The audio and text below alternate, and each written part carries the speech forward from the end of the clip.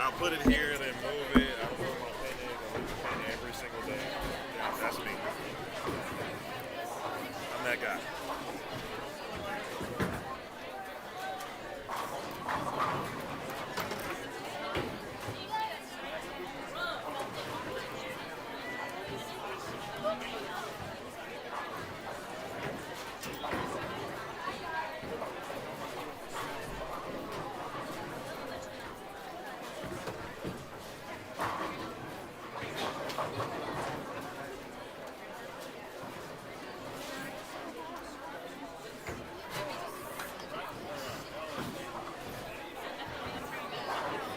About 36 more of those. That felt really good. 36 more, both of you, 36 more of those two shots right there. You got to prove to me you can throw it consistently. So.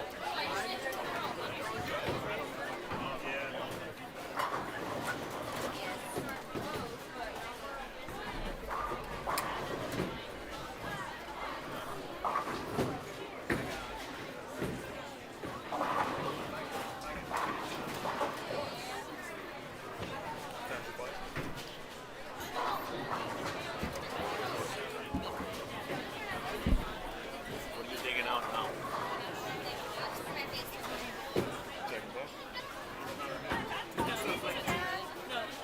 Too late. Morning is at. Oh, you said one. Yes. Oh yeah. Just in case.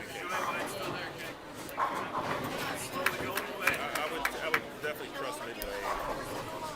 Their return and or shuttle getting back to the airport. Well, here has a train now from the rental car. Ah, I see. You're not parking. I'm always thinking about it for parking aspect. Teams, please hold up on your practice.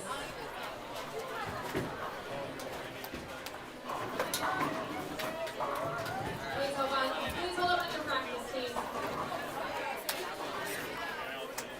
Today's format is 5 team games. When you are ready to start, please hit the touch screen to begin Real quick. match Things that you 6. gotta do differently than you do as well. Talk to us first. We probably all have a different lineup, but what do you got? Read leading off. No, I don't. She didn't have a look. Okay. Okay. So she All way too strong in them. yeah. So she'll go throw ball or if someone's struggling. Okay, that's fine. I would go KJ. KJ one. Caitlin two. Maddie. She's actually Yeah, I saw a couple of her.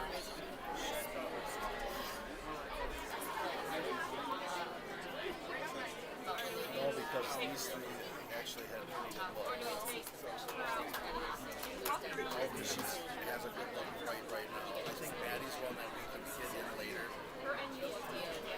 Correct. So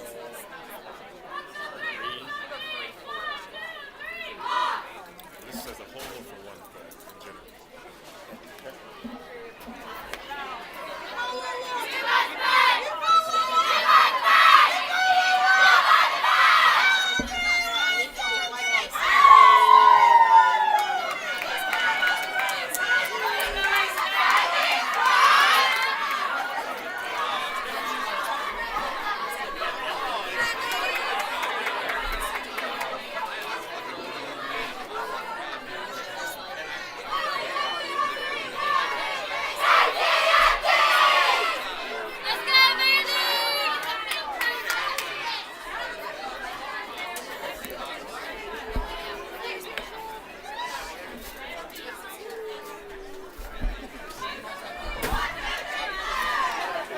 Nice total.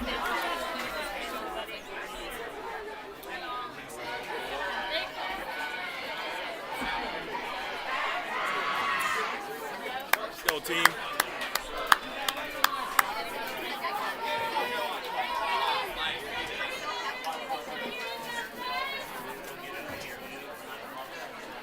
Hi, Skylar. Energy drink?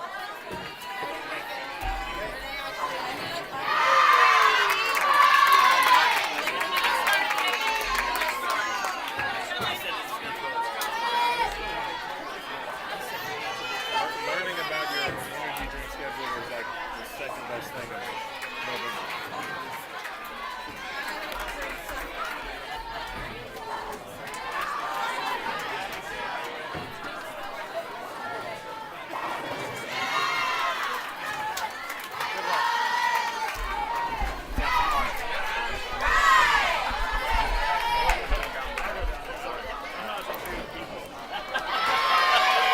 It's not a good place to be that. Especially today. And good morning, ladies and gentlemen. Welcome back to Strike and Spare 2 in Lockport, Illinois. It's day 2 of the Storm Lewis Flyer Classic right here on the Vanderbilt Athletics YouTube channel and the Vanderbilt Women's Bowling Facebook page. My name is Emil Williams Jr. Pleased to be here with you as the voice of the doors for the weekend. And as match number 1 gets underway, different format today if you're unfamiliar with the way an NCAA standards tournament or regular season event works. On Friday, Baker format, 5 matches, 5 Baker games. On Saturday, 5 traditional games. This is what you would be more accustomed to. Each individual player is responsible for a game, so they get to bowl all 10 frames. Same rules apply, though, on total pinfall. The team with the highest pinfall total will win the game. Lineup today includes Haley Lindley, Sapphire Nofuente, Alyssa Ballard, Avery Dumigan, and Caitlin Abagania.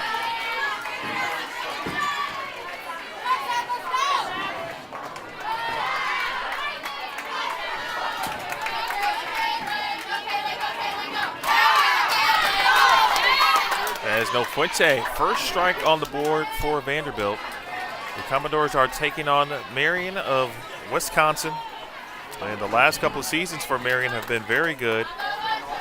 They advanced to last year's Lansing Regional, which ultimately was won by Youngstown State. In fact, they were in that regional 2 consecutive years. Out of the CCIW.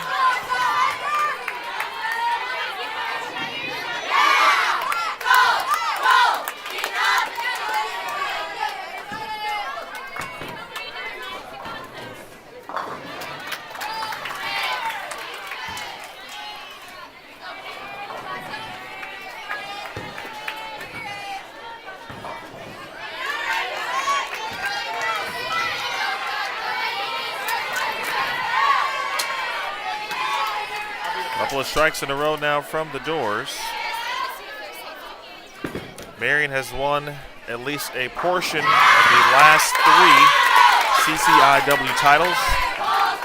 They went 10-2 last year, 13-0 in 2024. They tied at 12-2 with Carthage in 2023, and they won the inaugural CCIW championship, all under head coach Dan Mueller.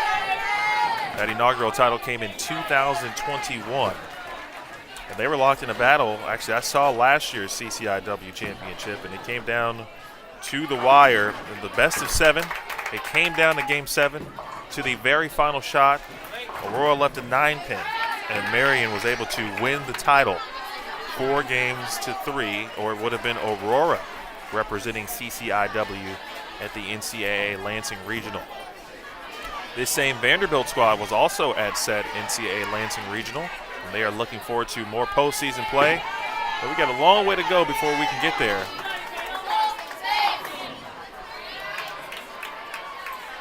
I'll give you the rundown on the Marion roster in a little bit. And this is something that you can truly say a good frame and a good start for Vanderbilt here in game number one. I'm sorry, game one, frame one.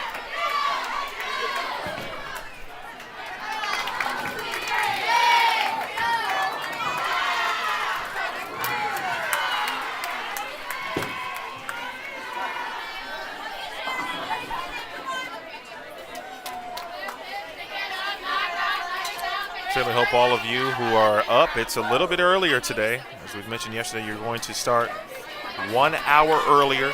Tomorrow, as you know, on Sundays, even earlier to help teams get back to school.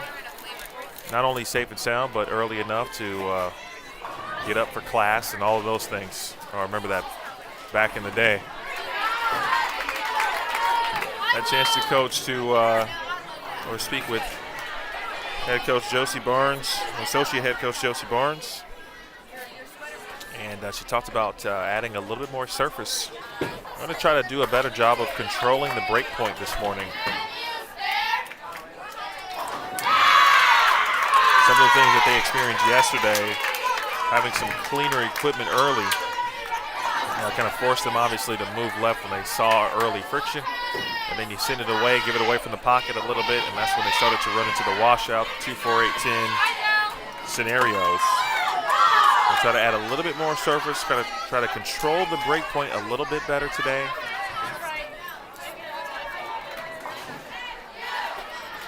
With this particular lineup and the players in it, I think you can do that too. The players are going to be, majority will be a little bit straighter through the front part of the lane. Alyssa came in yesterday, was fantastic near the end of competition yesterday.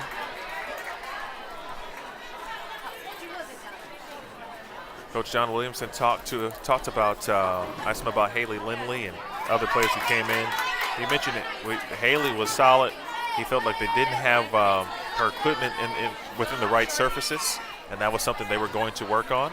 And Haley gets to start here this morning.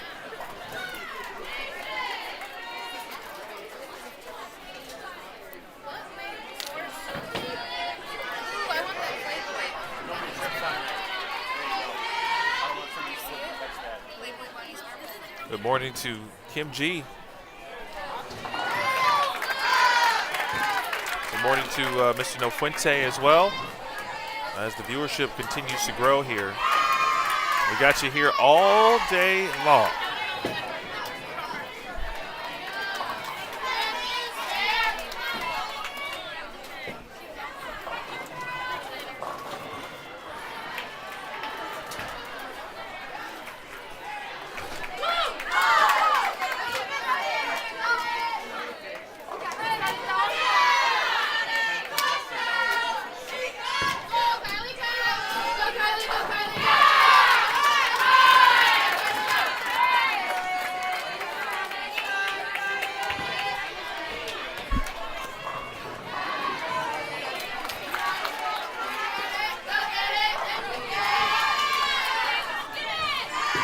Marion was the preseason 10th ranked team in the Division II and III poll.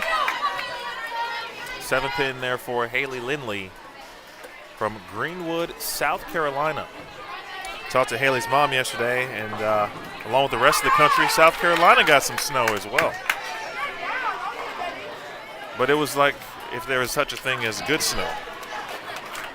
And well, it's fluffy. It doesn't really accumulate too much, so you don't necessarily have to. There's some level of worry, but you're not worrying about how you're going to remove 8 to 10 inches of snow away from your driveway. So one of those situations where it didn't really ice up.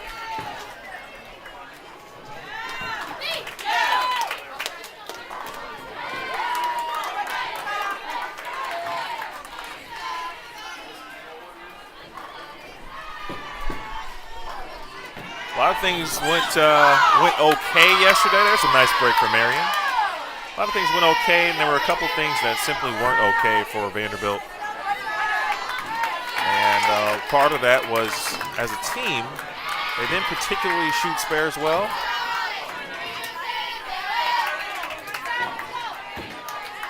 So that is something obviously that they will be focusing on. And every now and then you have those days.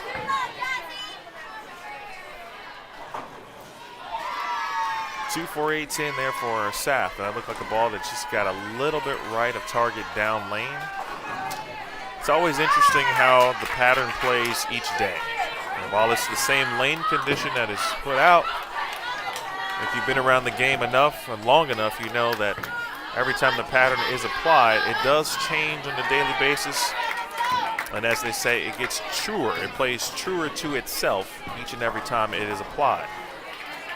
Ooh, good way to get count there for Saf.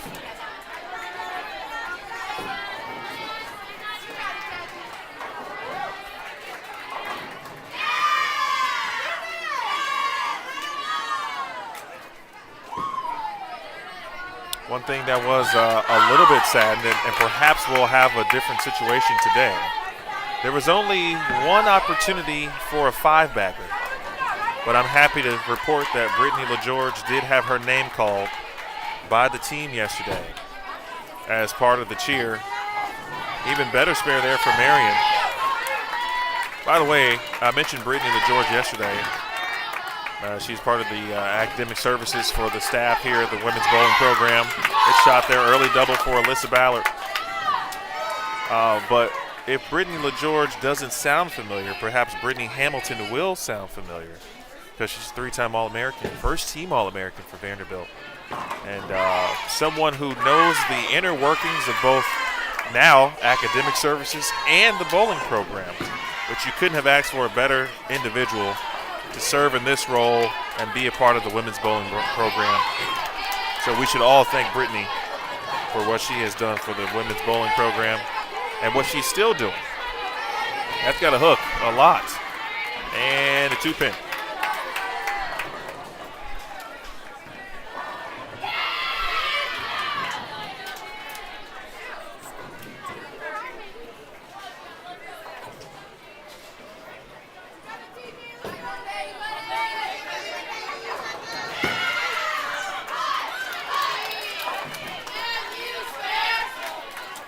I will be posting the results link in both the Facebook and YouTube chats. This link will work for the remainder of this weekend and after that, for example. So if you want to get caught up in what took place yesterday, this is the place to do that. I'm also here to help you figure out what took place. I talked about Vandy's struggles, but as tough as they were, meaning the lanes and how they struggle, they managed to end up in 4th place after day 1, which is, as we talked about yesterday, you have to be in the top 4 to have a chance to win the tournament on Sunday. So they've got 5 games today to either remain in 4th or improve their position. But as long as they're in 4th or higher, they will have a chance to win the tournament tomorrow. They have no tournament wins to this point. Got a couple seconds, a few thirds. They are looking for their first tournament championship, regular season tournament win here in the 25-26 season. Runaway Brooklyn there, that's a good break. One of the breaks that we really didn't get a ton of yesterday. Speaking of the doors.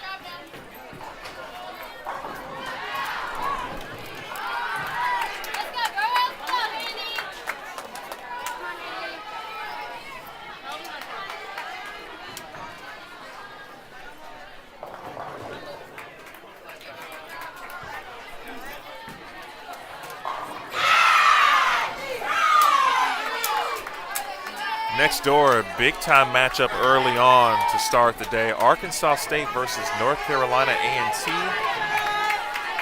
Another important matchup going down to start the day. Jacksonville State is facing Newman. And Jack State and Newman were, first and third respectively in the standings after day 1. Both teams shot 1130 or better to close out the day. Newman shot 1131. Jacksonville State shot 1134. Sam Houston State was not to be denied, and they shot 11-10. So those three teams saw something later in the block that they were able to take advantage of. That's what Vanderbilt is looking to have later in the block today. Although their scores did improve. They went 10-65, 10-20 to close out the day and settle into fourth place, but just 3 pins in front of Youngstown State. So it will be a battle today.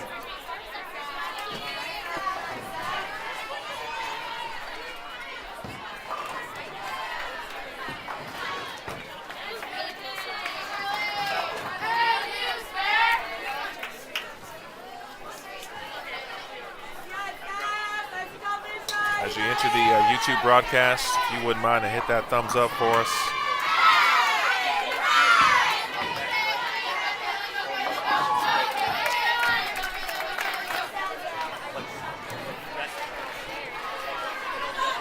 A little bit of a different roster. There's just some names that you got accustomed to really seeing on the Marion side of things. And in particular, players like Brenna Shakira, who was phenomenal, won numerous awards. Jocelyn Eggert, same thing.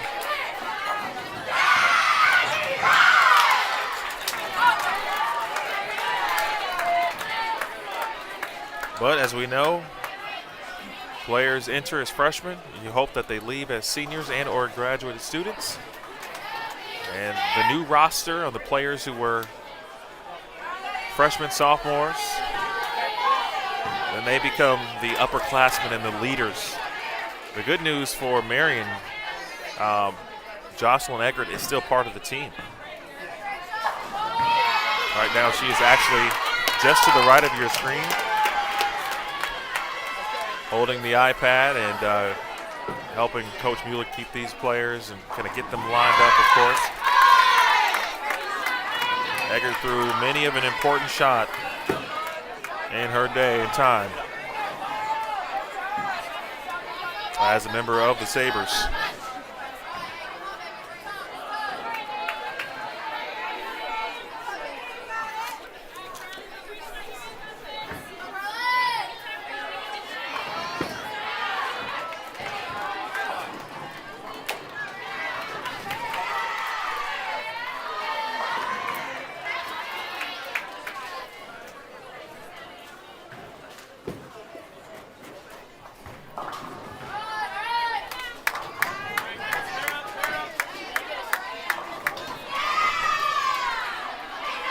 Third split now for Vanderbilt. Again, the pattern, 37 feet in length. 30 Mills, that's got a chance.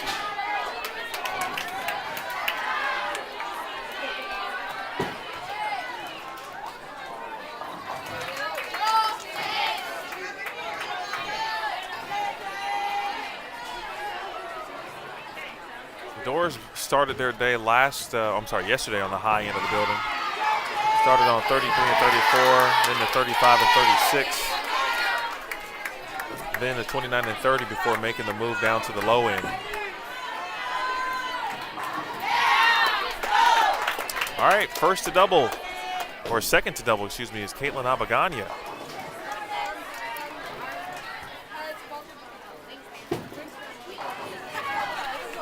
Alyssa Ballard with 3 in a row, and not surprised at all by what Ballard is doing to start the day.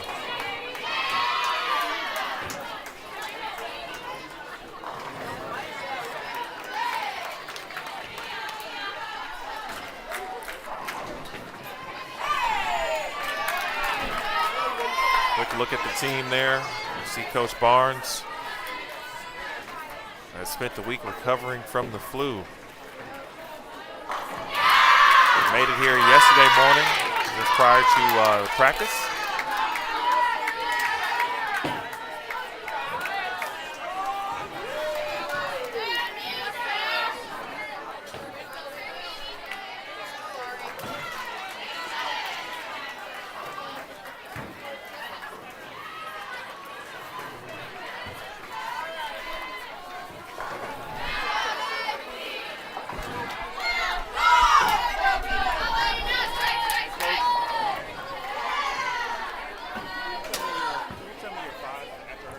Elena. E-L-A-N-A. Give me your first name. I'll get it. Elena. Okay.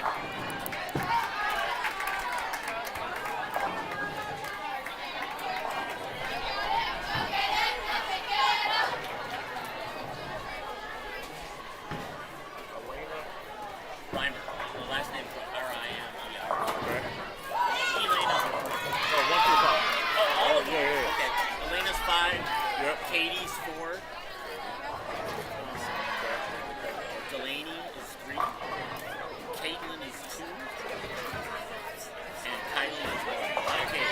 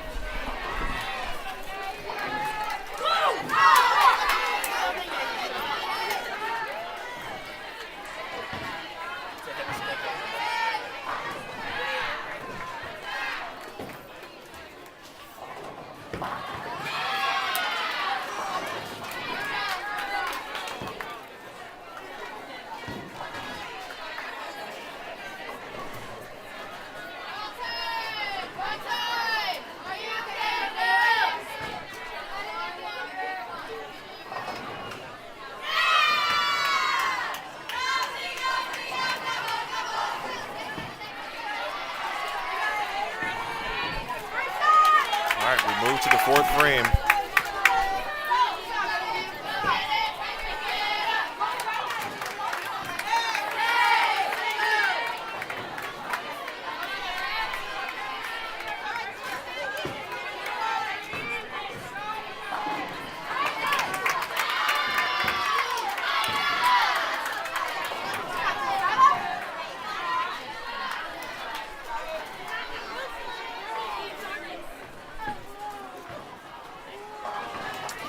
Well, it might be a little bit of a, I certainly won't call it a struggle here for Lindley, but I'm hoping the corner pins won't keep showing up as much as they are here in the first couple of frames, but that's still a good sign. That means, of course, Lindley around the pocket, of course, minus the 3rd frame.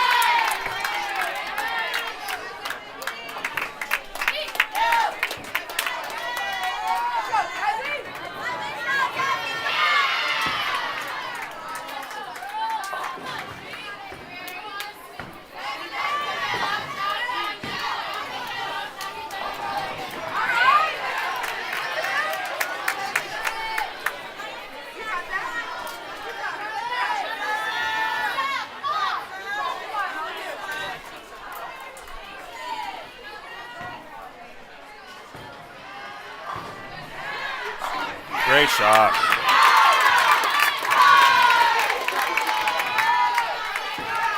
And you can see the difference, you know, even with Saf, right? Whatever bowling ball she's using, I told you that Coach Barnes talked about we're going to use a little bit more surface today. And, you know, just thinking about some of the bowling balls that Saf did throw yesterday. One was kind of fuchsia-ish in color. Kind of maybe Optimum Idol-ish type of color, but certainly not that. But whatever that is, it's got a little bit of surface on it.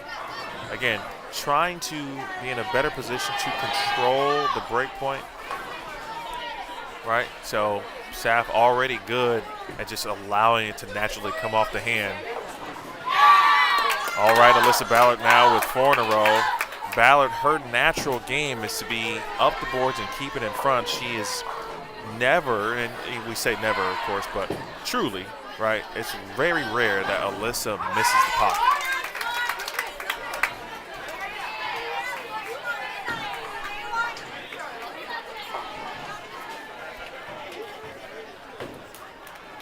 Of course, in traditional play, you can have a player, you know, carry a team to a 10-50 type of game. But when you can get 2 players, you know, shooting 250, 260, that's when you get into the 1100 phase.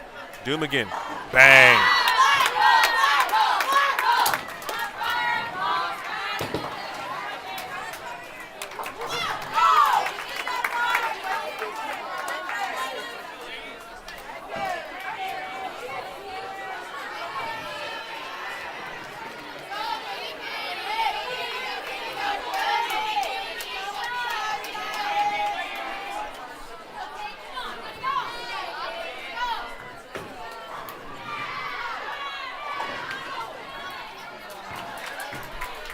Abagania for 3 in a row. Perhaps a 10. That could be the phase 2 pearl for Caitlin. She went from Ion Pro Solid yesterday. This was her arsenal or progression. She went Ion Pro Solid. Then probably about middle of the day, got into the phase 2 pearl. Then finished the day back in the Ion Pro Solid.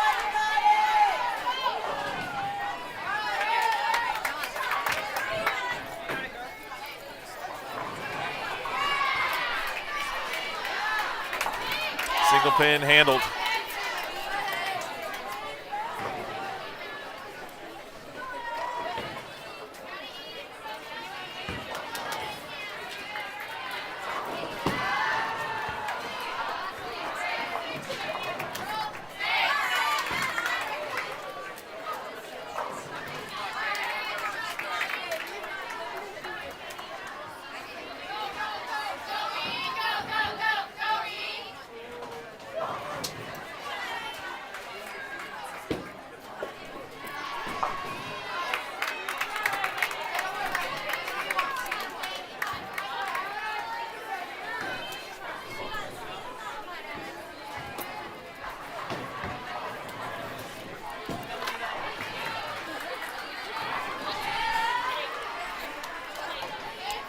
Marion looks like early on going to run into some of the troubles here that we saw Vandy. You know, the fresh is tricky on this pattern.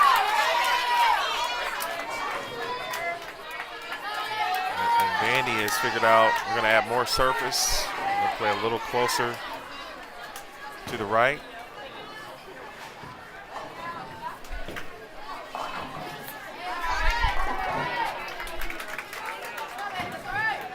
If you miss left, especially in the middle part of the lane, which is where it's the flattest part of the pattern.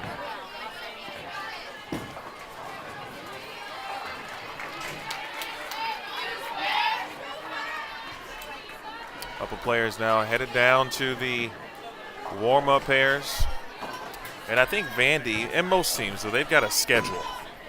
Right? I think they reach a certain part of the frame of the game and they say, okay, first 2 players, you go down to the warm-up pair. They come back, a couple frames go by, and then the next 2 go down to the warm-up pairs. And again, keeps you mentally focused, locked into what's happening.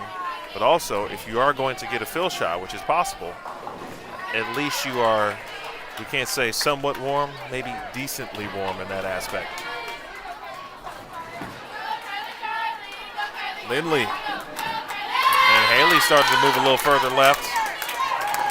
So her ball speed just a little slower, right? So she might be a little further left than some of her teammates.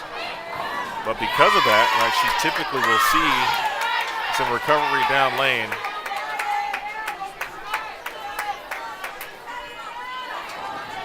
Natalie Kent right there with the assist on the ponytail for Lindley.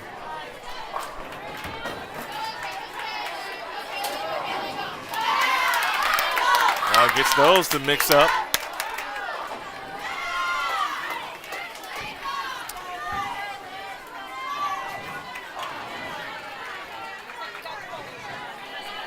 Job here, big double for Sapphire, no Fuente, out of Rockland. Rockland, California.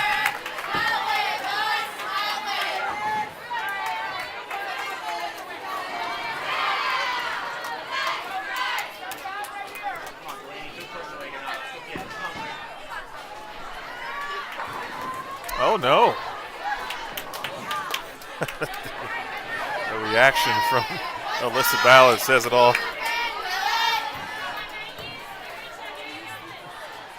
A pin does go, and it's just a single pin for Ballard.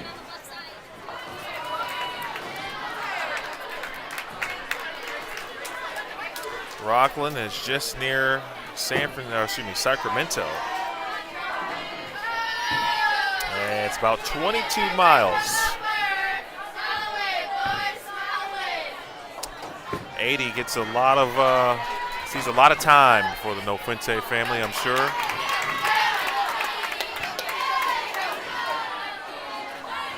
Sacramento, by the way, is an underrated city. It's not on most people's list when they say, I'm going to visit California. But there are some gems in Sacramento.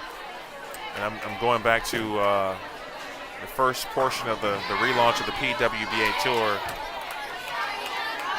There was a stop a couple years at Steve Cook's wonderful bowling center. And you can get around in the capital region in the area.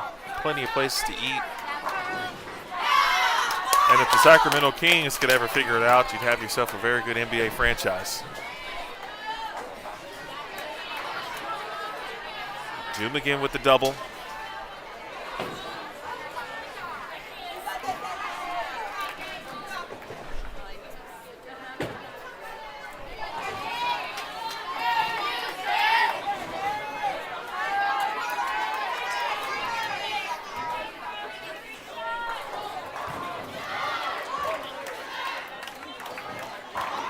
Great shot from Abagania.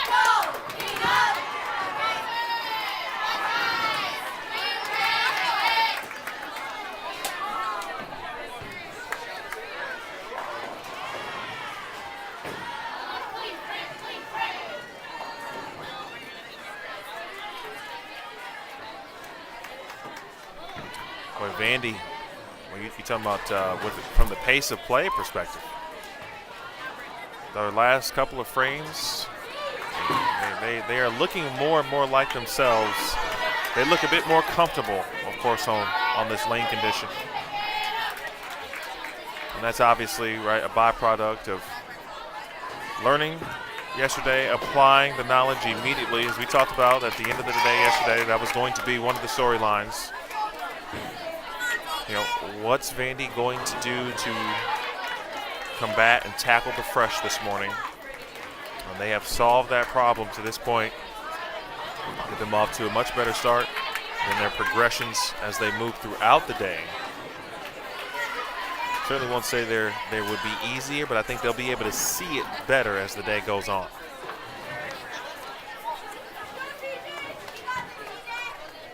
If you're just joining us, we say good morning to you. Wake up, grab that cup of coffee. I actually need one myself. Very rare for me to be at a bowling event and actually say the words that I had to drop off my kids before I got to the bowling center. That never happens, and that's because I'm only 35 minutes from home, so I was able to drop my kids off at the grandparents this morning. My wife is actually bowling a tournament today, so we got to shout out Shanice Williams. And good luck to her squad today, bowling in the team event. A team tournament, I should say. So bowling going all around for the Williams family as we try to rally Vanderbilt now. Back half of the game.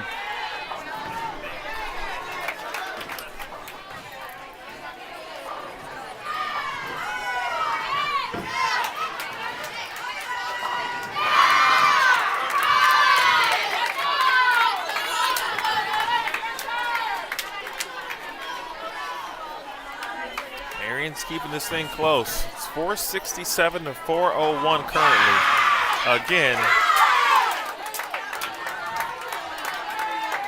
every match counts for a win or loss. Vanderbilt went 4-1. Their lone loss came to the top-ranked team in the country, Jacksonville State, yesterday.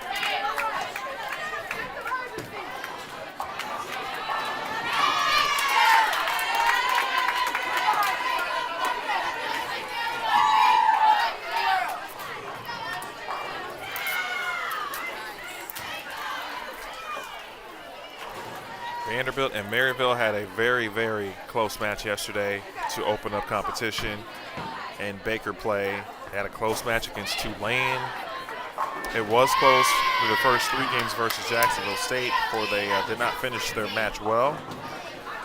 Great match against North Carolina A&T score-wise. It was their highest 5-game total of the day, 1065, and they finished with 1020 versus Indy. How about Sapphire? Best name in all of bowling.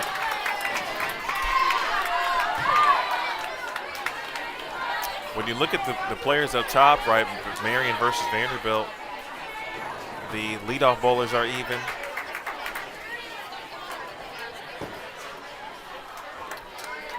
Essentially, Marion with a 1-pin advantage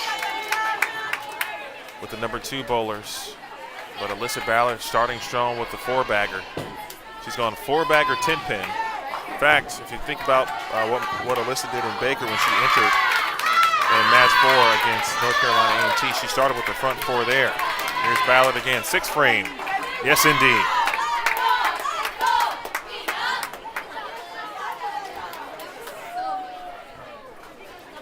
I think probably what is very underrated about Alyssa Ballard is her strike percentage. Her strike percentage is 51%. That is 6th on the team. But I know a lot of players would say or look and say, Alyssa's got a great game, but she doesn't strike much. And that's actually not true because the numbers prove it. Doom again. Trip it.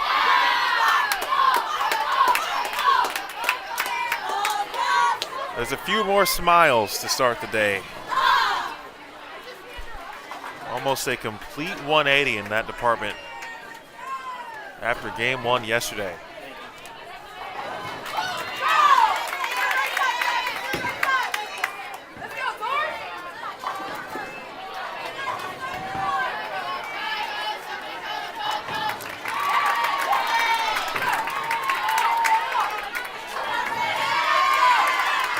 This could be the second frame in a row where Vanderbilt will have 4 out of the 5 strikes.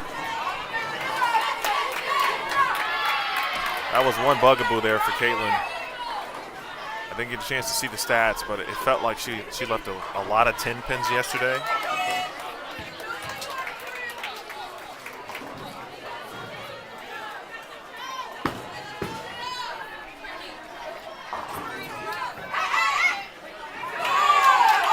First open frame for Marion's Katie Vialki. She was perfect until that miss. Meanwhile, Vanderbilt's taking care of business with respect to the single pin, something that they did struggle with a little bit yesterday. Through 6 frames, they are solid in that area. They right now lead 569 to 465.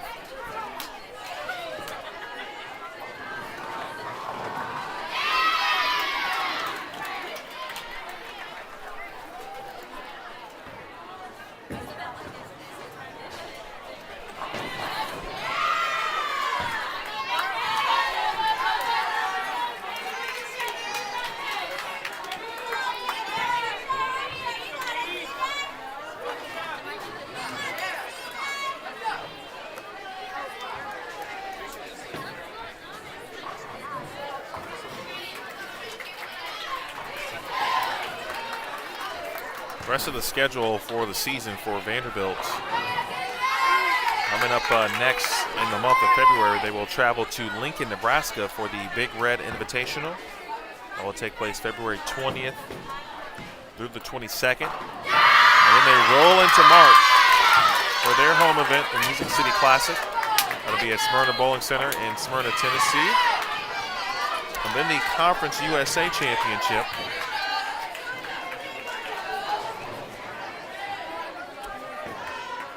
Following that, the NCAA Regionals, which they certainly would anticipate being a part of,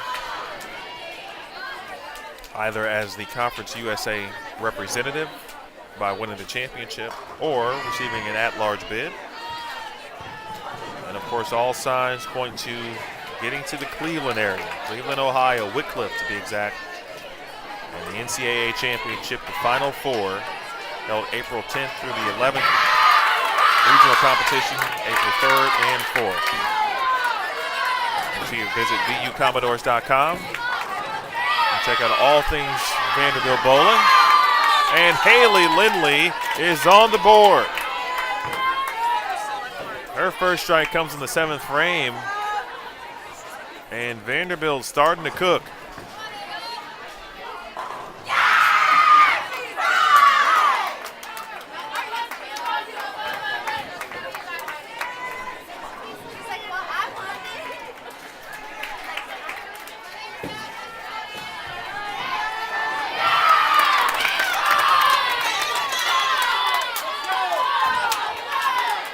Just got to get a little bit of help. Sapp has made the move as well.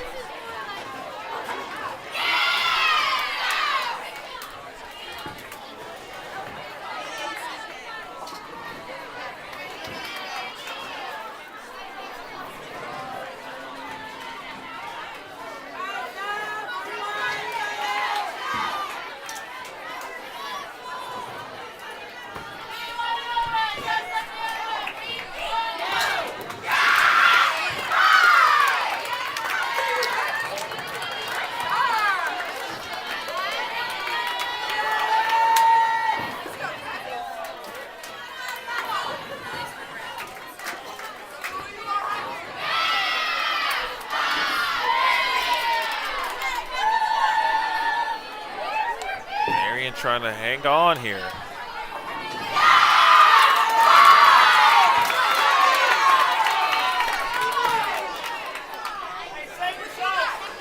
Some good contributions from the entire roster, but how about Alyssa Ballard?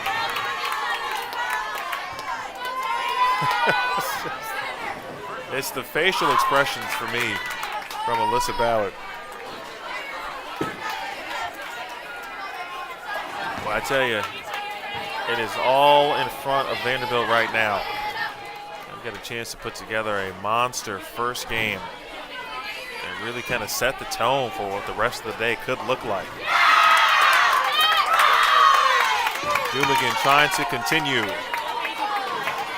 Maybe. Oh, my! A late love tap on the 7.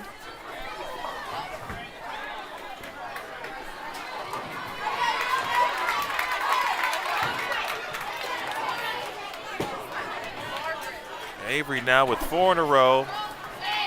The extra double from Ballard, but she's got 6 out of 7. Sapphire has gotten to work. Haley Lindley at her first strike in the 7th frame. And it's been spare, double, strike. I'm sorry, spare, double, spare, strike, spare. The last couple have been 10 pins for Abagania, the non-strikes I'm talking. And a 4-pin. Probably a subtle move to not leave a 10-pin.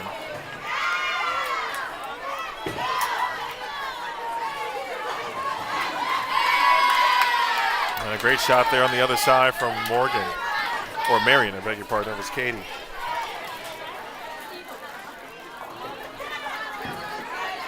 Vandy currently at 686, Marion at 555 as the Anchor players get set to finish out these frames.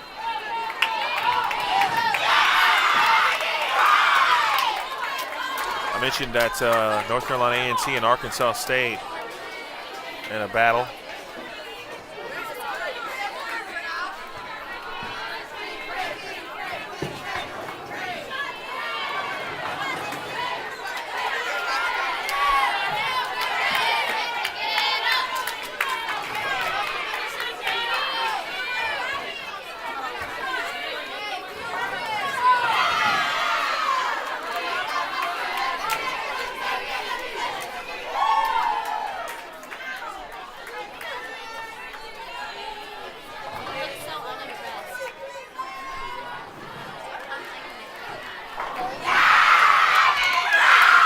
Have stopped.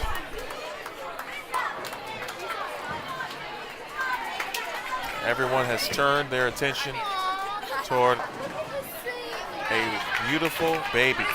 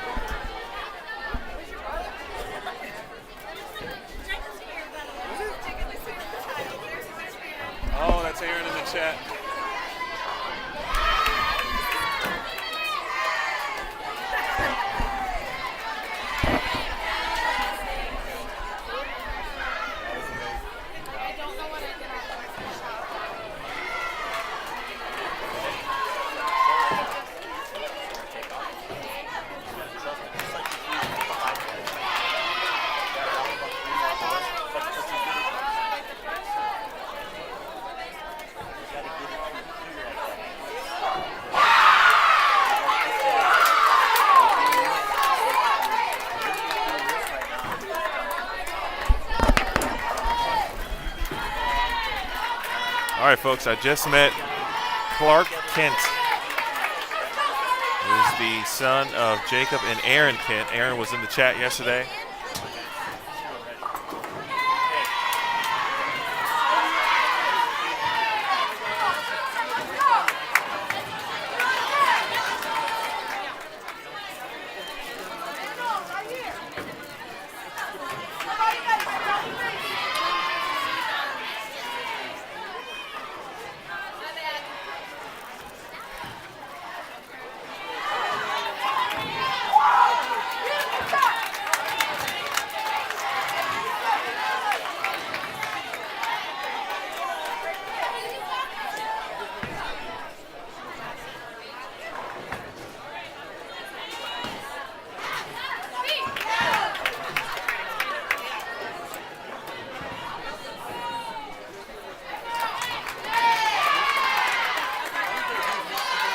We can figure out a way to get Haley's bowling ball to carry. She's going to be in a very good spot, but she's solid right now. Taking care of business at the top of the lineup for Vanderbilt, who right now has a 100-pin lead on Marion.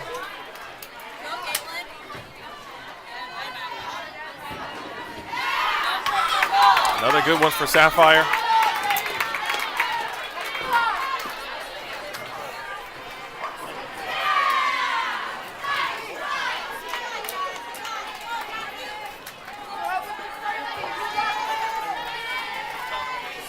Alyssa Ballard with 6 out of the first 7.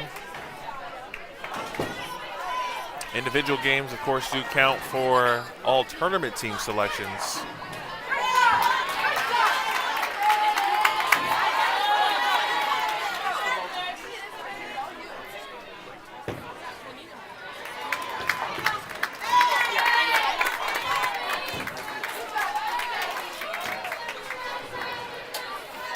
Seventh in there for Alyssa.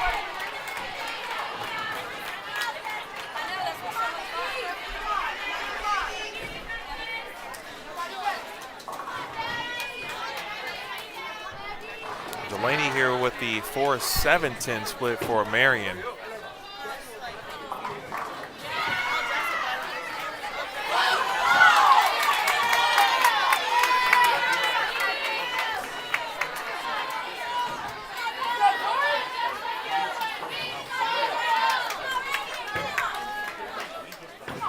So Ballard gets 1.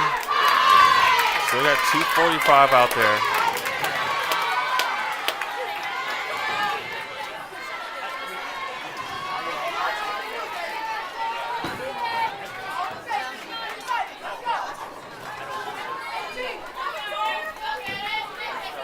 Coming up next for Vanderbilt, they will face McKendree.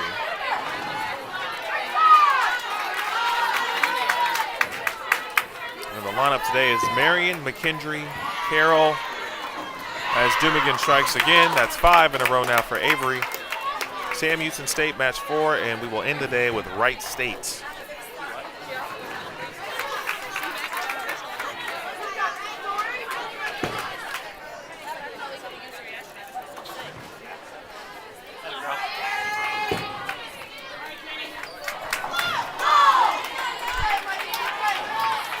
Good morning, John. Thank you. It's good to be liked. Sometimes it's not. But I like that shot from Abagania.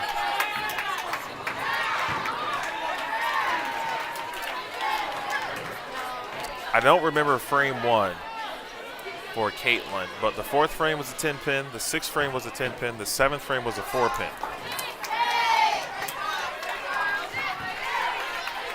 The single pins right now not allowing Caitlin Abagania to be great, as the kids would say.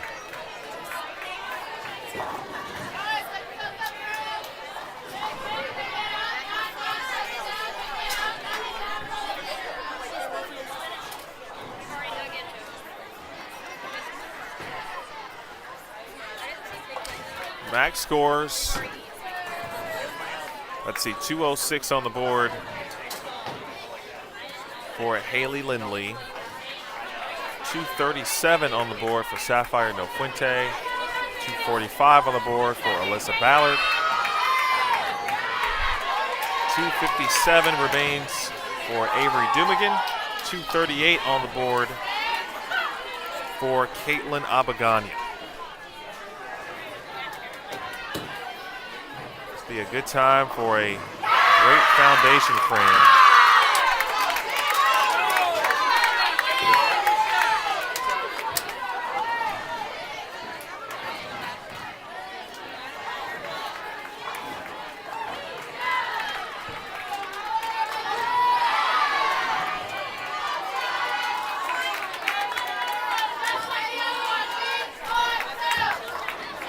All right, 9th frame of Bruin. Mandy's going to finish the game on the right lane. Let's see what the ninth frame has in store.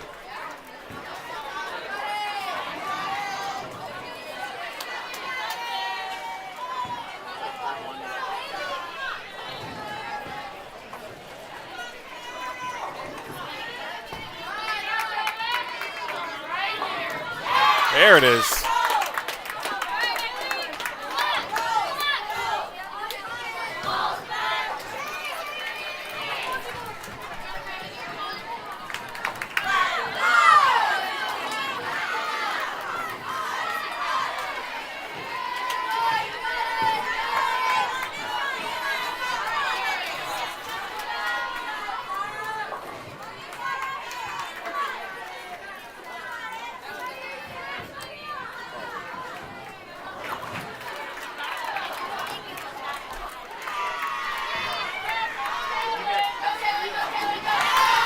That one was dead flush. Just straight money.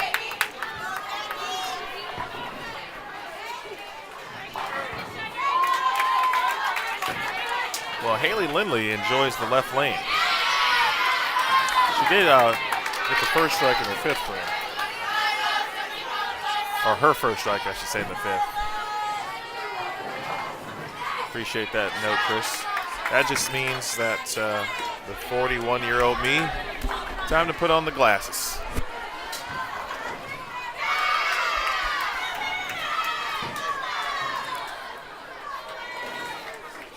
Two for two here in the 9th. Marion has put together a quality game here. There it is from Alyssa Ballard. Caitlin Kessler for Marion got a chance to get to 238.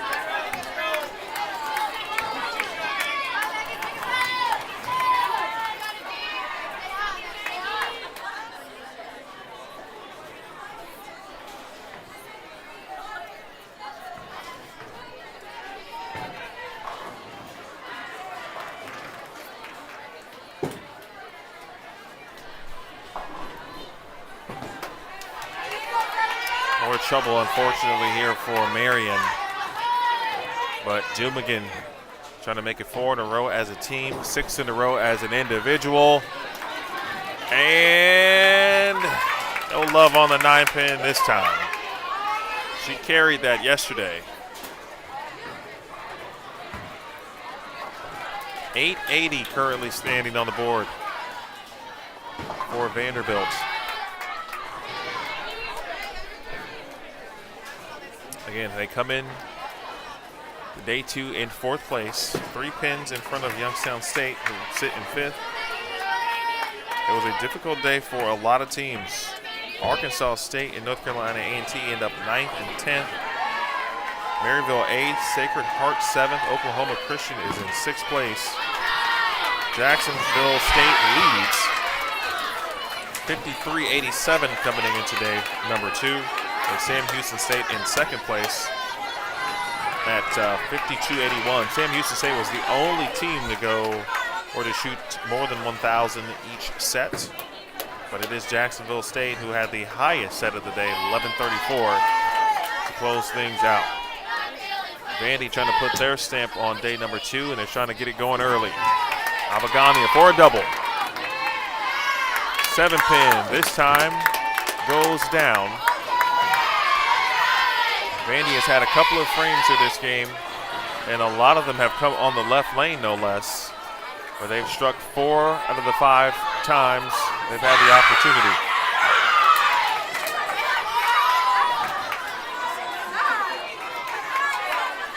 So we get you prepared for the 10th frame.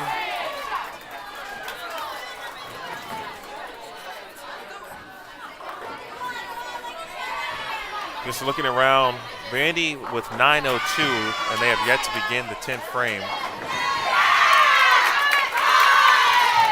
That is ahead of pace for, looks like, every team that is around us at the moment.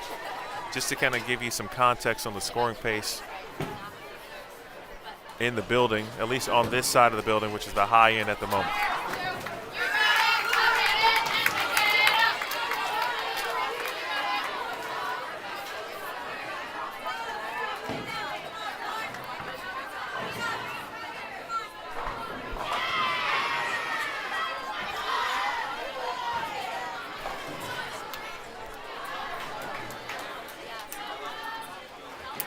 At this point, it's not about the win, it's about what the final total is going to be.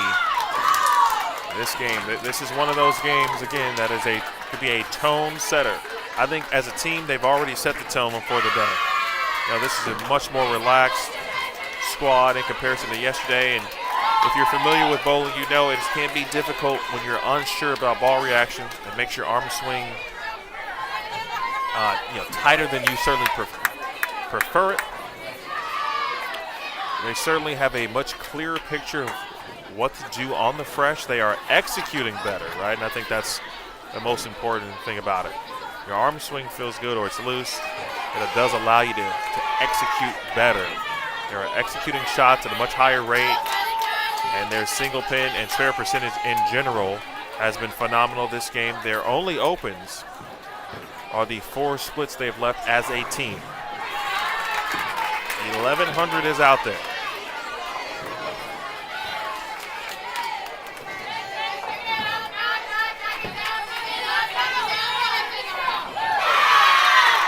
Going to start with Haley Lindley.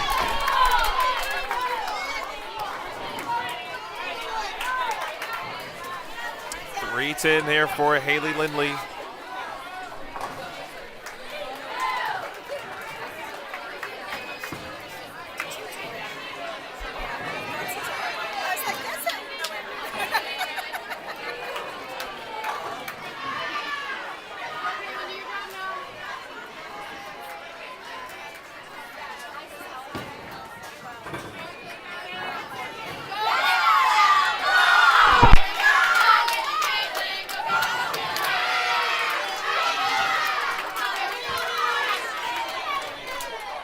Trying to convert the .310 is Lindley.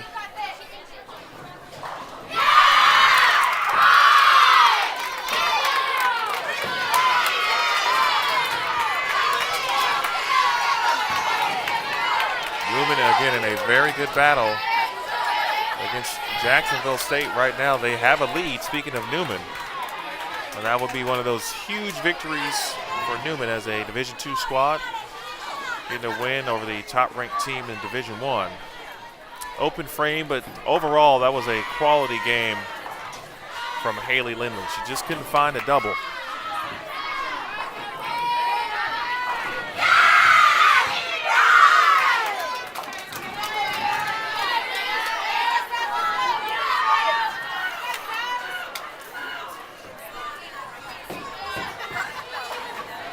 Sapphire, bang!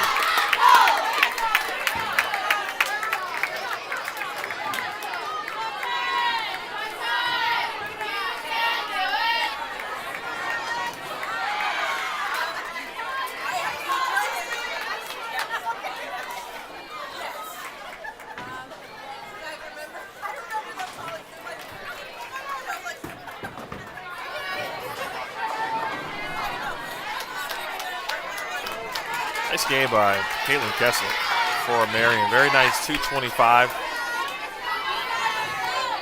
Another strike here. Saf gets into the 230s. And there it is.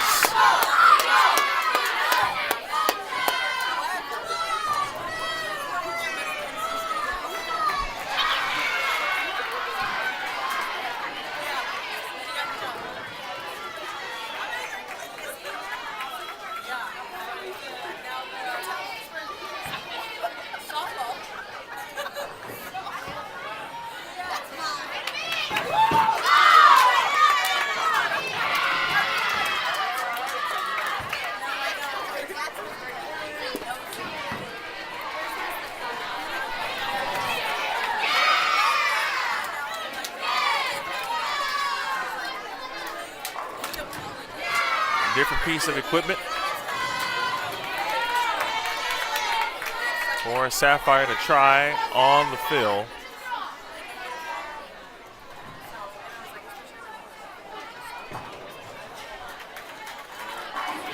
Whew, goodness gracious. Wow.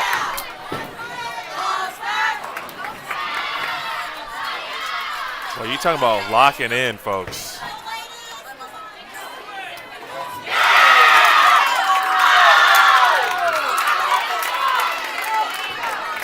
Sapphire tossed 8 of the last 9. Again, 8 of the last 9 strikes to shoot .237.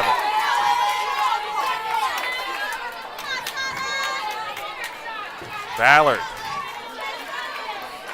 Bang! Good morning to Scout. If I missed you, Carla, my bad, but hello.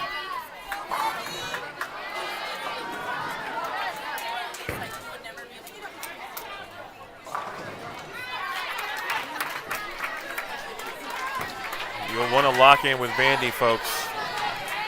Let me see what pair we're going on, because I'm curious to see who's bowling on it at the moment.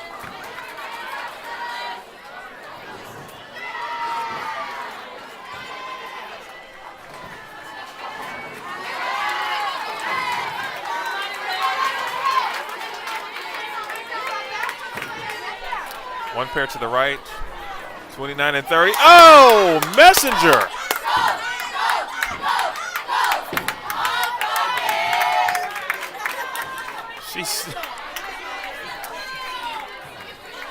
We've got to put together like a mini mix of Alyssa Ballard facial expressions.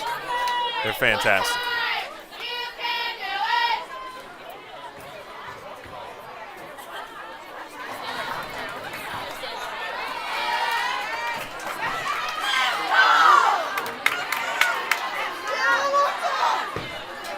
Well, Ballard's going to be in the 240s.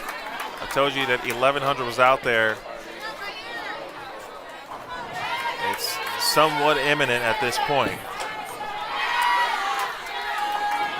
The question will be, they may be taking a peek at what's happening with the pair next door. Hook a little.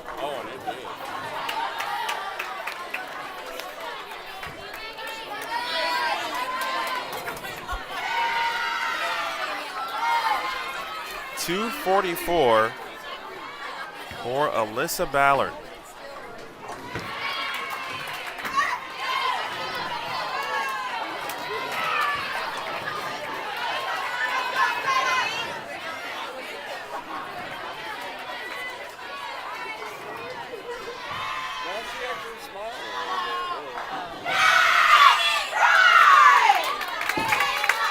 Not a Dumigan. Commodore squad. Black and gold, the black shirts with the Vanderbilt in cursive across the back. Maybe no. Actually, almost I think consecutive times there. The 9-pin did not go, and a high shot. High on the head pin there a little bit for Dumigan. Trying to run down this pair, get herself into the 220s. Andy right now at 10:47.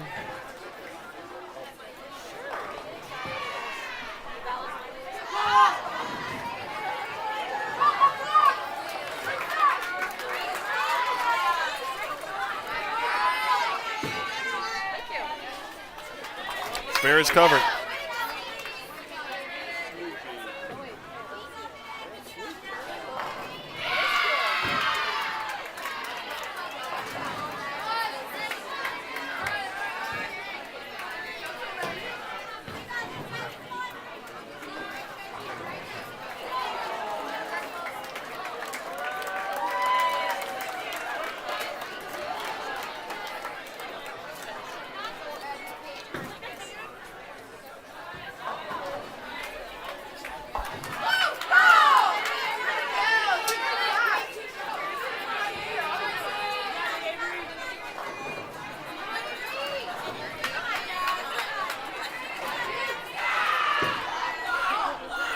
Field shot.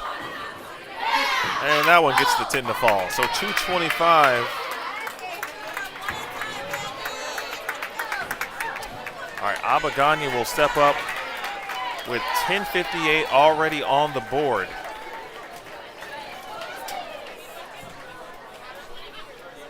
For Vanderbilt, it is by far, well, let's see, 2, 4, with about 6 lanes, it's definitely the highest tally. Looks like Jack State's going to be in the 1060s. Newman had a chance to steal a victory over there. They won't be able to. Meanwhile, Abaganya. She tosses the triple.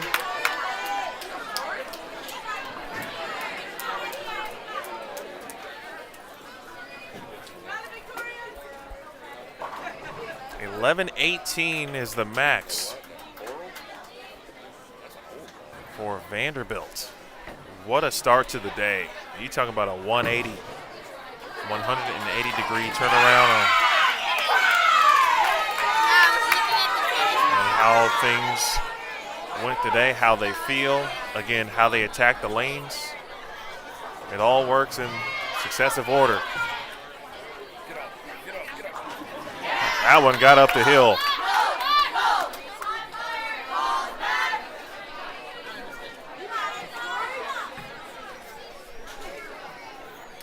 Well, that's a way to open up competition.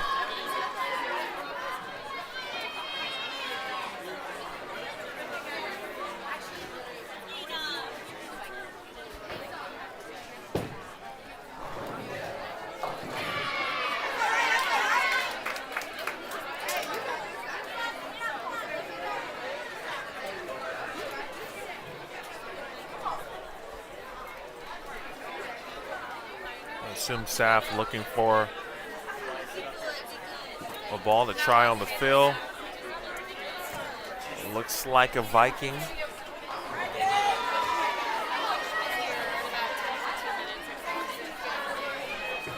Final shot. Bang! What an exclamation point on a fantastic game to open up day number 2. 11-18 for Vanderbilt. They get the win over Marion. Haley, you want me to take it? I'll take it over there for you this way. Boy, Commodores fans, I got to tell you, that is certainly what you anticipate. It's certainly what the players, this team has kind of set a standard, right? You are accustomed to seeing these types of games. But what you really love and should love is the way they approached business this morning. Considering how they started yesterday, it ended well. They took, again, all the lessons. They applied them immediately, and it results in 11-18. Let's see what Game 2 is going to take place. See what Game 2 will have for us here. It's going to be match 2 today, but match 7 overall. They will face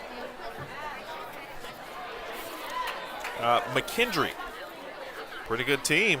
And McKendree having themselves a solid season, especially in accordance to the Power Index ranking, which has them currently in 9th. So we look forward to seeing that. We'll step aside.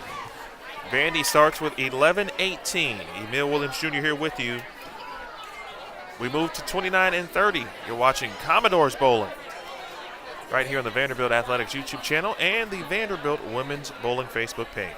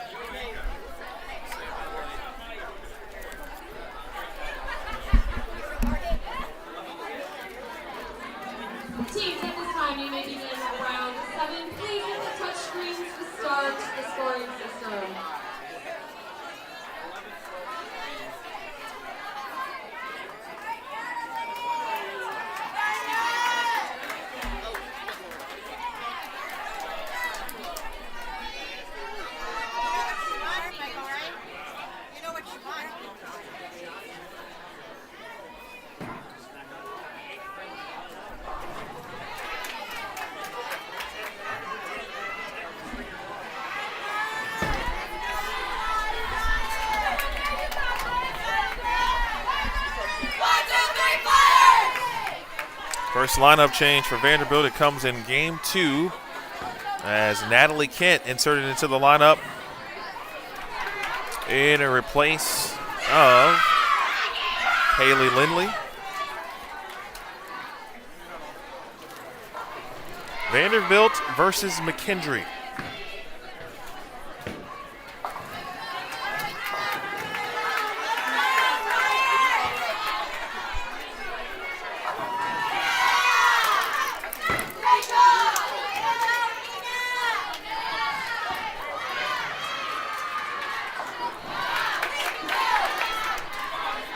Bearcats led by head coach Sean Bibby. Of course, historically, they've got some national titles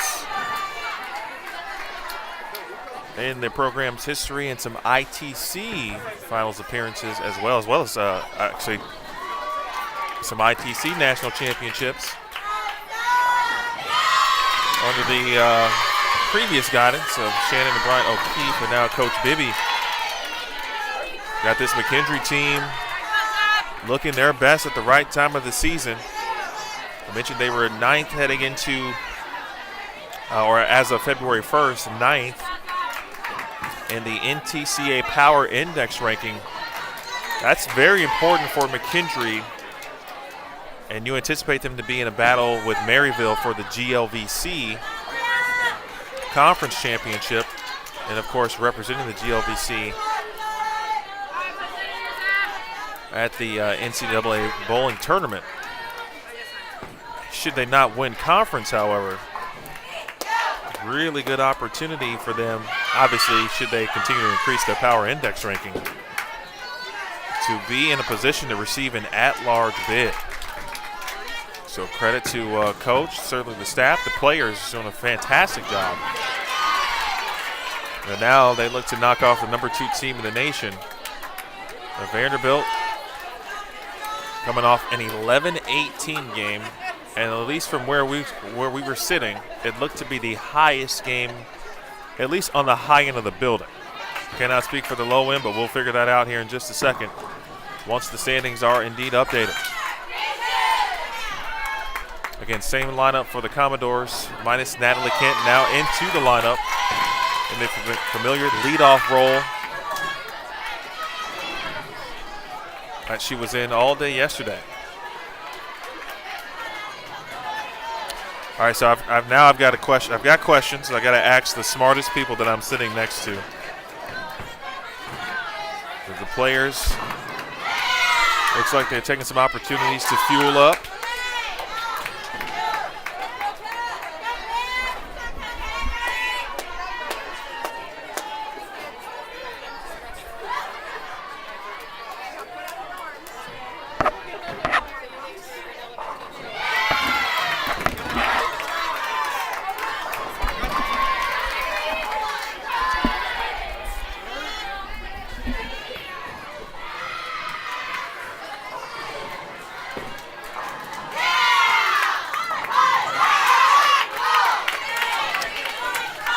Gets the first strike on the board.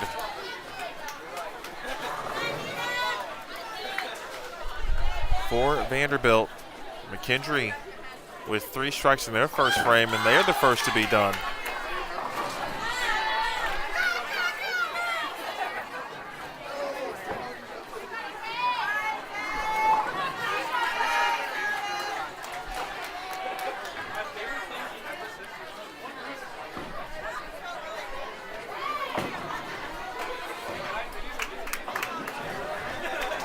Trouble for Abagania.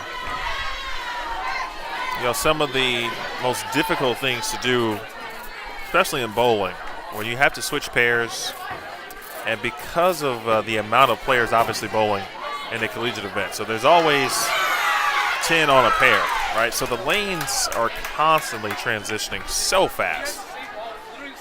So that first shot on the next pair of lanes, right, especially in Caitlin's situation, she's watching, trying to figure out what the teammates' bowling balls are doing, the ball reaction, and then she goes up there and tries to give it her best possible essential guess based on where she ended and what her teammates' ball reaction looked like.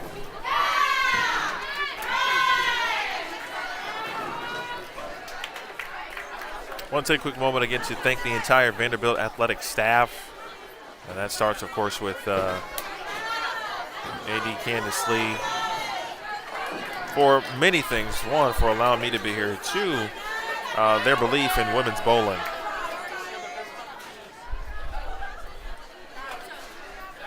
Kent, who was phenomenal yesterday. Didn't see it and did not sound good. And we got some standings after first game this morning, and as you might expect, with Vanderbilt's 11-18 out the gates, they now move from 4th to 3rd. And but that game alone has put together a small cushion, and I say small because it's still early, of what looks to be about 200 pins between now 3rd and 5th. So again, you're trying to stay in 4th, the top 4. And that's the way, the only way you'll have a chance to win the tournament. It is indeed 200 pins even. Vanderbilt in one game has put together over on 5th. Newman is now 4th.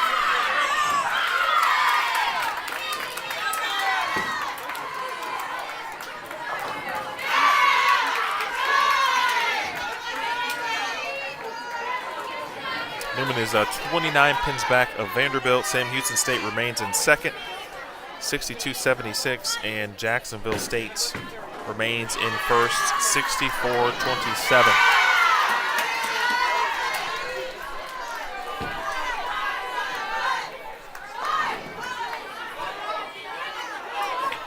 Vanderbilt now 5-1. Both Jacksonville State and Sam Houston State are the only two programs who are still undefeated.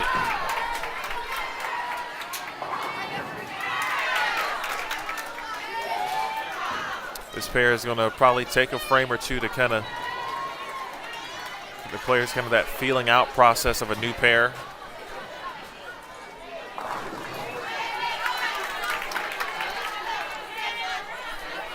If you were to look at a matchup on the schedule today, and I talked about it yesterday, the way Sam Houston State has played so far, Vanderbilt will face Sam Houston State in match 4 today. Could be a preview, perhaps, of what we could see tomorrow. It could be in the title match. It could be in the first match.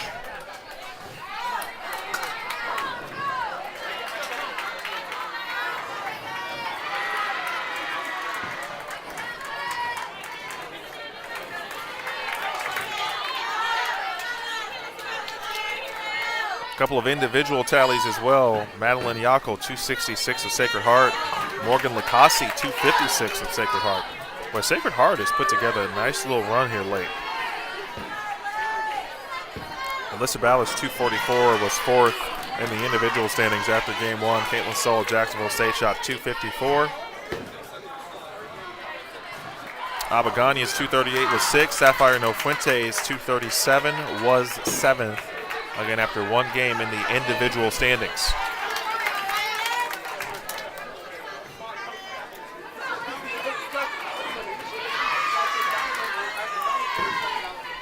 Shout out to the Jaegers.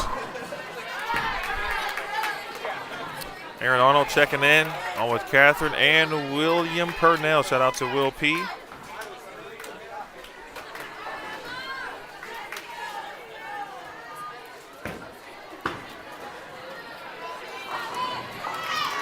All watching on the Vanderbilt Athletics YouTube channel. And for those checking in also on the Vanderbilt Women's Bowling Facebook page.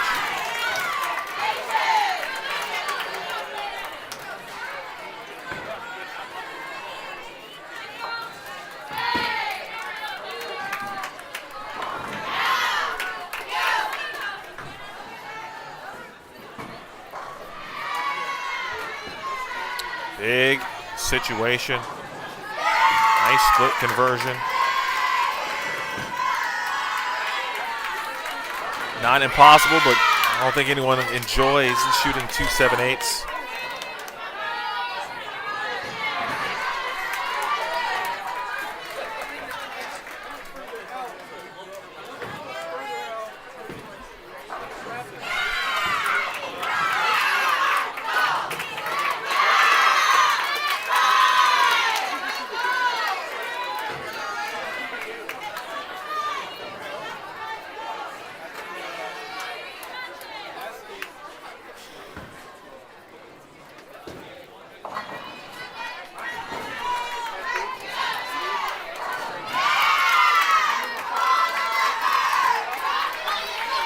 Avery Dumigan went high flush, so she's the first Commodore to start with a double. Meanwhile, the Bearcats with 2 players to start with doubles at the bottom of their lineup.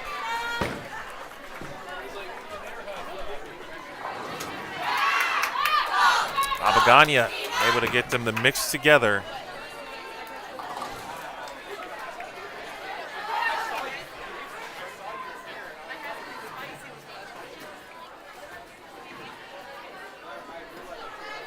Mentioned Sean Bibby, Andrea Perez, who was a all-conference performer, helped Central Missouri get to the ITCs, really returned to the ITCs last year for the first time in many years. She is now a graduate assistant here at McKendree.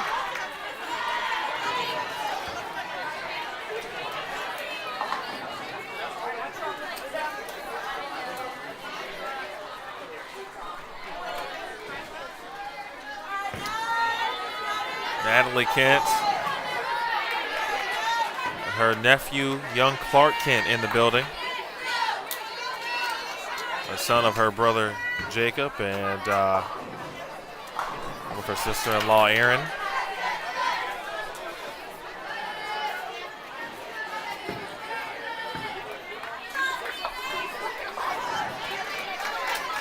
I think almost I won't say the entire Kent family, but it feels like a good portion of the Kent family is here. I saw Dad, Doug, is in the building now. Of course, Mom, Chrissy, was here yesterday. Now, it's very possible that I didn't see Doug yesterday. Like, I didn't see Parker until the end of the day.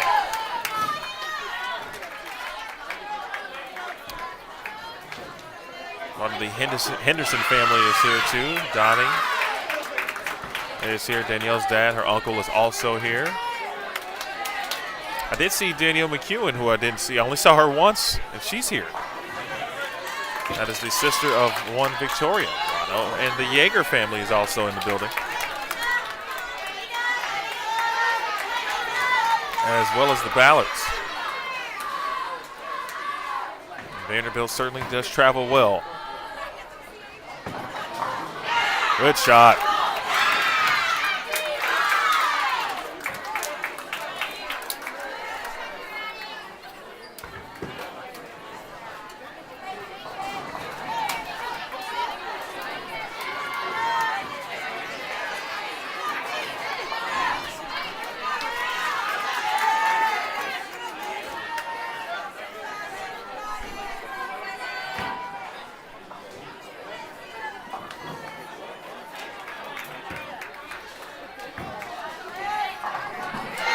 I was talking about strike percentage earlier with respect to Alyssa Ballard, and talking about how I think the rate, that the amount that she does strike is supremely underrated.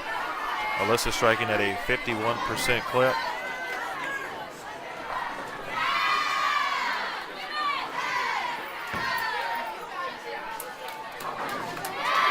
Sapphire's strike percentage is 55.7.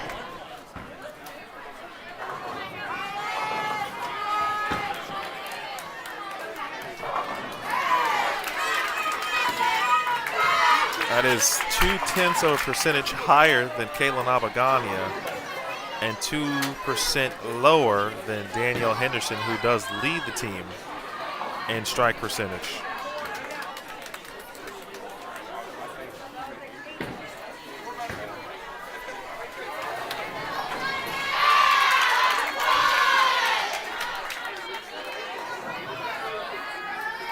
So again, when you see Sapphire strike, it's fun to watch because it's Sapphire. But like, it's the method to the madness, if you will. If you look at the numbers, she's third on the team in strike percentage. Oh, that came back from a long way. That one came back from downtown Chicago. Had to hop on I-55 to get up the hill to get back to the 1-3.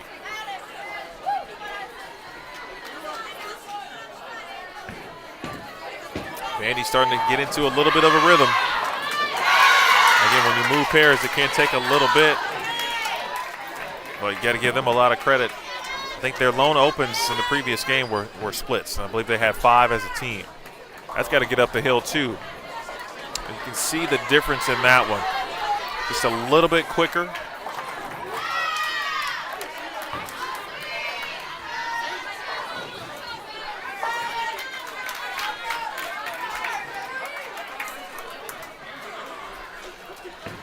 Looks like Alyssa is going to be making a ball change. She gets some help from the team to change that out. Put the interchangeable thumb into the new bowling ball and place that on the rack.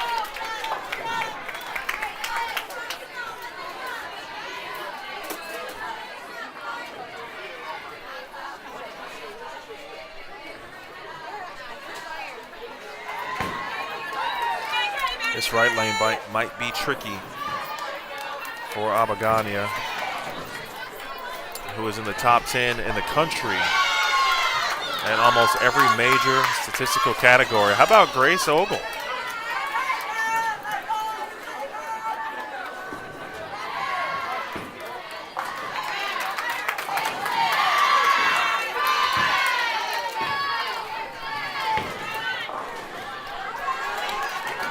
Both Grace and Shanna Kimball starting McKendree off with a couple of triples at the bottom of the lineup. Kimball, a freshman from Sunbury, Pennsylvania. Grace Ogle from St. Louis. Began her career at Wichita State before transferring to McKendree. Her mom, Carrie, you may see her a lot on social media talking about great shot from Natalie. Talking about some of the photographs that she's able to take on the PBA and or PWBA tours.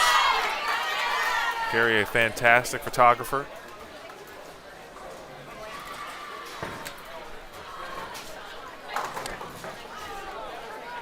But Natalie typically only has to see it one time.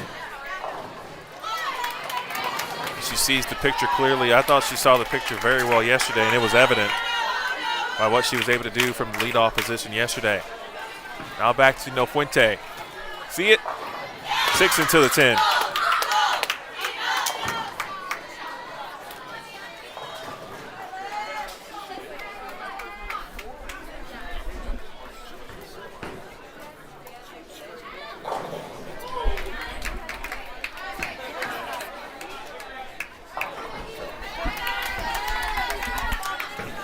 Just to my left, we've got Gigi. Gigi and young Clark, who is asleep, resting peacefully in Gigi's arms right now.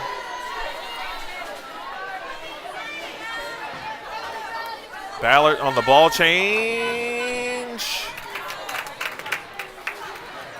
It's a lot of pins to wiggle, but the 10 pin will not fall.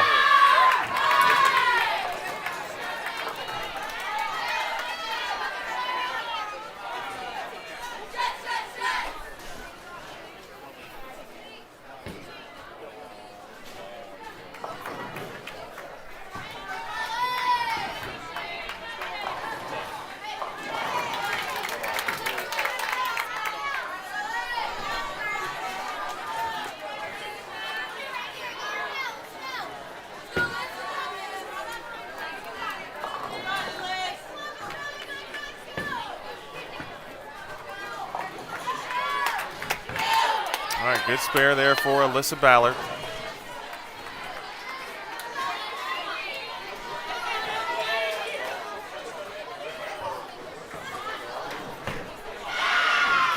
Oh my goodness. 2, 4, 8, 10 converted by Addison Case, the freshman from Washington. I wonder, does Samia know Addison here? How about that? Well, McKendree with a lot of confidence here. Dumigan, just take that confidence. I got more for you. She's got 4 in a row.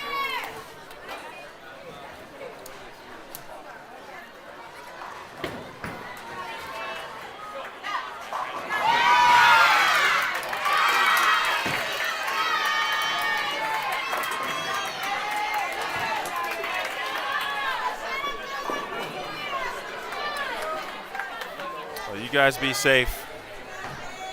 And the Yeager family. I know you're near and close.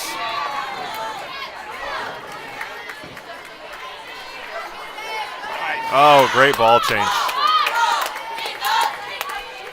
Read the lane beautifully. Getting into the Ion Pro Solid. I mentioned yesterday that I think Kaylin only threw 2 bowling balls. It was either an Ion Pro Solid or what looked to be the Phase 2 Pearl. She started with the Phase 2 Pearl today. Unless that Phase 2 Pearl looks more like a Phase 2. It is hard to tell the difference these days, but and she's right back into the Ion Pro Solid.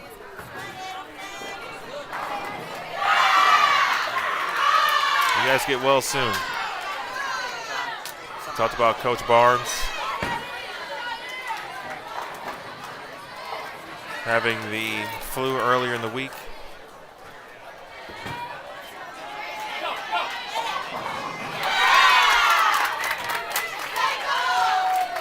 Big 4 for Grace Ogle, the anchor player.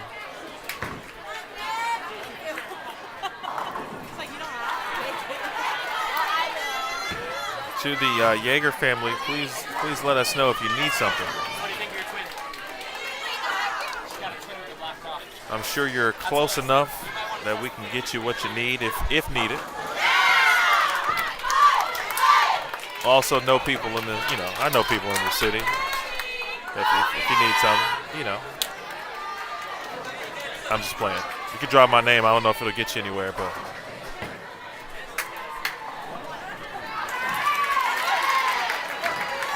Good morning to Terry, by the way. Hello, Nancy. Shout out to Grandpa and Grandpa. Nancy and Mike. This feels like the time where Vandy could get going. I've had a couple of frames on each lane. And I thought they've been looking pretty confident in the last 2 frames, 3 and 4. Now to Kent. I want to cross over quickly. I think there's some extra hook on the right lane. And it was evident by Grace Ogle.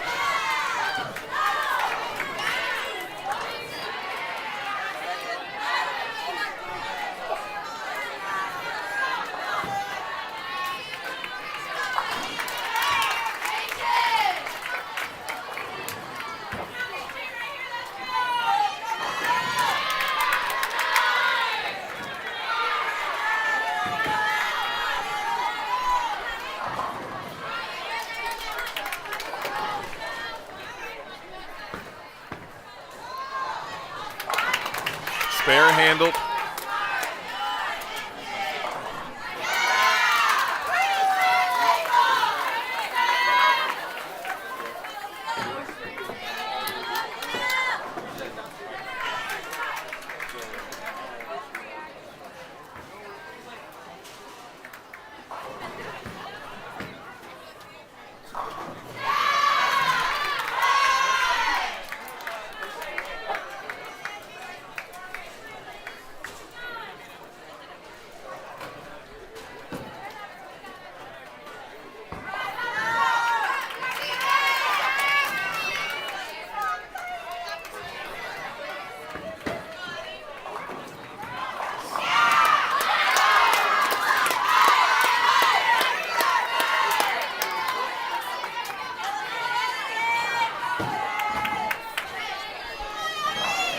How about Sapphire?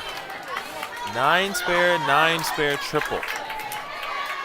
Well, that's a bowler's dream right there. If you're not striking, you make a couple single pins and you get on the run.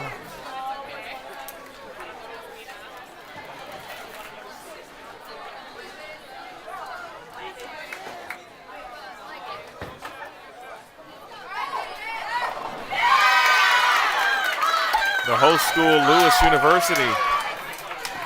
They put plenty of time and work in this building. They're off to a very good start against Western Illinois over on 33 and 34. If you joined us late, we welcome you to Vanderbilt Women's Bowling on the Vanderbilt Athletics YouTube channel and the Vanderbilt Women's Bowling Facebook page. My name is Emil Williams Jr., voice of the Doors for the weekend. Yesterday, the Doors went 4-1 across 5 Baker matches.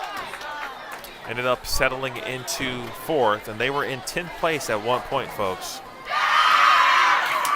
They saw the lanes better later in the day, ended up going from 10th to 4th. This morning, they have gotten out to a great start in traditional play. They shot 11-18 in game 1, or match 1 today, excuse me, 11-18 out of the gates. Zoom again.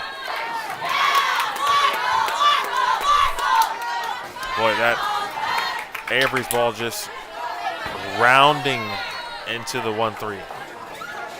The slow response bowling balls off the end of the pattern.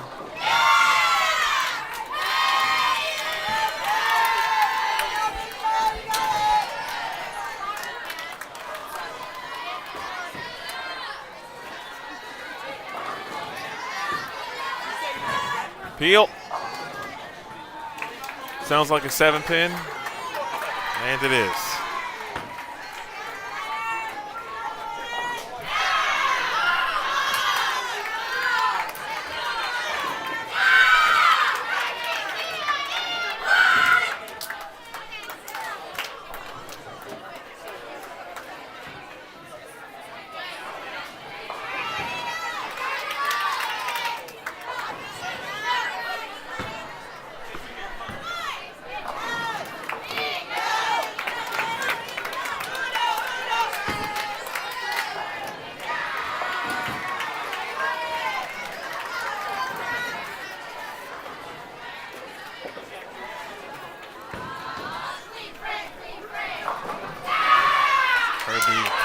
Frames chat here. Now the first sound of trouble.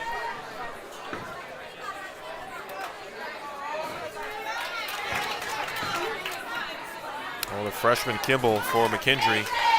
Now Grace Ogle will try to restart the strike train for herself and McKendree. Let's take a look at the quick standings again. McKendree sitting 11th. After now, actually, let's refresh. I beg your pardon. McKendree still in 11th. Shot 9-17 this morning. So they are 5-1. Same win-loss record this week so far as Vanderbilt. Again, Jacksonville State and Sam Houston State remain undefeated at 6-0. Good shot there from Ogle.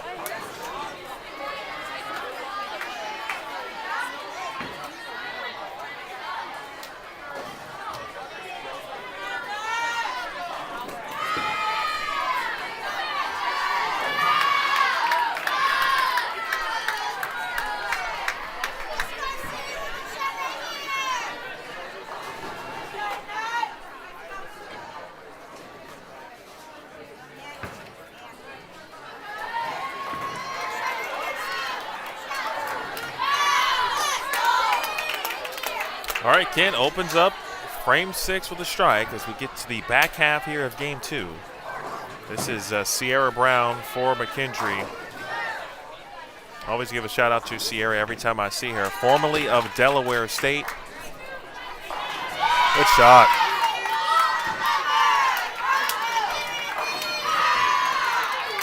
Brown majoring in human resources management from North Carolina. But what would be now 3 years ago, Sierra and the entire Delaware State women's bowling team was involved in a serious bus crash. And she, along with Melissa Breedgam, had suffered what were certainly very serious, although non-life threatening, but very serious injuries. And they were medically flown to some hospitals to begin treatment.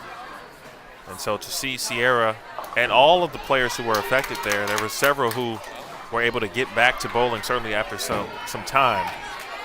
But to see Sierra still thriving is fantastic to see.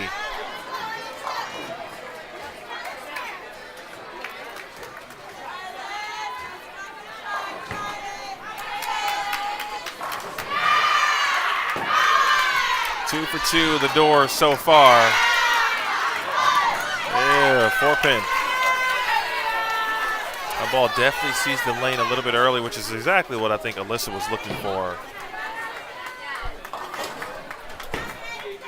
She's just got to fine tune, whether that's some subtle moves, maybe 2-in-1s or hand positions.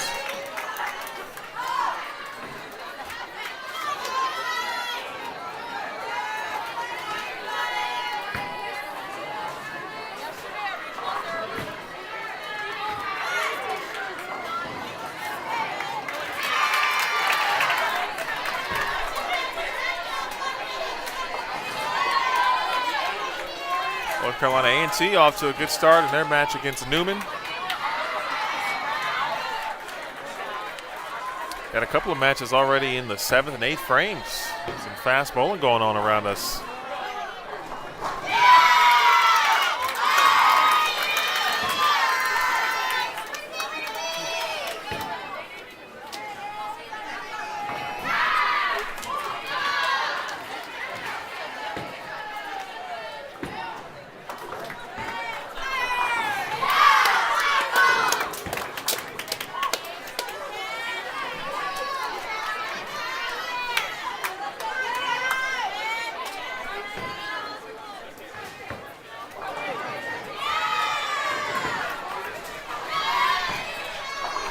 Dumigan makes it 6 in a row. She is halfway home.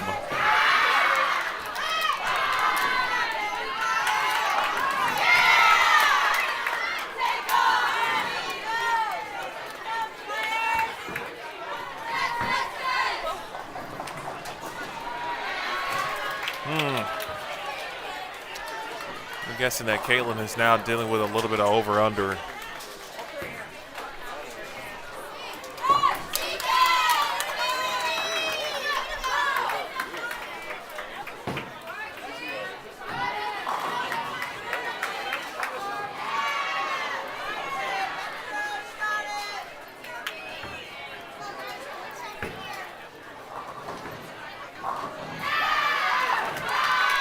McKendree is 20th in the Team Composite Performance Index. That is a measure that combines the categories of percentage of competitors that a team has outperformed within a specific category.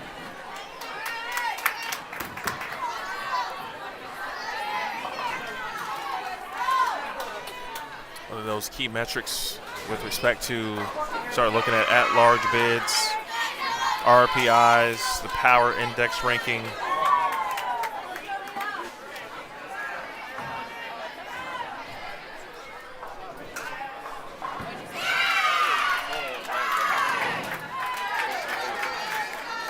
McKendree was voted 3rd also in this season's preseason coaches poll, again with the Division II and Division III programs only.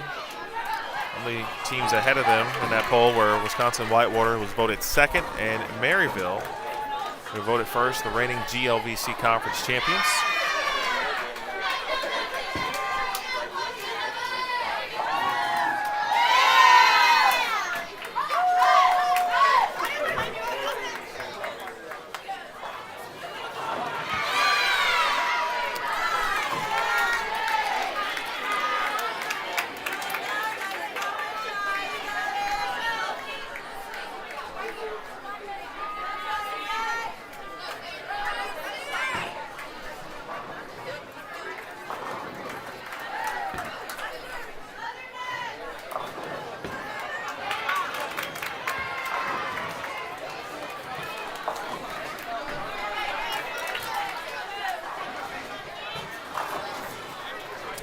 Right now, Natalie's game, I beg your pardon. Almost looking similar. Just trading strikes and spares, and you'll take that. Trying to figure out how to get that ball to the right entry angle. Got to get Caitlin Abagania. She's now got 3 splits.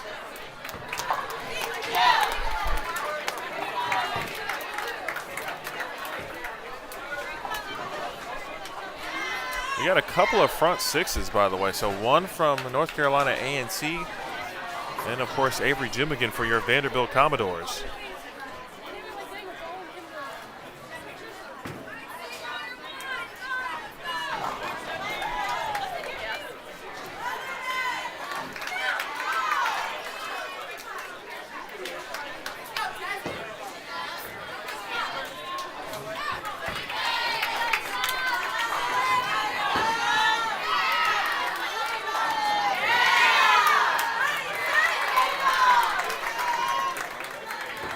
Sapphire looking for 5 in a row. Yahtzee.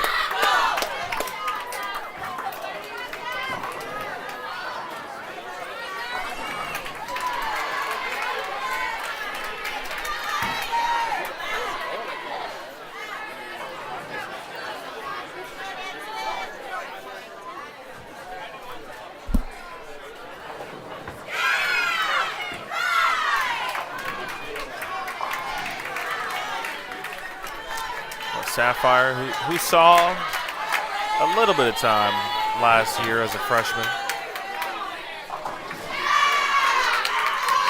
But she has really stepped it up, and she started to get better as the season went on last year. Get out of there, Tin Pin.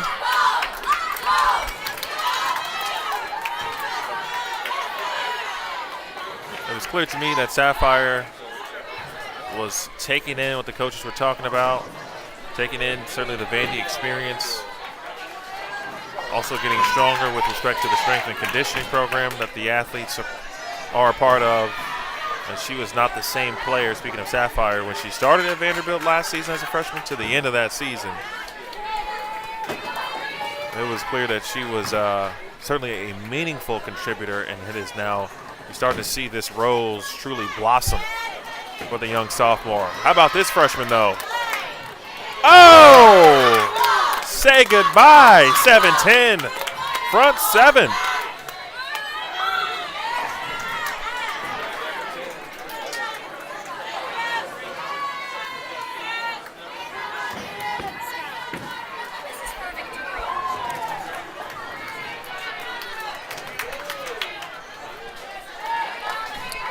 Well, pretty huge what both Sapphire and Avery are doing, because it helps allow Caitlin to not have to press to try to figure out ball reaction.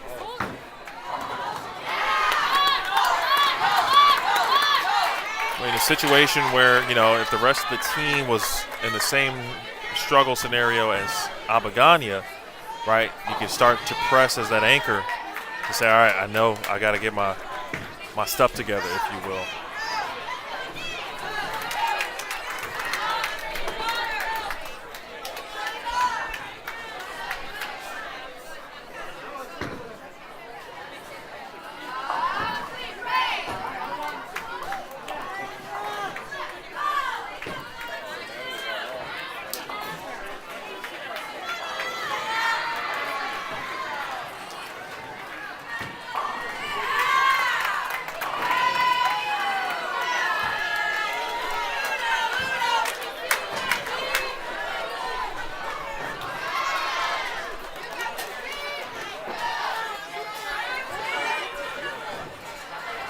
It is a great time to be a fan of Vanderbilt sports.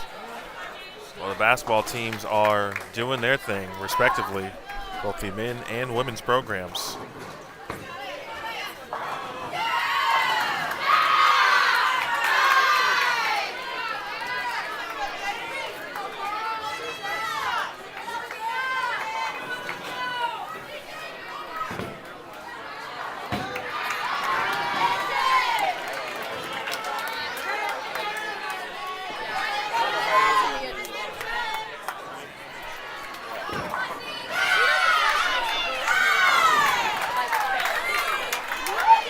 Kendry goes strike again.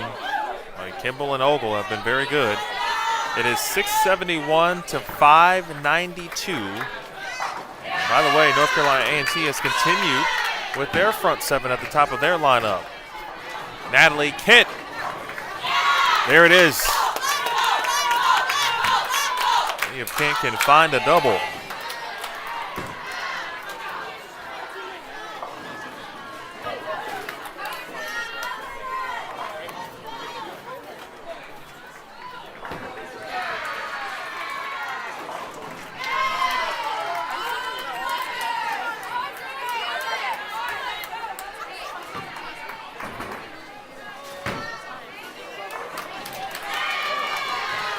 last year on day 2 of this tournament.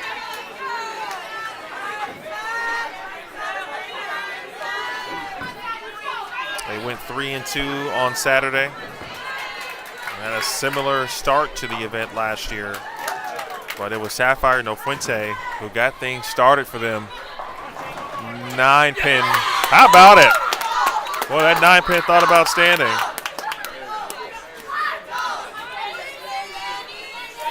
Sapphire last year came into the tournament in match 3 and then went 213, 275, 289.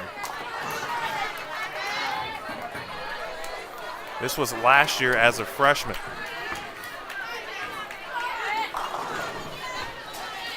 And right now, she is certainly moving and picking up truthfully right where she left off last year. So it's pretty clear that she must like strike and spare 2 in Lockport, Illinois. Sometimes bowlers just match up and they enjoy a particular building. And perhaps Sapphire, when she comes to Chicago, she's got to make a detour to Lockport. Brooklyn.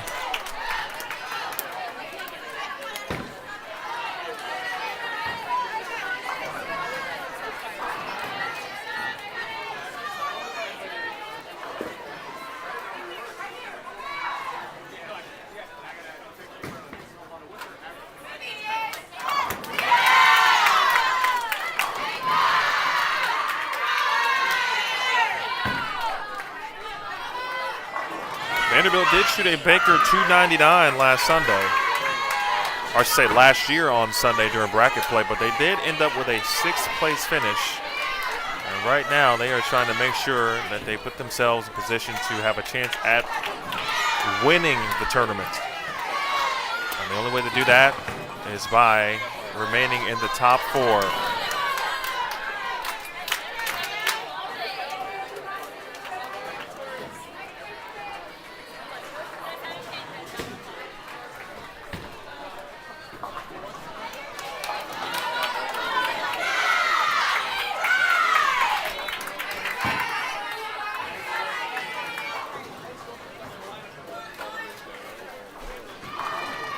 Dumigan, freshman from San Diego, looking for 8 in a row. 3-6. That one got to the right pretty quickly, and you saw it stand up immediately. Great run from Avery Dumigan. The Vandy record books say there have been only 2 300 games in individual competition. One by Brittany Hamilton, now Brittany LaGeorge, who I talked about earlier this morning. I'll re-mention that actually. For those of you who don't know Brittany LaGeorge, she is now the director of academic services. And she works with the bowling program, volleyball, and the women's basketball team. She was on the road this week for a little bit. She will actually be heading back to Nashville later this afternoon. But Brittany, a 3-time first-team All-American. She was a phenomenal player and is one of the all-time greats in Vanderbilt bowling history.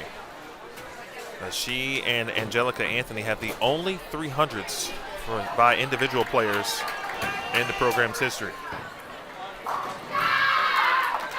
Sapphire's 289, by the way. Great shot from Amagania. First double for her. Sapphire entered those record books with her 289, the 7th player with respect to high individual games. She and Amanda Fry have the only 289 games. Amanda Fry also has a 290 game. Amanda Fry was a really good bowler. Kristen Kwa, who's got the my favorite 295 game. I got to ask Kristen about that.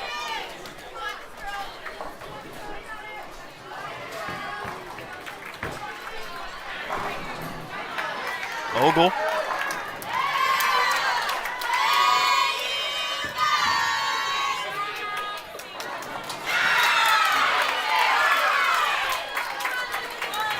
We got a front 8 next door for North Carolina A&T.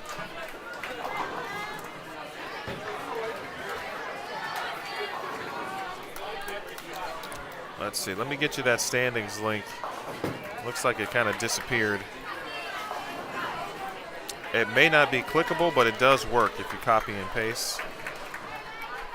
It's a separate link I created.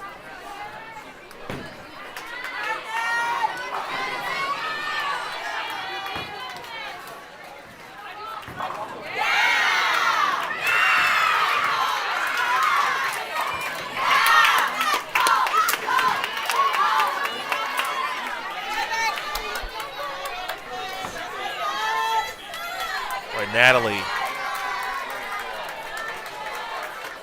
Impressive to watch. Sometimes it takes patience. Right now it's 8:09 to 6:92. Vanderbilt with the lead, and Vandy still approaching another opportunity at 1100. Now Fuente. Well, I know things got to be rocking in Rockland. Right now, it is 9:38 Pacific time, so everybody should be up. You got your coffee and breakfast in hand. And I know the No Fuente family is checking in. They've been locked in. No Fuente began the day with 237. All right, so let's just think about what we just said with respect to last year and Sapphire. I got to go back and write the games down.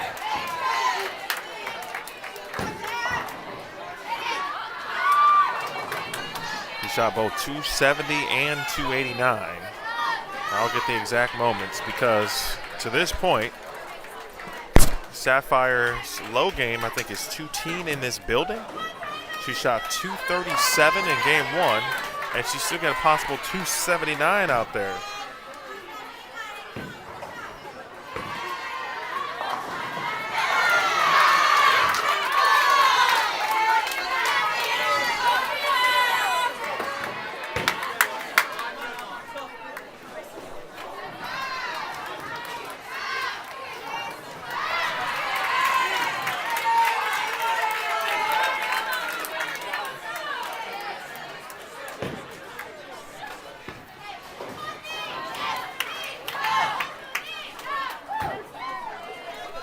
Sapphire, again, 213, 275, 289.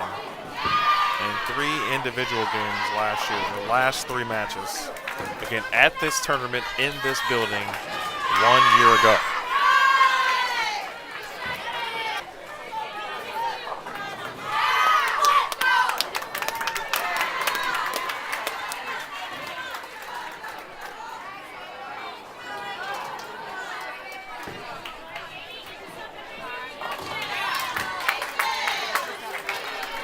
Dumigan, we could have a situation with 2 270 plus games in the same game. I don't know if we have records for that. I have to refer to our women's bowling historian. Nice job by Abagania. Again, both Caitlin and Natalie showing patience. For Natalie, trying to figure out how to carry, right? How can we get the 10 pin out? Rabagania dealing with a little bit of over-under earlier. Makes the ball change, then splits again, and now has tweaked it enough to where he's gotten herself to a 3-bagger scenario and can still get to 202.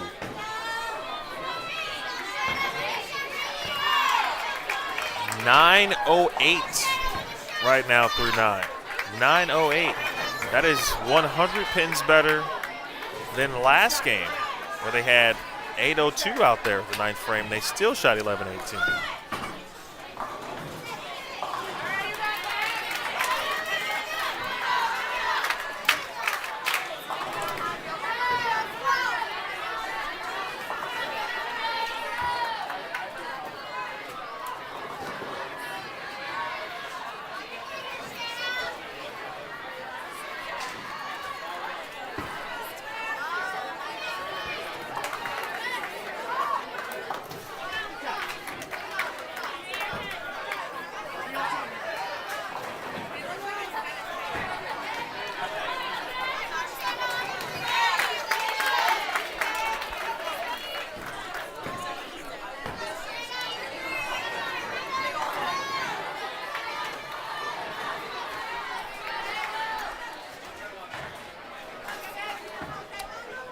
Big opportunity. We talked about it walking into the door, and it was evident when I talked to Coach Barnes this morning. I told him to give me a couple of things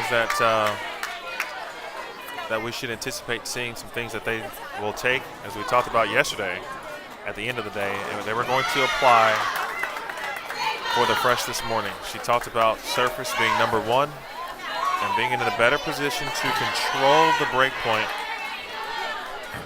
not get into cleaner bowling balls early, which really was, kind of forced the players into that over-under scenario on the fresh yesterday, where if you miss and you felt like you threw it good, it went left, you make a move, give it away from the pocket a little bit, you leave a washout. The surface has helped them tremendously. And again, when you understand what's happening with your equipment, that does free up the swing. It allows you to execute better. And certainly, without question, they have been a much better spare shooting team today.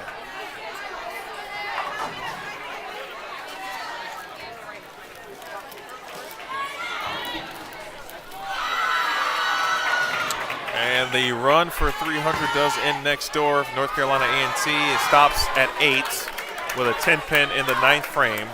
So a big game brewing for A&T as well. 10th frame, Vanderbilt. Opportunity to even eclipse 11-18. It's a good break there, just the 7-pin.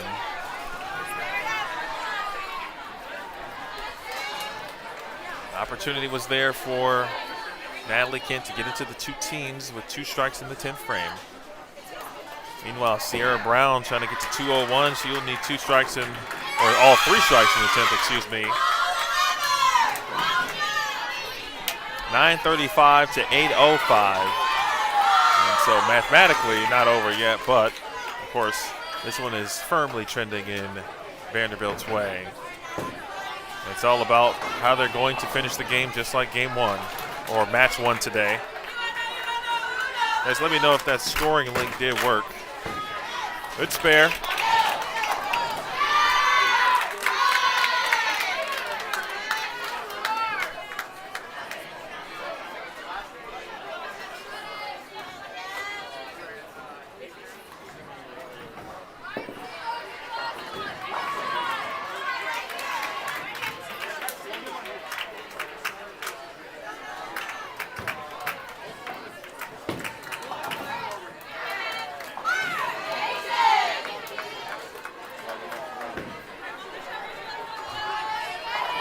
Next door for A&T, by the way, that was Tiana Cruz. It was a sophomore from Daly City, California. But look at Northern California being represented everywhere.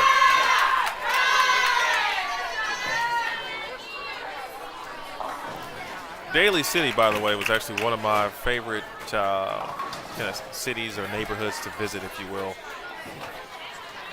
when I lived in San Francisco. There was just something about it. The fog would be out there a little bit, and obviously there was fog in many places in the Bay Area. But and of course you had Classic Bowling Center, which I do hope is still open. It was a great city. I did practice there, I think twice during my time. Sierra Brown 189, Natalie Kent 192.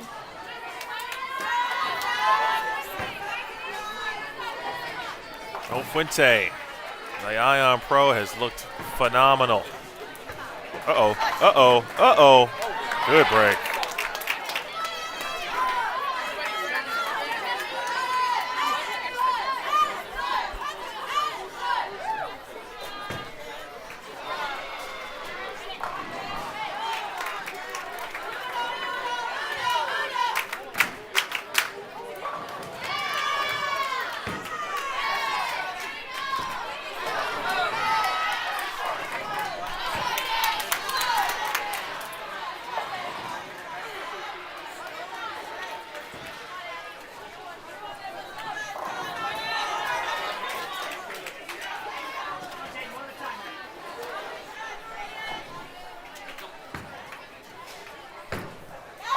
Six pin is handled.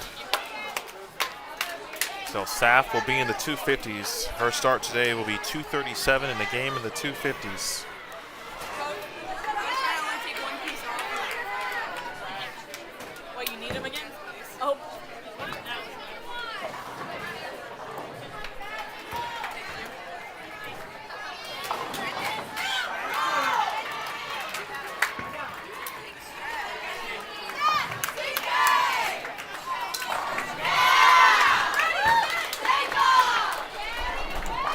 Sapphire has now bowled 5 complete games in this building.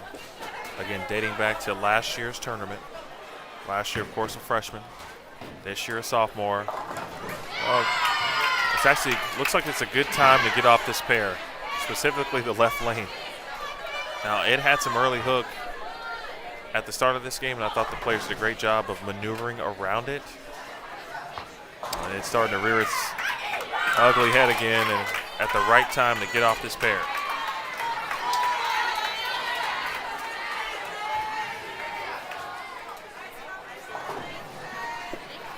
.256 for No Fuente.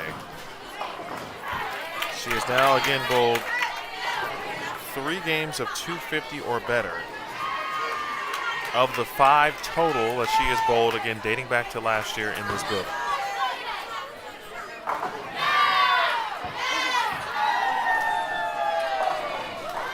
There it is. Had been a few frames since Alyssa was aboard the strike train. One more, she's going to be in the 2-0s.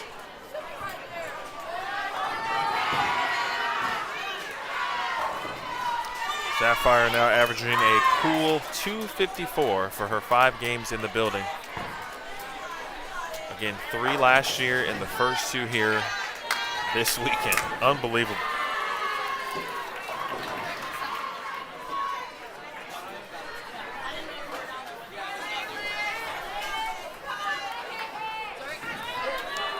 By the way, guys, I don't know if you've paid attention, and you may have seen it last year or even yesterday. Maybe.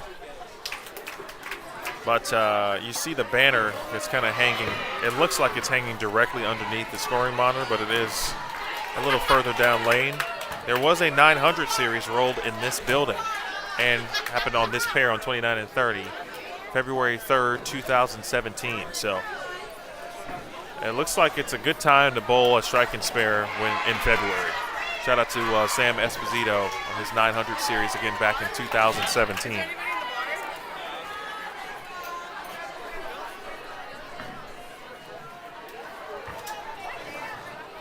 (10-12). Right now the max. Oh, sorry, the current score. I beg your pardon. As a team.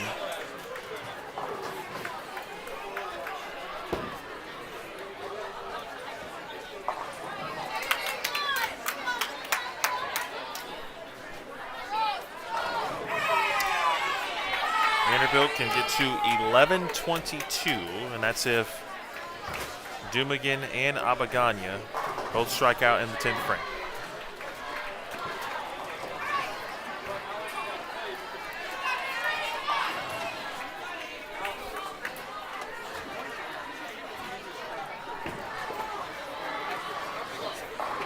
Oh, another 9-pin.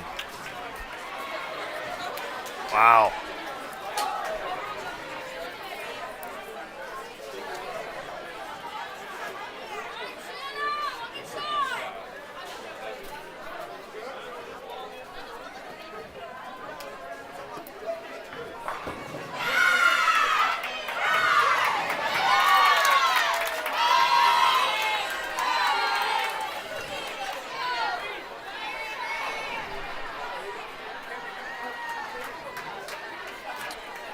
Tough game overall. It's going to look that way on the scoreboard for McKendree, but this was a pretty solid game, and I came away very impressed.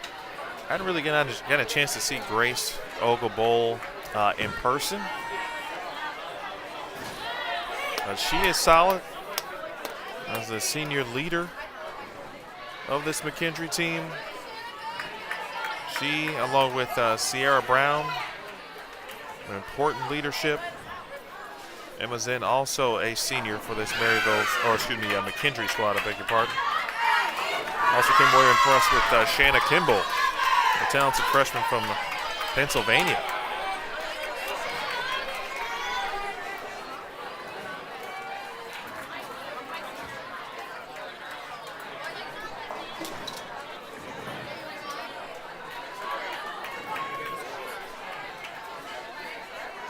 I'm going to assume, and I didn't see it, but perhaps a ball change just on the field to try something here for Avery.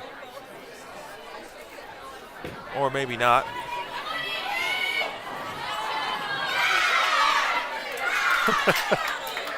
.256 for Avery Dumigan.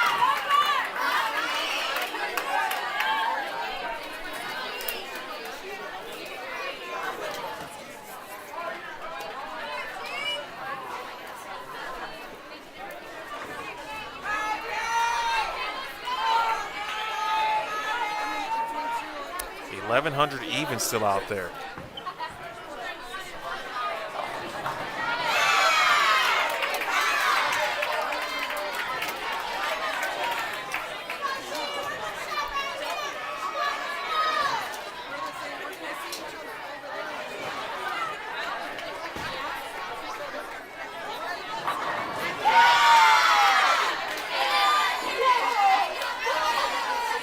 One thing that's for certain about Vanderbilt this morning, they are not the same team that bowled yesterday on the fresh. And everything about how they have played through 2 matches today is the proof of it. Tiana, by the way, did shoot .279 for North Carolina A&T. Great bowling.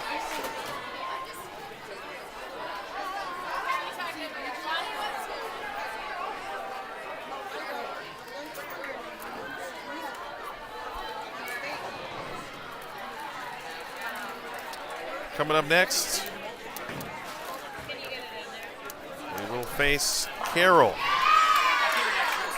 We're coming off their first program win.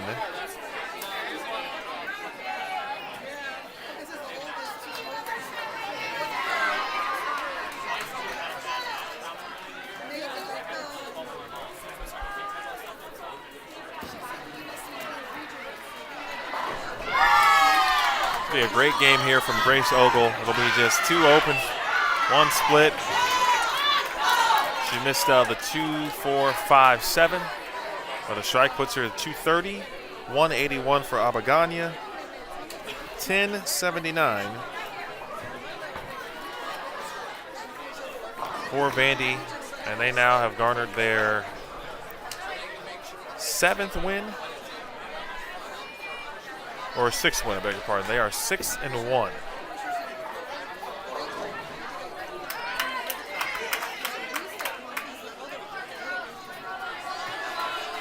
Mentioned Carroll, they are coming off their first tournament win as a program.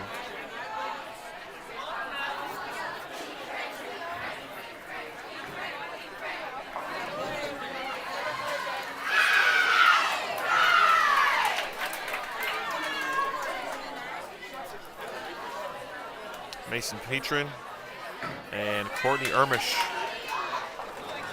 leading the squad there. So we'll see Carroll. They will face Vanderbilt. We'll be making a subtle move down to the low end of the building. I said that yesterday, and it was a little bit of a typo, so I'll check it again. Yeah, we're going to 13-14. Kendry shoots .960.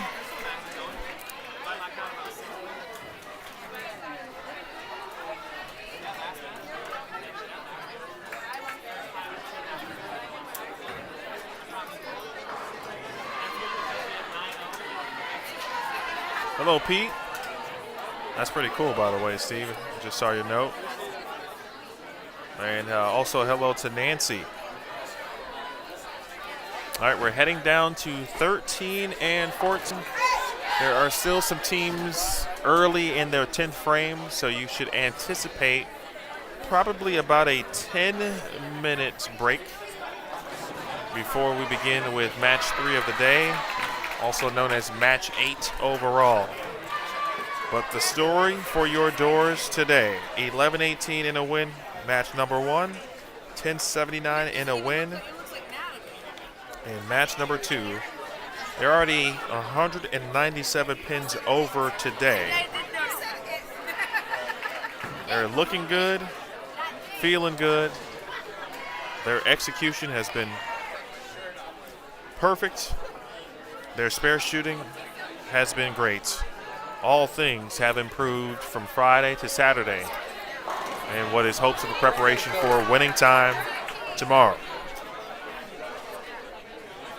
Match 3 versus Carroll is next again. About 10 minutes and we'll get you going. My name is Neil Williams Jr. Again, pleased to be here with you. You are watching our continued live coverage of the Vanderbilt Women's Bowling Squad on the Vanderbilt Athletics YouTube channel and the Vanderbilt Athletics or Vanderbilt Women's Bowling Facebook page.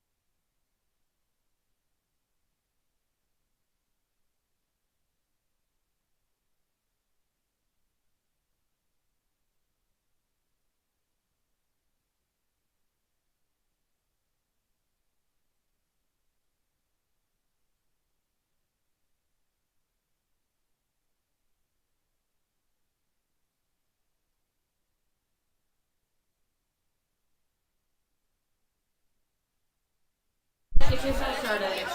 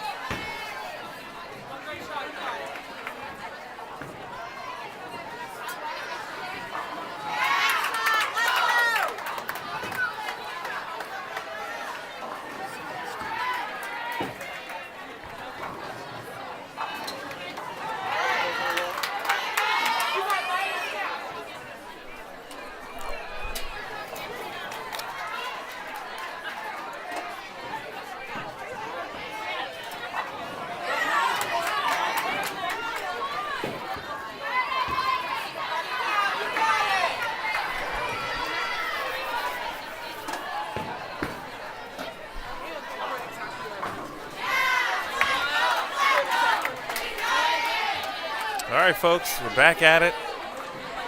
Vanderbilt continues to utilize the momentum they have built with their 11-18 and 10-79 games. Now taking on Carroll. I mentioned Carroll getting their first regular season tournament win in program history. Happened a couple of weeks ago at the D2, D3 Invitational.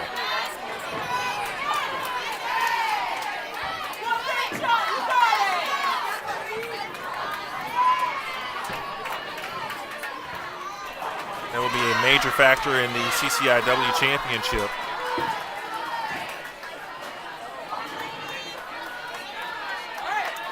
They'll also see Vanderbilt again. They will be bowling the Music City Classic, speaking of Carroll. So they'll be making the trip That event, by the way, that Vanderbilt does host, essentially is the last opportunity for teams to really bolster their NCAA tournament resumes. So for those who, if you don't win your conference and get the automatic bid to the tournament, that's your last opportunity to get some wins against top 25, top 10, top 15 squads. So that is a hugely important tournament.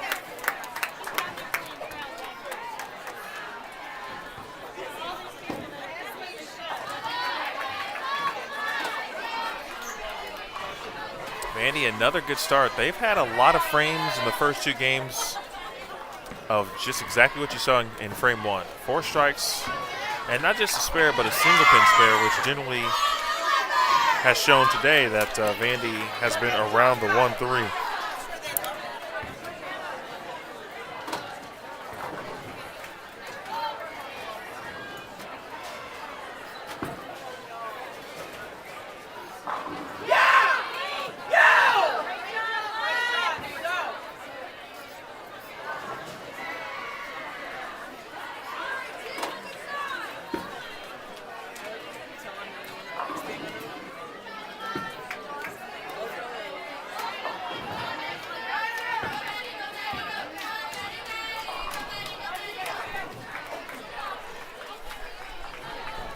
University by Coach Morgan Petrin and Courtney Ermish.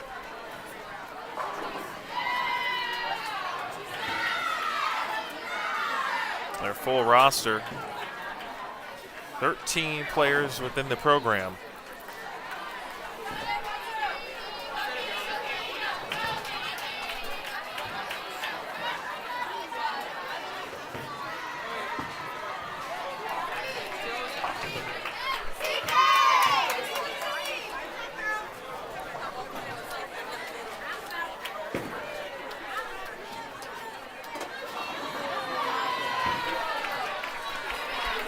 Just got some new standings.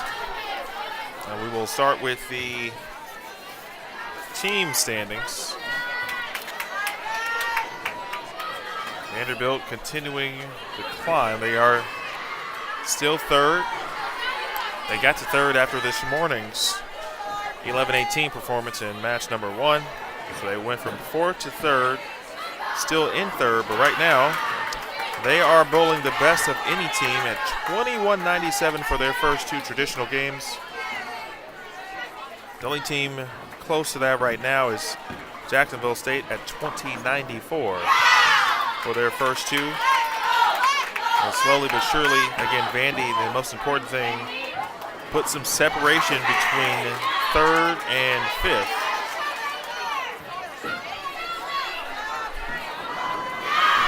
Right now, Sacred Heart battling Newman for what would be 4th. There's another team involved in that. That is North Carolina A&T. They have moved right back on up the leaderboard.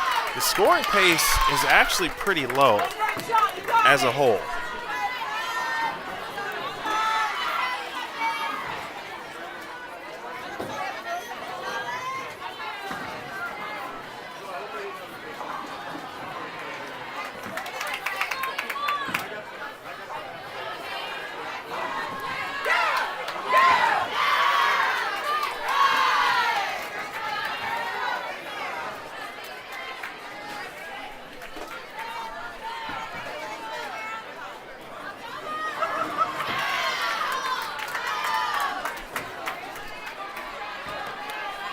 About just the complete amount and number of games that have been bowled,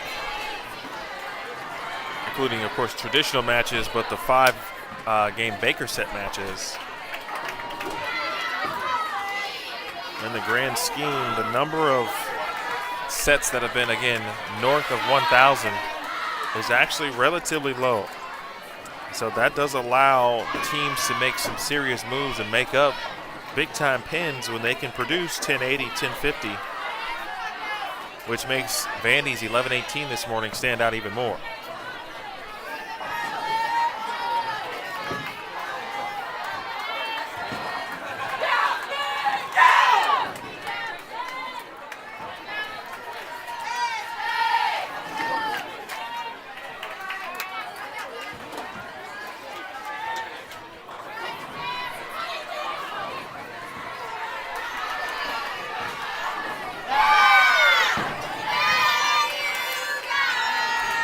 on the left, Vanderbilt on the right.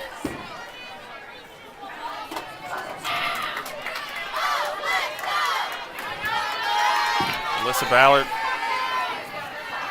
got the start coming into today. She shot 244, 194. Sapphire No Fuente is the individual leader of the tournament through 2 games. 93 over for 2, 237, 256. Avery Dumigan is second. 81 over for 2, 225, 256. Tiana Cruz now 71 over after shooting 279 for North Carolina A&T. 192, 279. Morgan Lacossi 70 over for Sacred Heart, 256, 214. Caitlin Ruzak, she is a local Chicagoland product. She's 66 over for Arkansas State, 209, 258. Arkansas State trying to make a run. They currently sit in 10th.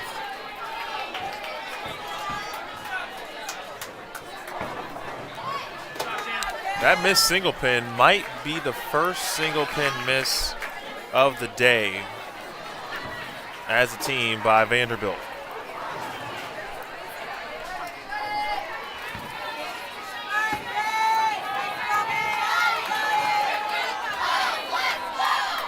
It's Ava Butts, and Ava, who anchored this team last year. I watched them at the CCIW Championship. Very important to this team's success.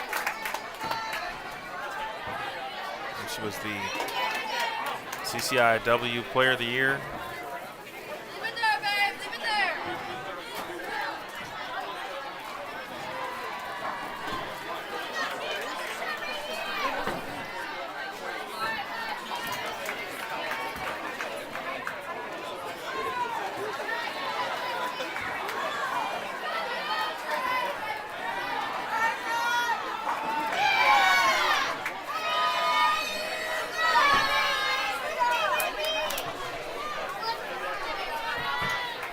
Couple of doubles at the bottom as Natalie Kent with her double at the top of the lineup, trying to make it 3 in a row.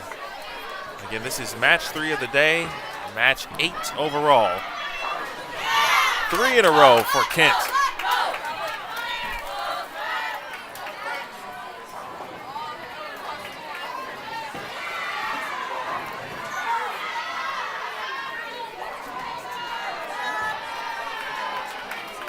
Natalie, the junior, again from Newark, New York, majoring in human and organizational development.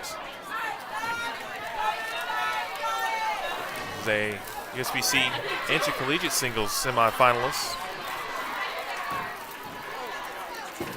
As a sophomore, she contributed to the highest team traditional game in program history at 12:37. That was at the Lady Jack Classic.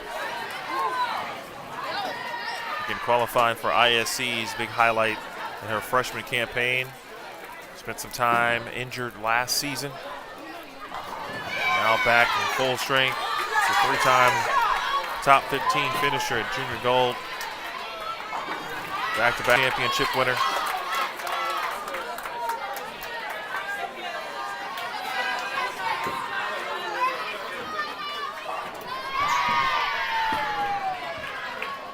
Super washout. It's the count to Saf, and now a split and a wash.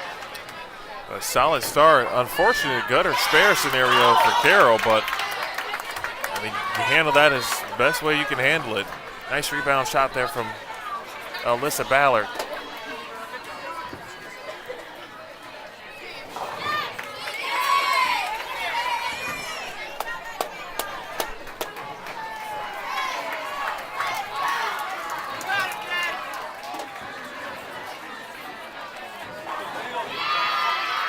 Appreciate everybody tuning in on the Vanderbilt Athletics Let Chrissy take this chair. YouTube channel.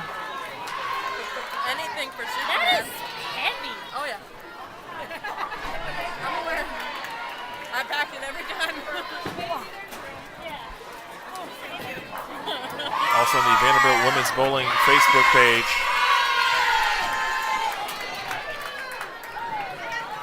Another 9-pin for Avery Dumigan.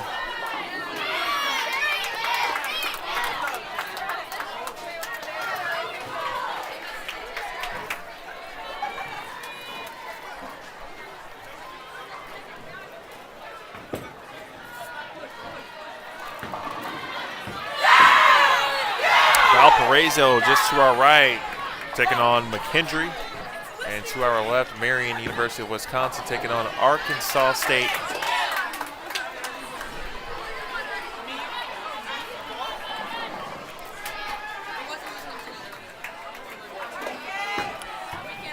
Coming up next after Carroll will be Sam Houston State, and right now this would be a battle of the teams who are in second and third respectively.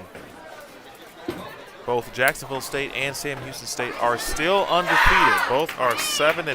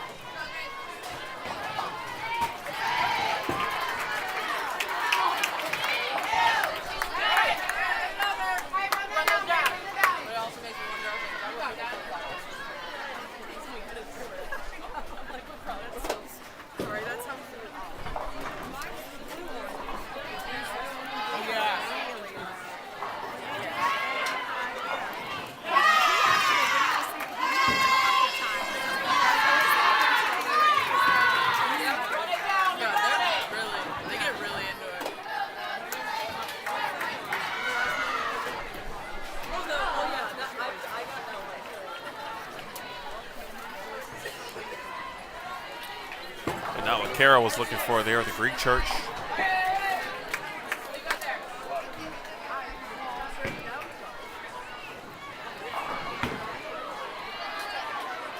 Overall, well, they've been solid. You talk about a signature type of win. Carroll can keep it close, have a chance to knock off Vanderbilt, and the number 2 ranked team in both the coaches poll and the NTCA Power Index ranking.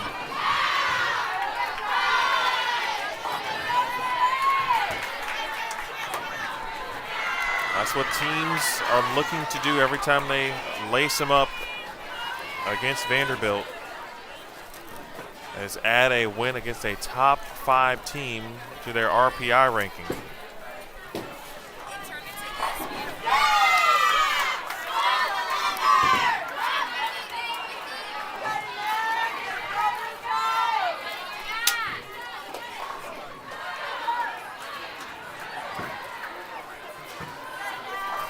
Vanderbilt came in with 50 wins on the season. They currently have 56 wins against 16 defeats.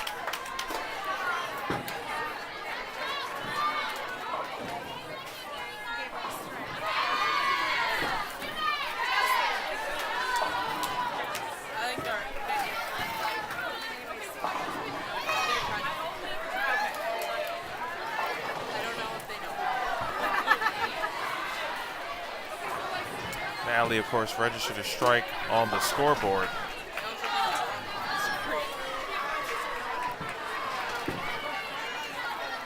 The players are working to change it.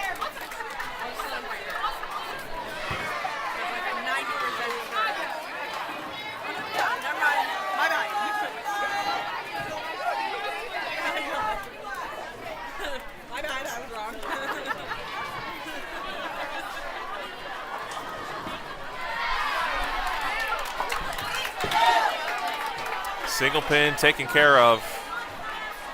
I mentioned again yesterday, single pin spare percentage certainly wasn't their best performance. They have flipped that as well today. I tell you, and as a coach, I'm speaking from the coach's perspective. As a coach, right, all you can do is, talk about what happened, identify what you believe are solutions, trust the yourselves, that you put yourself and the team in the best position to succeed, and the coaching staff truly has done that. That's a good break. I think Sav's starting to see a lot of hook. She might have to make the big jump left.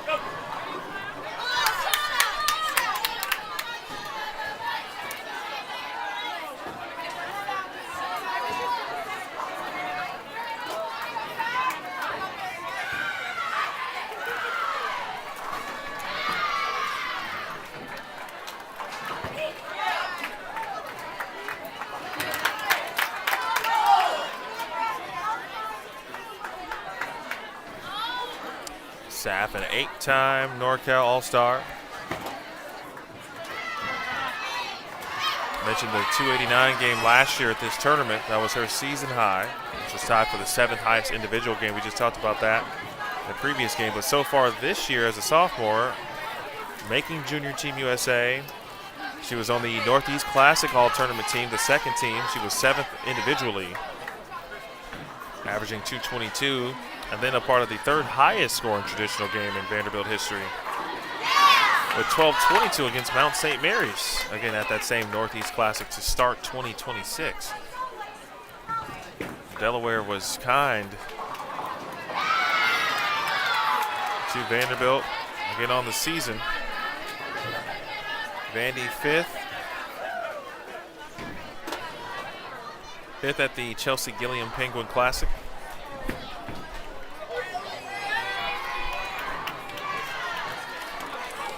Third at the Destination Orlando event. 3rd at the Bulldog Classic. 2nd at the Colonial Lanes Classic. And they also finished 2nd at the Northeast Classic. They were scheduled to appear at the Prairie View A&M Invitational like many of these universities were at the end of January.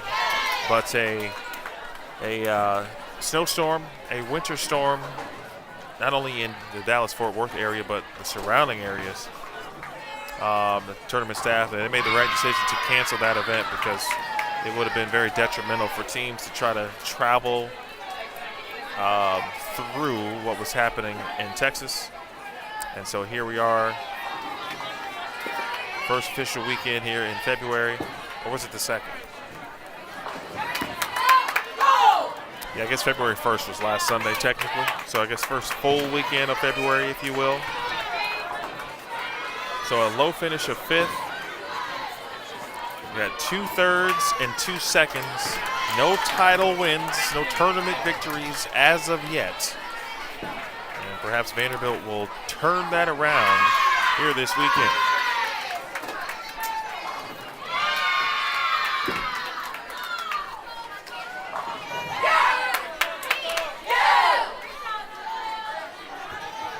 After the miscue in the 2nd, Alyssa Ballard has responded with a big double.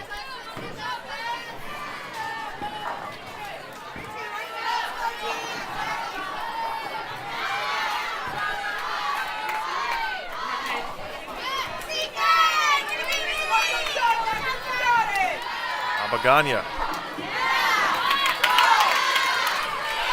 Sometimes she just makes it look really easy. And if you bowl, you certainly know bowling is by far not the easiest sport. But if you're in good rhythm and you're executing shots, some players can really make it look easy. They can make it look like they're on autopilot.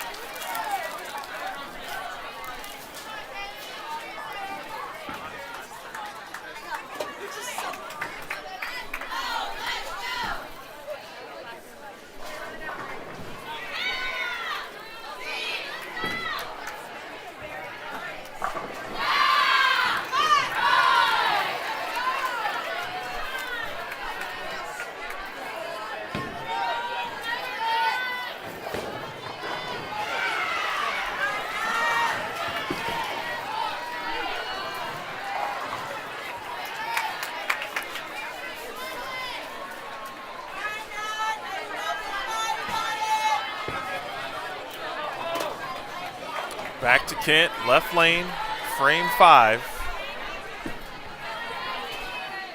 High flush. That might be Natalie Kinster to provide some of the high scoring output.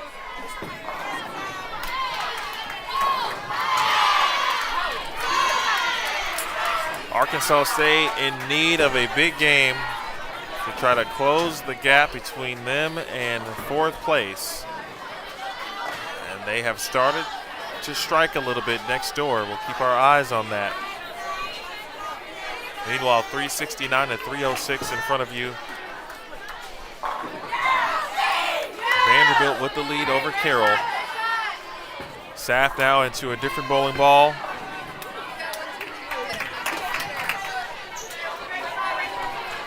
That one's certainly cleaner. A little bit longer down lane. Now has a 2-8 to deal with. One thing about college bowling, you know, we talk about how the lanes transition so much, but really so quickly, where there are certain situations, certain cases, sometimes the lanes just kind of blow up on you. And then there are other times where the moves are kind of gradual, and you can really see what's going down. And I think Saf and the team have done a great job of seeing it, especially early on, I think. Yeah, even going back to game one. And I think she was playing the first pair of lanes slightly different because she's been in great control of, again, ball selection and where she's playing on the lanes.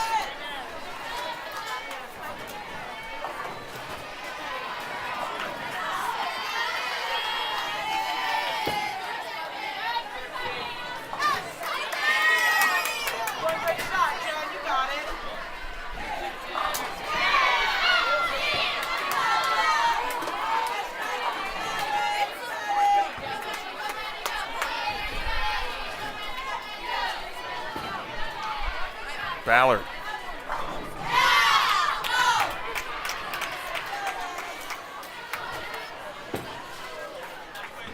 Alyssa's starting to rewind it back to game one. She had the first 6 of the first 7. Ended up shooting 244 in that game as part of the 11-18 from Vanderbilt.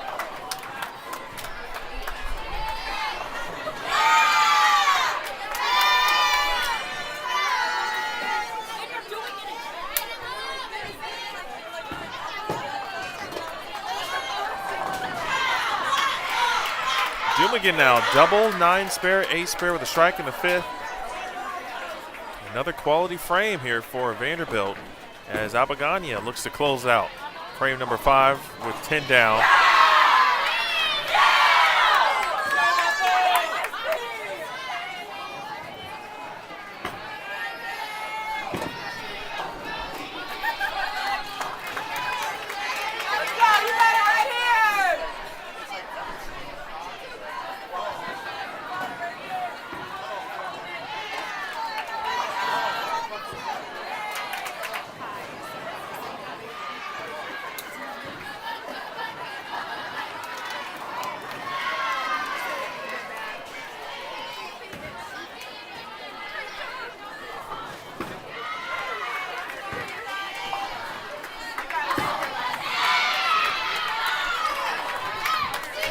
Trying to hang around. 10-pin converted by Caitlin Abagania. Just keep stacking good shots, keep stacking good frames.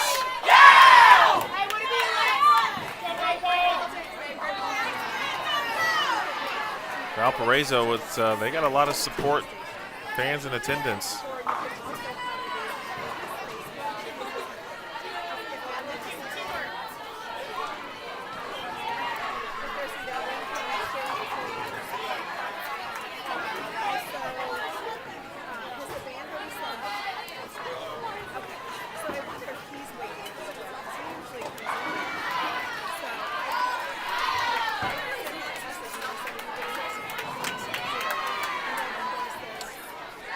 Let's see, other teams that are making a move, or at least trying to. Maryville's trying to make a move toward 4th. Same with North Carolina A&T, they're 6th. Sacred Heart is 5th.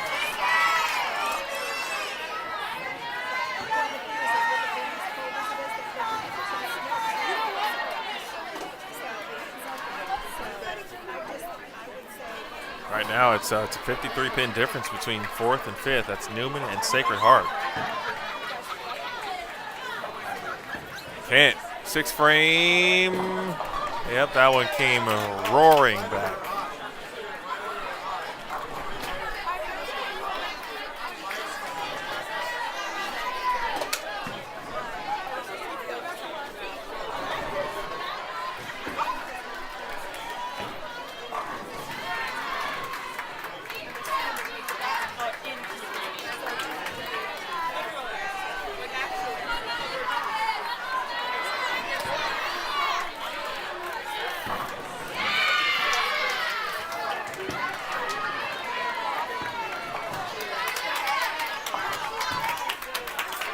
All right, count is taken care of. First open for Natalie. 2:45, still the max score now for Kent individually. As we're in the back half of the game. Quick moment, quick word with Coach Barnes.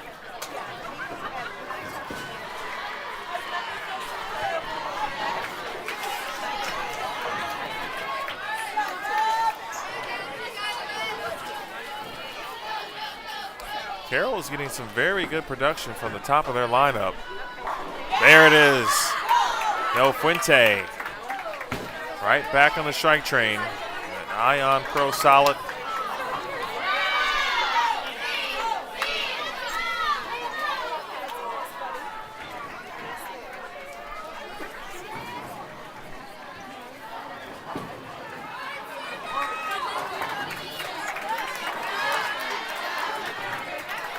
Kayla Navagana, Avery Dumigan, Danielle Henderson, Sapphire No Fuente, and Sydney Bone.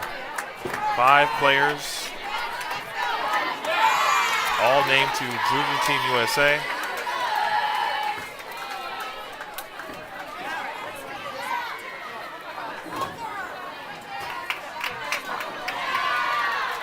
Several competed at Team USA trials, including a couple of players who will be on their way to Vanderbilt next season, Lindsey Grime and Macy Jones.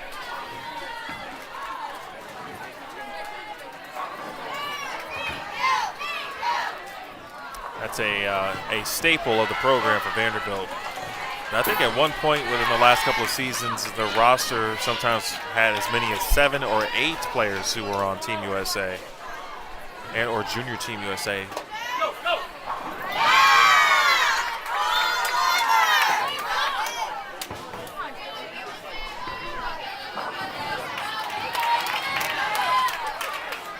All right, Alyssa, no problem with that 7-pin.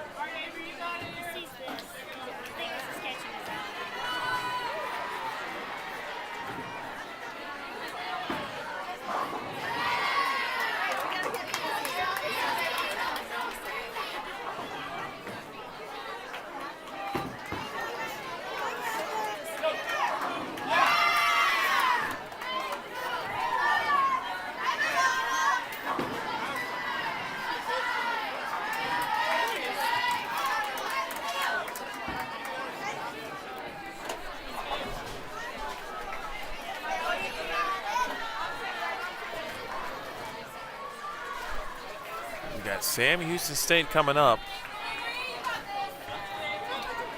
It'll be interesting to see if Sam Houston State, and they certainly don't look to be having a bad day by any stretch. 995, 985. Very good. They gave themselves a great start, had plenty of runway to work with.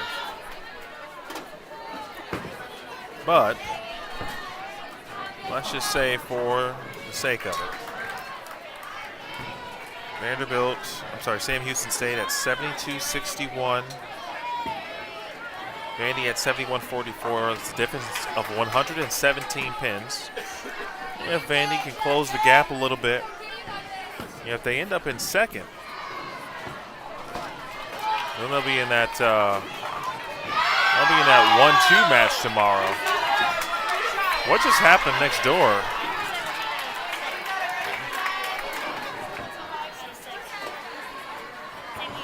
That was a little bit of a strange hit next door from Shauna Kimball for McKendree.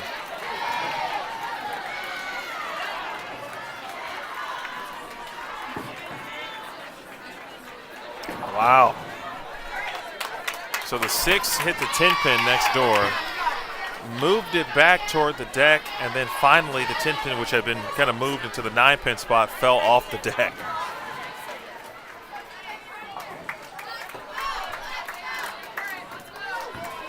All right, folks, it's about that time for me. We're about halfway through. We are 3 hours and 25 minutes into today's broadcast. And this is about the time I ask who's watching and where are you watching from. You don't have to participate. It's just more of a me getting to know our viewers and giving those who are watching, I give everybody a shout out certainly, but you feel like letting us know. And I know we got some repeat viewers. I do think we have some new viewers today though. And that's across obviously both YouTube and Facebook. All right, big four on the right lane last time up for Natalie Kent. Now left lane, different ball in hand, Ion Pro solid. This is one of those bowling balls that as a team it just works well for Vanderbilt. And on cue. It's like that signal, it's like the bat signal, right? When the Ion Pro solid goes up in the air, you see the signal, and the signal in this case is when someone is throwing it on the team, it's a good indication that maybe everyone should be throwing it on the team.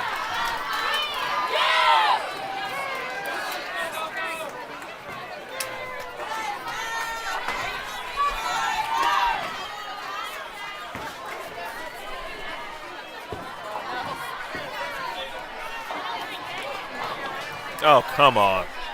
Boy, did I jinx that. But she struck with that bowling ball in the sixth frame. That was a really good shot, I thought. She also left the 2-8 on the left lane when she originally made the ball change, speaking of Sapphire. So it could be the situation where the left lane is not being the most pleasant one. Bounce it. All right, no count there for No Puente.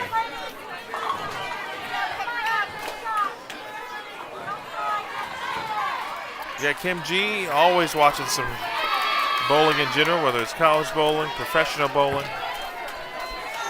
Kim G is watching from ATL.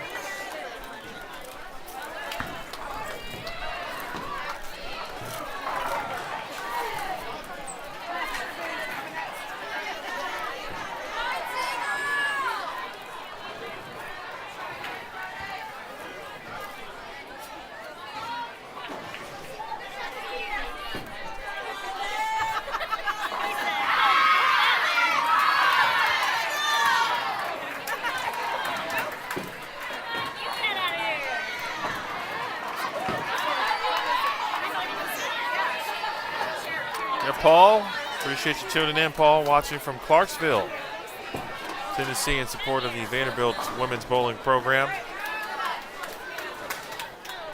Again, tomorrow, just as an early programming note, much earlier as Sundays always are.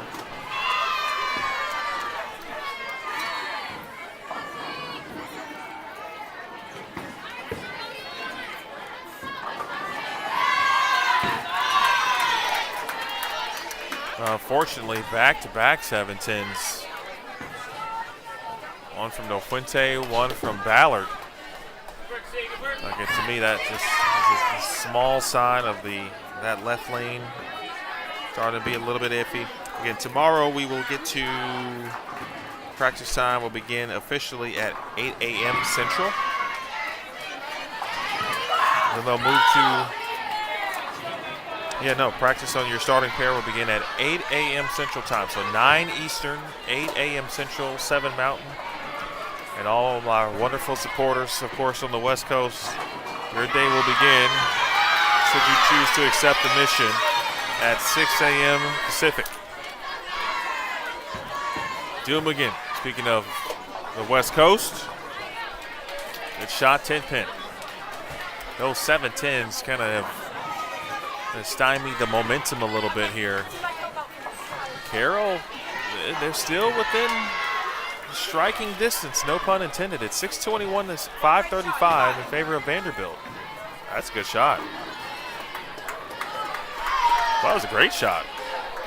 I've seen some players still around the gutter.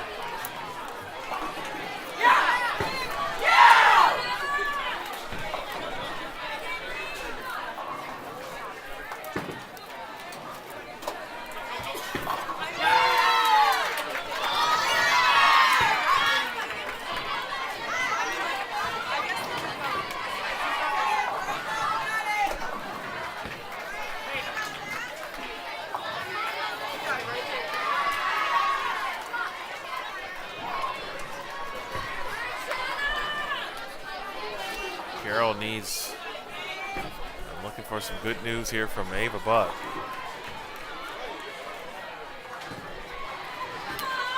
2, 4, 5. The anchor player trying to get going. But I tell you, the rest of the team is doing a fantastic job as Abagana strikes for Vandy. They now lead at 642 to 569 after 7 frames for Vandy, 6.5 complete here for Carroll. They're heading down the finish line.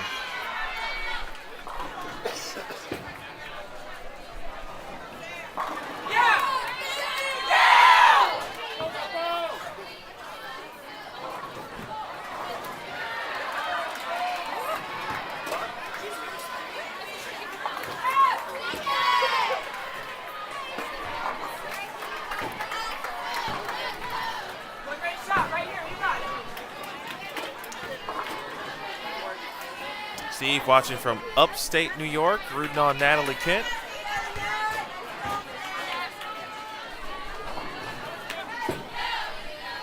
If you joined us late or joining us for the first time this weekend, Vanderbilt is 6-1. They currently are in 3rd place in the standings after 5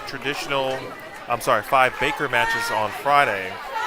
2 traditional matches here this morning so far. This is match 3 of the traditional format. Yesterday was a pretty up and down day. Today has been fantastic. Oh, Natalie Kent. Boy, she gave it a little extra juice. She must have learned that from Mom.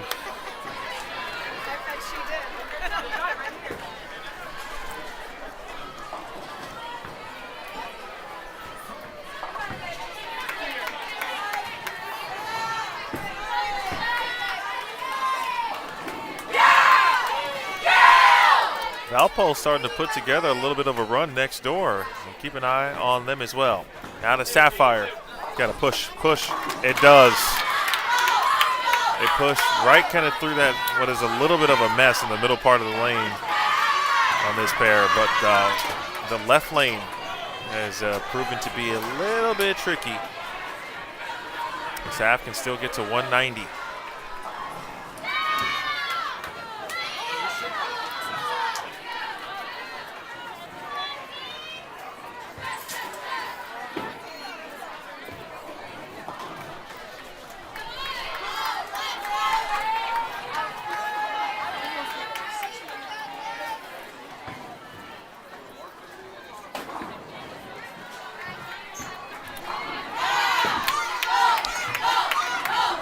Ballard. The first 3 excellent shots here. We are looking for the first star frame of the day.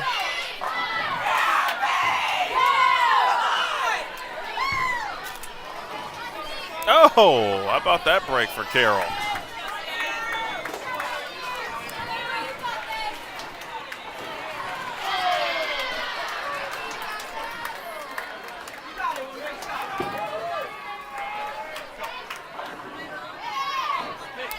The Carroll leadoff player, Miley Brooks, may be of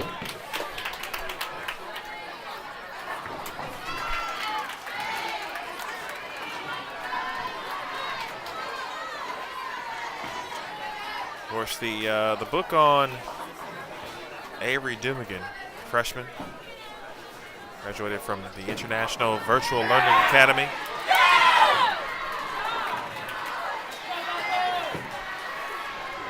Last year as a freshman, not last year, this year, excuse me, as a freshman, making both Team USA and Junior Team USA. The second time now on Junior Team USA. Finished 3rd this year at the U.S. Amateur Championship. That was a part of Team USA Trials Week.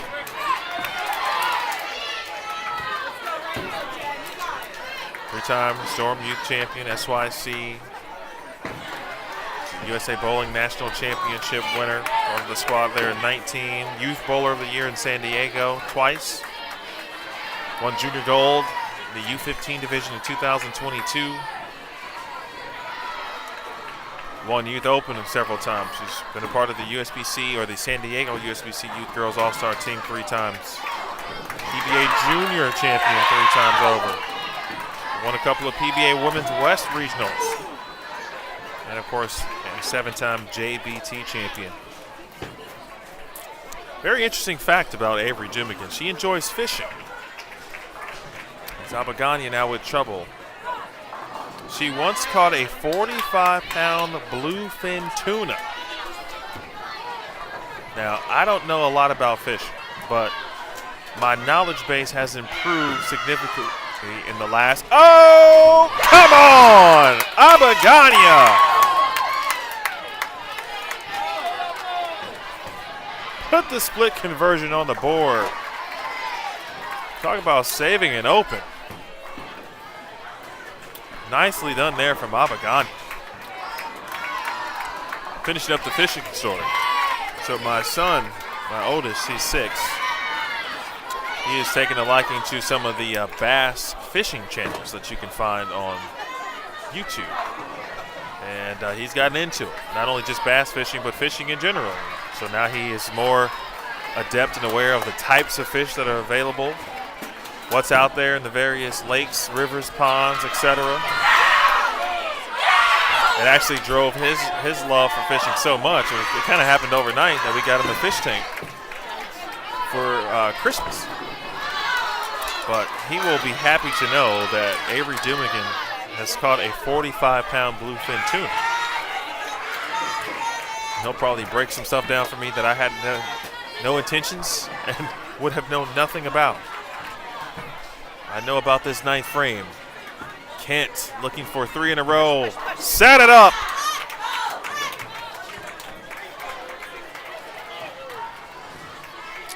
You got the fam in attendance. I mentioned her nephew, young Clark, who's got to be just a few months old at this point.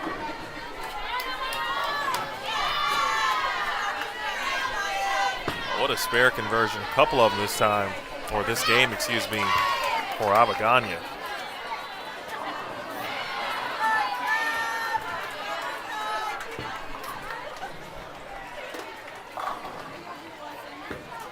Left lane, you can see it just pushed just a little much. I wish I could replay that shot just to show you how subtle the difference is between the left lane for Saf and the right lane.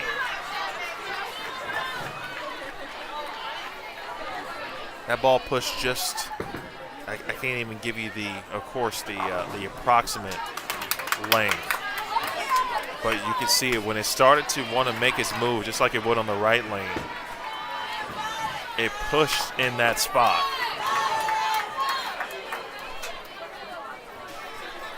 And that's what makes bowling so unique. So difficult at times. Now Saf showing a little bit of kind of almost user frustration there. And to me, I'm going to guess that maybe she just got a hair right with the way she came back. And, yeah, she kind of gave herself a little pat on the head there.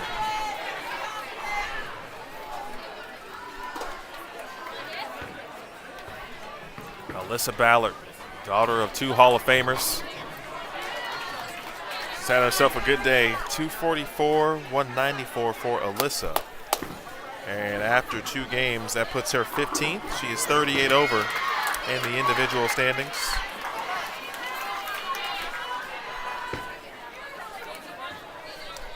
This lineup has been obviously so good. You know, yesterday we saw everybody play. Of course, minus our freshman Tamia Yeager. Today, this lineup has been very consistent. And of course, Yeager, Danielle Henderson, they have taken again, on schedule. Almost like every couple of frames, you see players make their way down to the warm-up area. Haley Lindley, who did start today. She got the start in game 1. Natalie Kent replaced her at the top of the lineup in match number 2. Danielle Tamia Victoria Verano We've been down to the warm-up pairs, but again, we talked about this yesterday. Same thing with Sydney Bone. You know, the players who are not bowling, they still have an impact on winning. Oh, good shot. Well, it might be time for a ball change for Avery. But I wouldn't do it now. That fill shot certainly will be reserved, I would think, for what a ball change could look like. Let me look at the standings here for Carroll, because they are in the mix right now for what would be or could be their highest game and set of the tournament.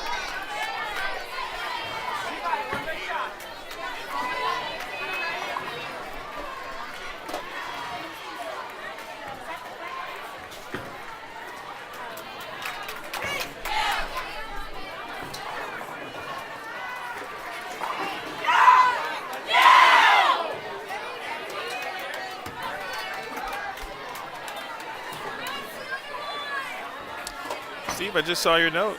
No, I personally do not.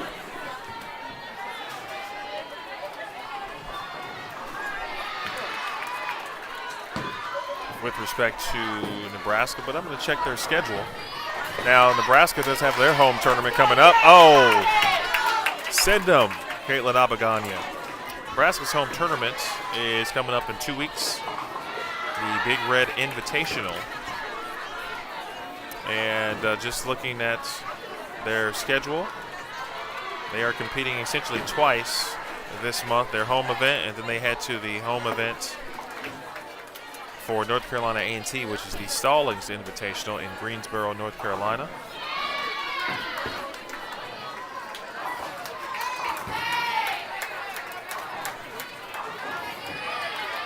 Nebraska seems to keep it pretty simple. They competed twice in October, twice in November. They were scheduled to compete twice in January. Of course, the Prairie View was canceled, but they did pick up the Saints Invitational, and they compete twice in February.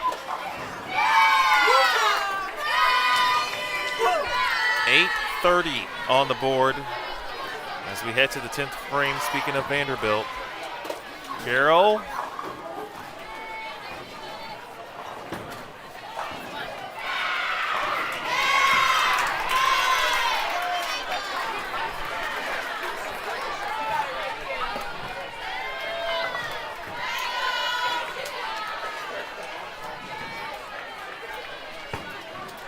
Arkansas State, again, next door right now in 10th. They're coming off their best set of the tournament so far. They shot 10:31. They are looking at a possible game in the 1100s right now. They're trying to make up pins to get themselves at least into the 5th to 8th bracket, but certainly with a possibility to get to the top 4.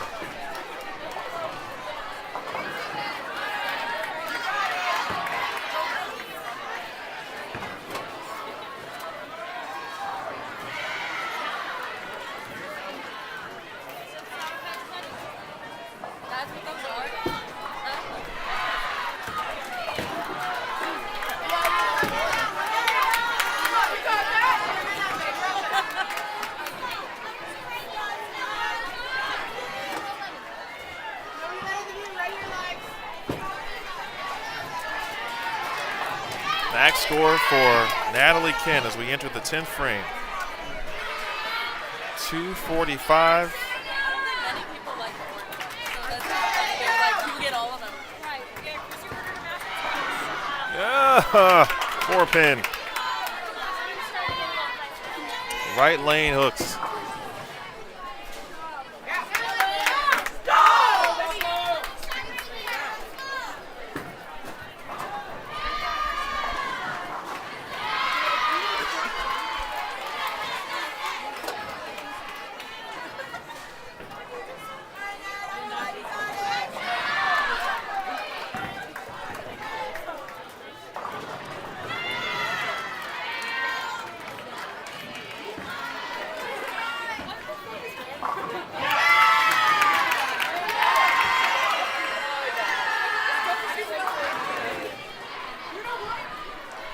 Lane condition, again, 37 feet, 30 mils.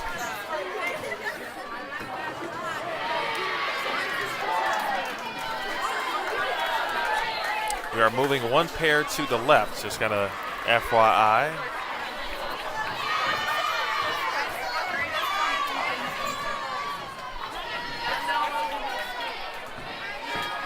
That might be a good thing for Vanderbilt because Arkansas State is currently on 11-12 and they are lighting it up.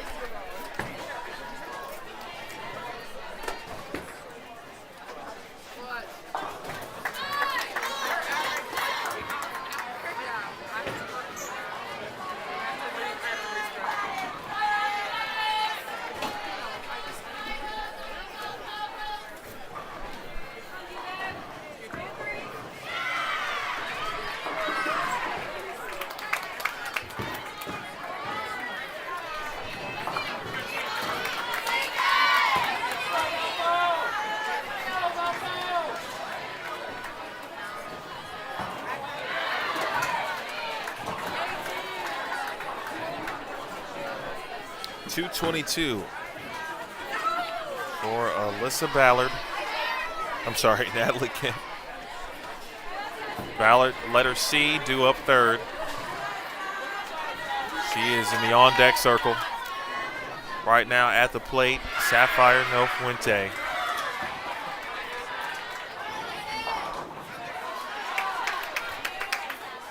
Knew was slightly left. I was thinking 4-pin, instead it's a 9-pin.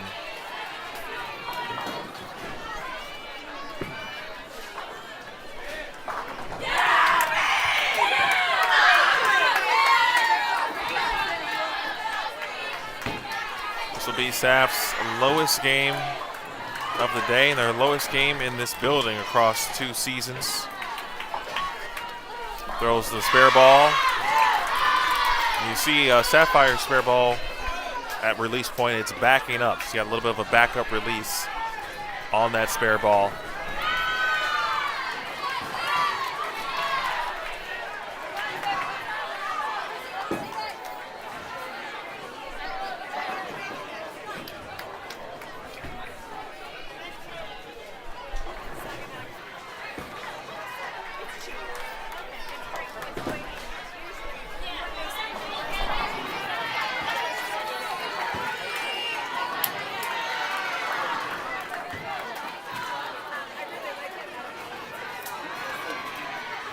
If that was indeed Emma Hukin, according to the roster, though, she's been bowling pretty good for Carroll. We've got a fill shot opportunity, a bowling ball.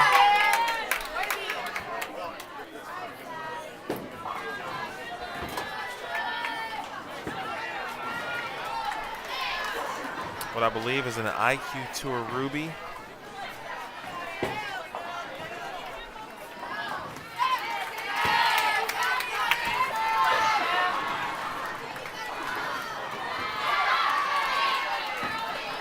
Ball should be somewhat angular, and it is. They'll open up the lane perhaps a little bit more. She continues to inch left. That was about as solid of a 159 as you can get. Appreciate some info on, we're talking about Sapphire's 45-pound bluefin tuna. Dad has sent a couple photos, which are really cool. Also a Vermilion rockfish and a California sheephead, which those 2 species I had never heard of until right now. But I'm going to make sure I ask my son later tonight. 896 with 3 bowlers and their 10 frames remaining for Vanderbilt. Read it. Oh, no. Boy, that ball sees it. Melissa Ballard from Fort Worth, Texas. Culture, advocacy, and a leadership major.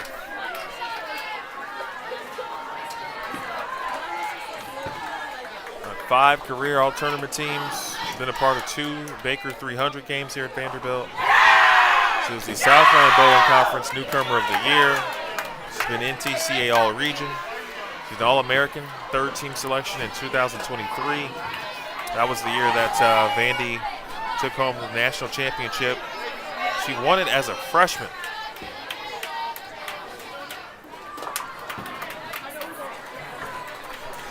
She had an incredible freshman campaign.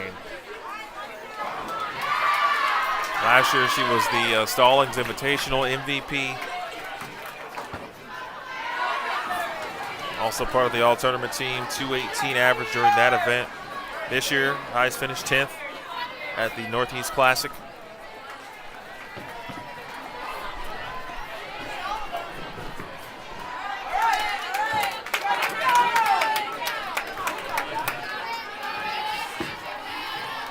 Doom again. Perfect. That one kind of laid off.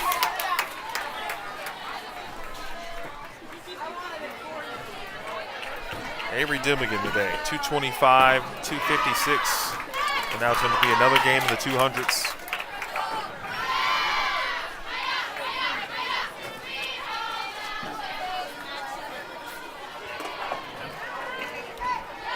I tell you, I mean, good news. The good news here is that Vandy's going to finish well ahead of Arkansas State. And they can kind of sneak over there and take a peek of where Arkansas State is playing. Again, they got a chance to shoot a major game next door on the pair that Vanderbilt is about to go on to.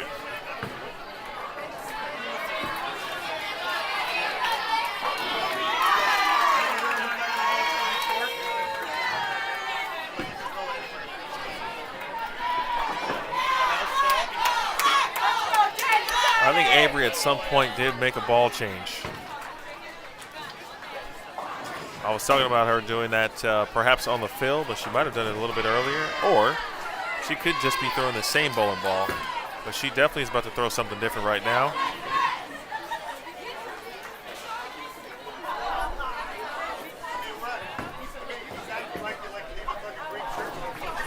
Couldn't tell what it was.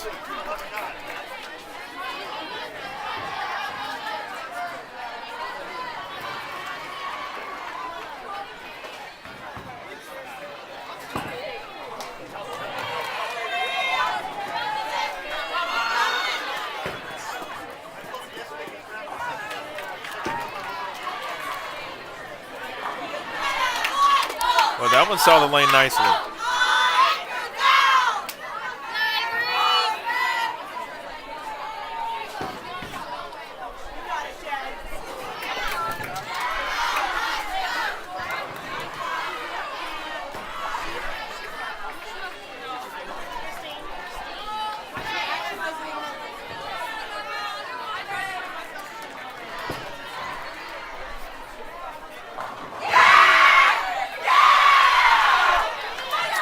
Valpo putting up a number over there. Well, they are taking it to McKendree. Well, you look up and all of a sudden, not only has Valparaiso got 1,100, I mean, they could sneak into the 1,200s over there. Push. And it pushed just enough.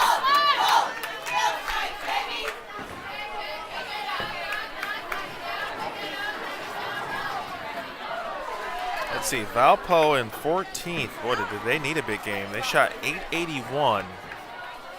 May have already nearly eclipsed the last, or their last game, again at 881 by 200 pins already.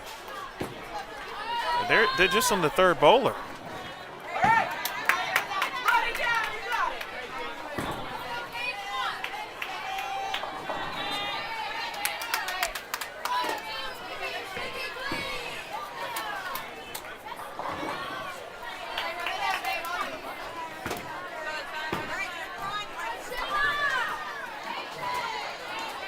So of the day, Vandy will have their lowest game, but they do pick up another victory.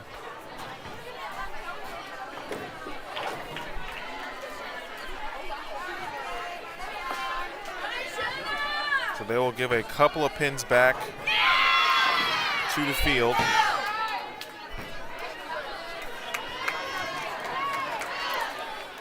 Just 10. 990. Is the total, with Sam Houston State on the way.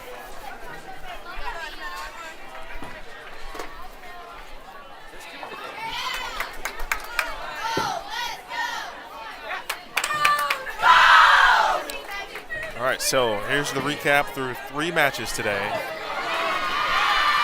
Vanderbilt 3-0 on the day, 11-18, 10-79, 9-90. I do think Vandy might be at that point to where they make the big move left. They're going to have what we might assume to be some room over on, what pair is that again, 11 and 12. In Arkansas State in the midst of a big game. Valparaiso just to our right in the midst of the big game. Peyton Rowley's got a chance to shoot 279. And what feels like it could be a program type tournament record, if you will, for Valparaiso. That's the kind of stretch they're on right now.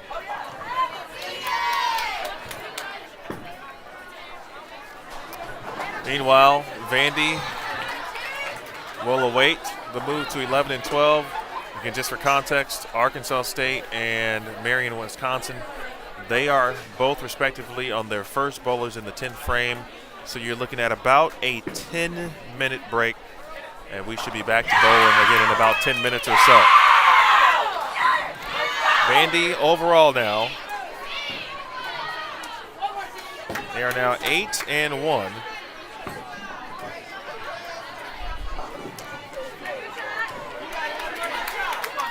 8 and 1 on the weekend, 3rd place in the standings.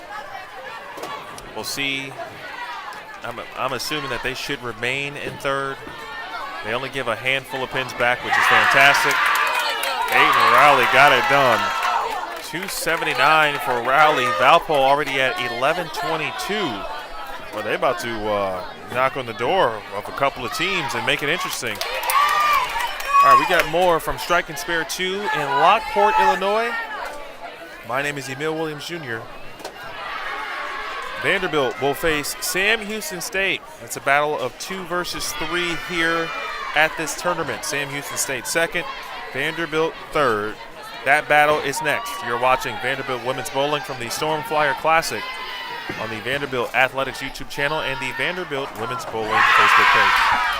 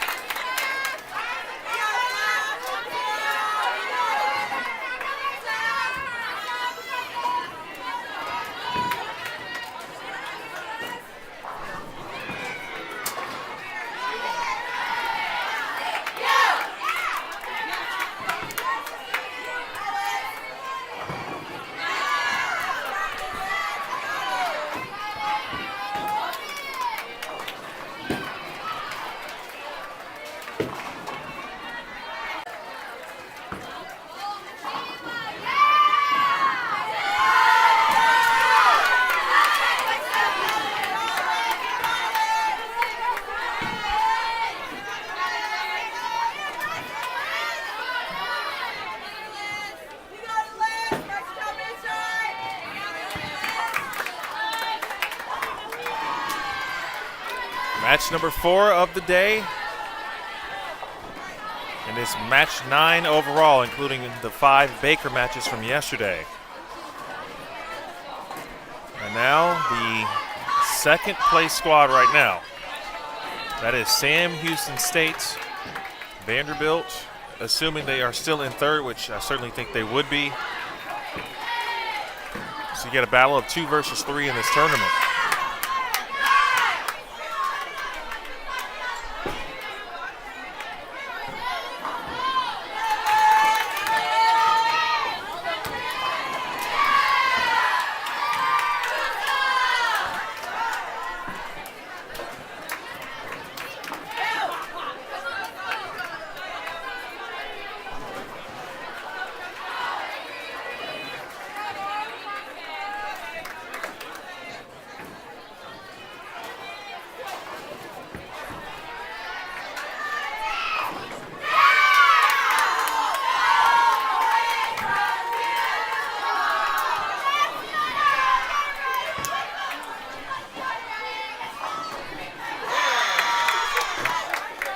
Lineup still looks to be the same, although I did miss the first shot.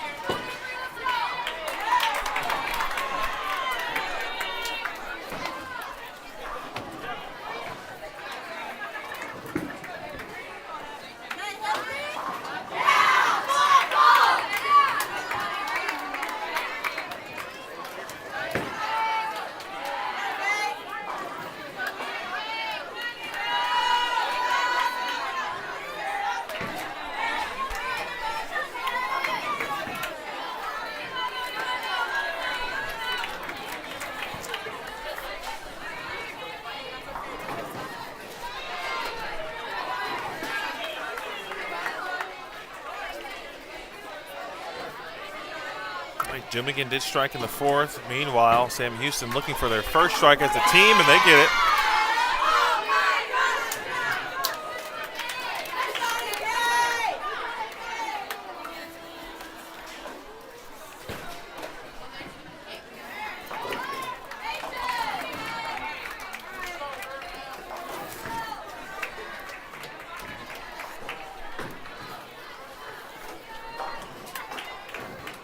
So I do have the latest standings in front of me, which are now updated online as well. Excuse me, make sure you visit bit.ly. Actually, I'll just repost that if you need it.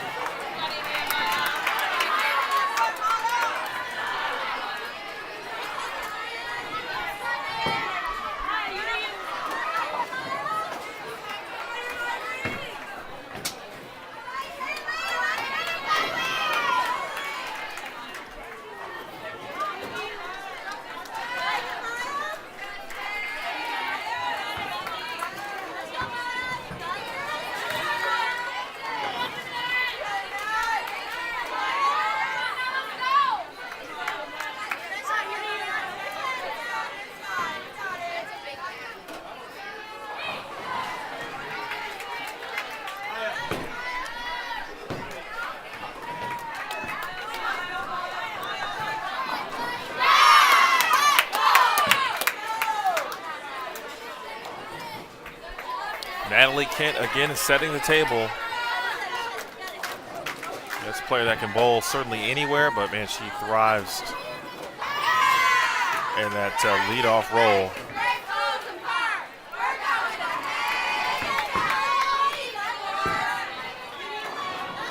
You can copy and paste that link in the YouTube chat as well. That is now in the Facebook chat as well.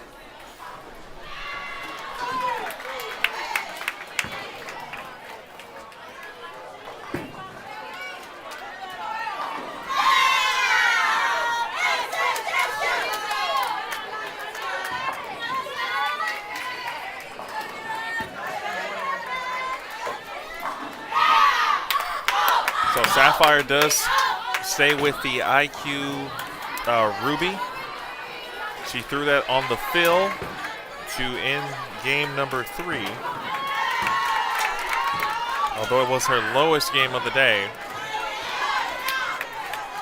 she certainly wasn't lost. Sometimes when you shoot 150, 160, you feel like you're lost. You can look lost, and she was not lost whatsoever. Realistically, she got out of the ball, made some early and good ball changes.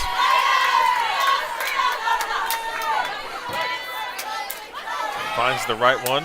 Hopefully that will lead to more success here late. Now to Ballard.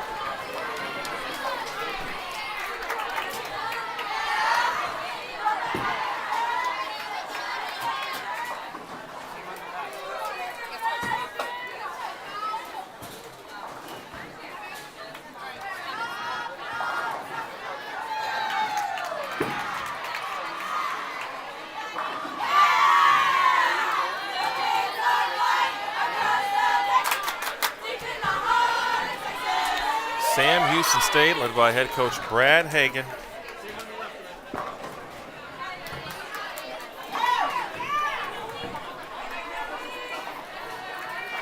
National championship winning coach.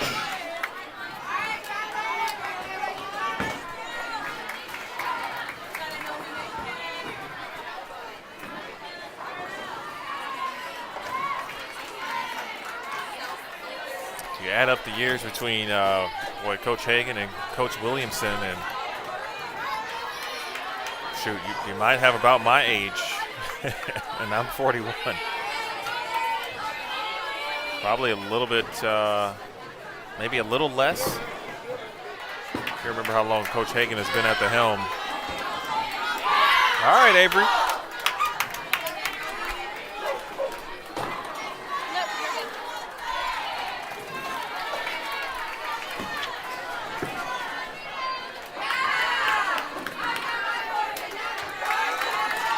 Sam Houston State 83-24, again firmly in second.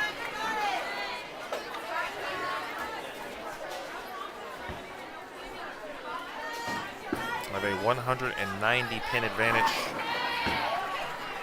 over Vanderbilt at the moment. And that's the difference between second and third at this time. Now Sacred Heart has switched spots with Newman. Boy, this thing's going to come down to the final traditional game today between Newman, Maryville. Arkansas State jumped from 10th to 7th.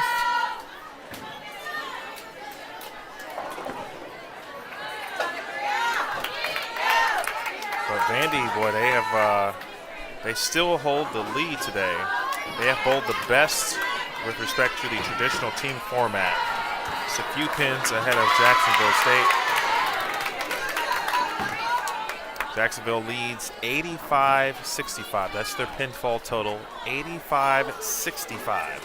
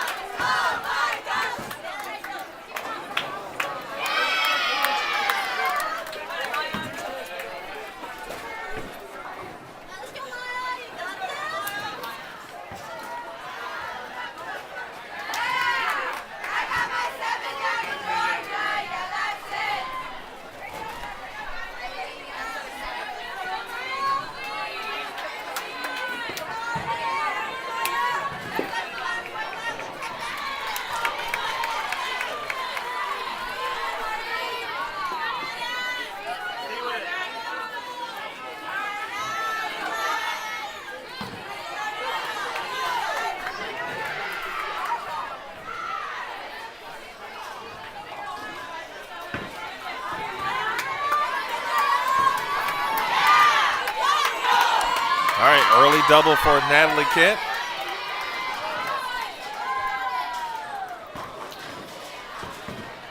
If Vanderbilt is to remain in third place, again, they still would have the chance to win, but they will bowl the fourth place team tomorrow. And if they were to lose that match, then they'd fall into the battle for fifth, if you will.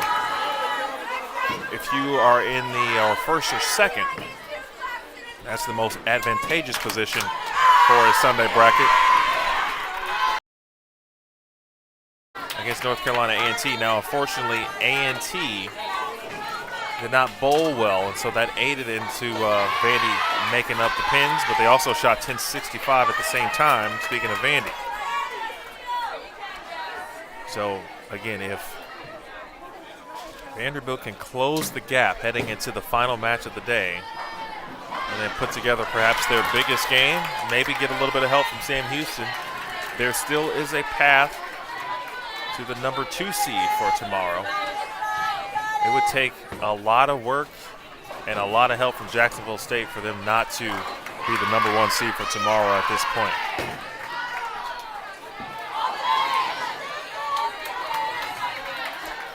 What I believe is the second missed single pin of the day as a team. This took place, again, goes to show you how well and how good the spare shooting has been overall for Vandy today.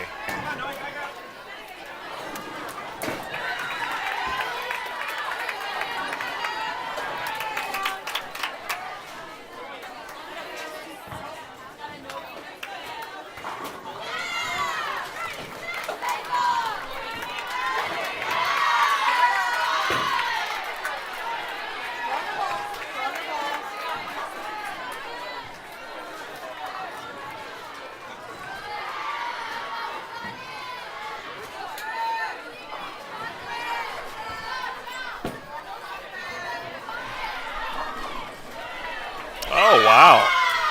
How about Noe Sarntong, the junior from Thailand.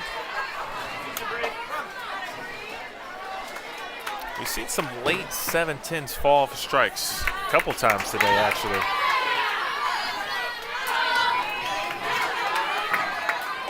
By the way, in the individual statistics, Avery Jumigan at 95 over. Currently the highest Commodore in the top 10. Actually the only Commodore right now in the top 10. Sapphire drops to 13th.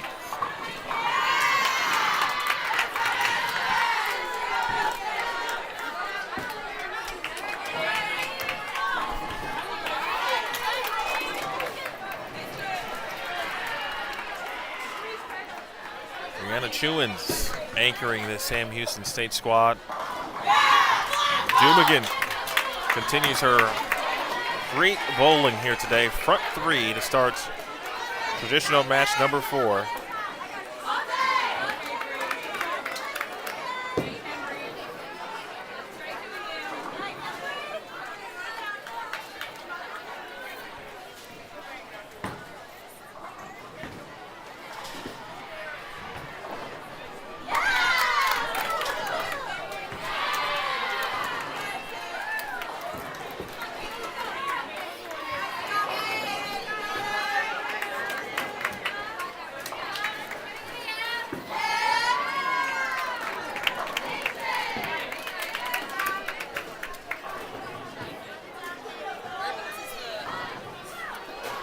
Pin here for Abaganya.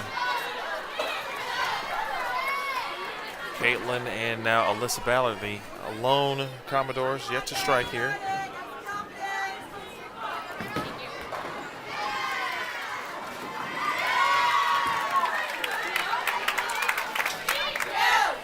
A couple of really good alumni for Sam Houston State. One is a graduate assistant coach, that is Denise Blinkenzie.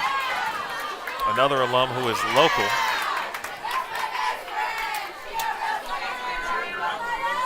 Kaya Gray. She is here in support of her former squad and alma mater.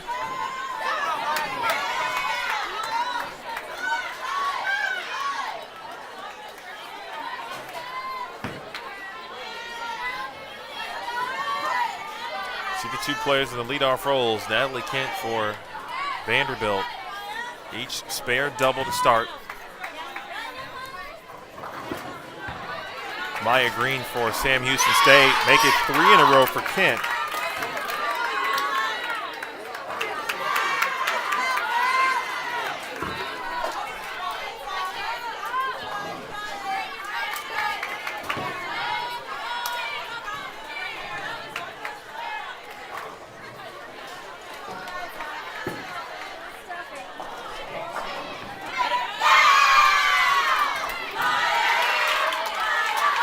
Sam Houston State, we saw them in or I saw them, I should say, in November at the Colonial Lanes Classic. Nice job there by Sapphire, back on it in the fourth frame.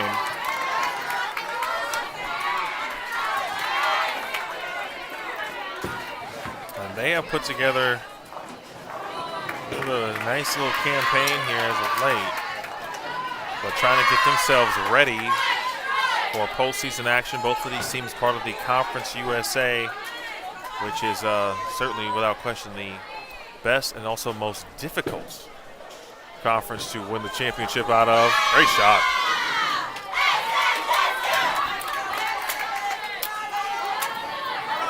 I think Sam Houston State also understands how important this match is. And they do not want to give back any pins to Vanderbilt and somehow let Vandy get that number 2 seed. How about Alyssa Ballard?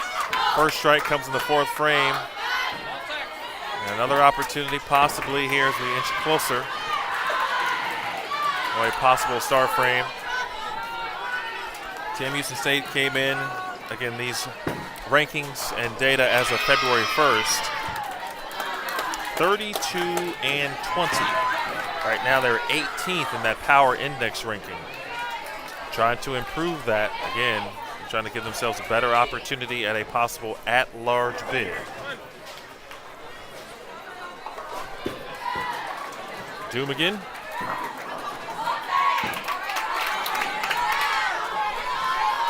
One thing I've noticed about Avery, she pretty much knows, and most players do, but she pretty much knows when it didn't quite get off her hand the best and when she might leave a weak 10. Oh, almost made that one. It's a good way to get count, though.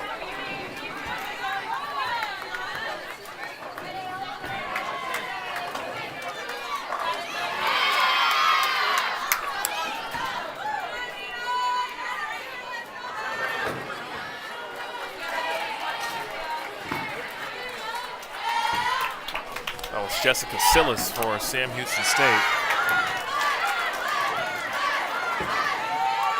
He was actually from Northamptonshire, England.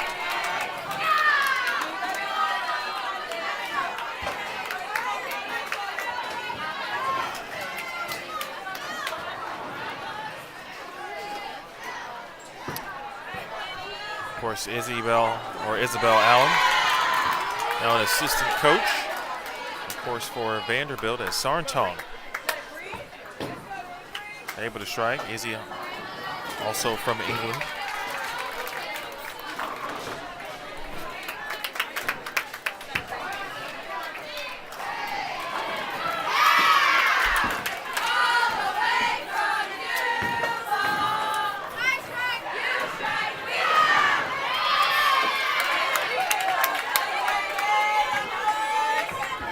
Because I was very curious, the distance between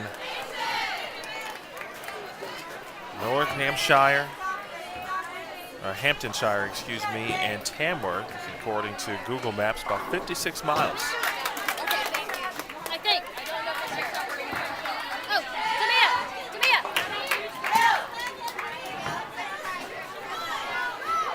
Speaking of the Allens, just got word that Mr. Steve Allen, father of Izzy, has been watching.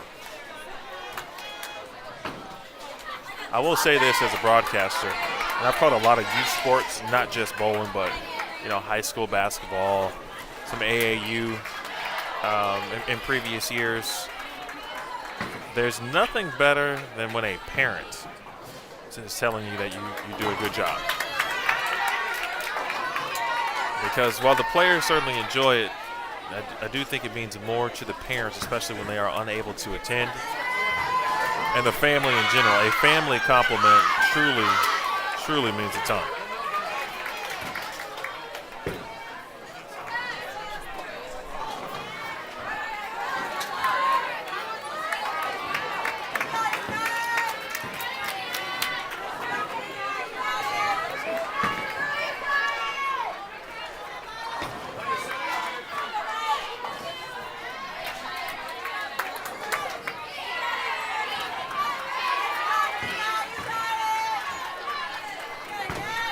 Pretty young team here for Sam Houston State. Emily Harder, freshman. Jessica Sillis, a freshman. Abigail Burke, also a freshman. That one saw it nicely, just kind of rolled up off the spot. Again, Arkansas State shot 1,100 on this very pair. Now, if you know a thing or two about Arkansas State, they prefer to be left. They probably have the highest rev rate as a group, as a school, as a squad than anybody in NCAA bowling. How about Maya Green? Maya Green and Natalie Kent going shot for shot here. And match number 4 of the day in the traditional format. IQ Ruby, Sapphire, high flush.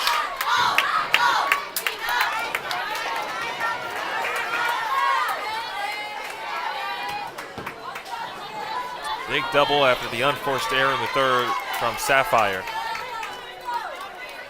Now down to Alyssa Ballard.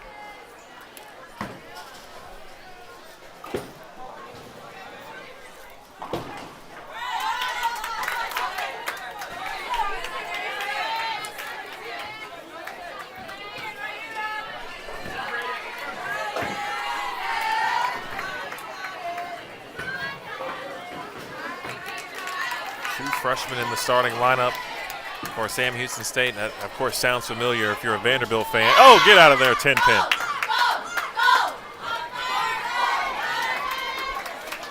Obviously, Vandy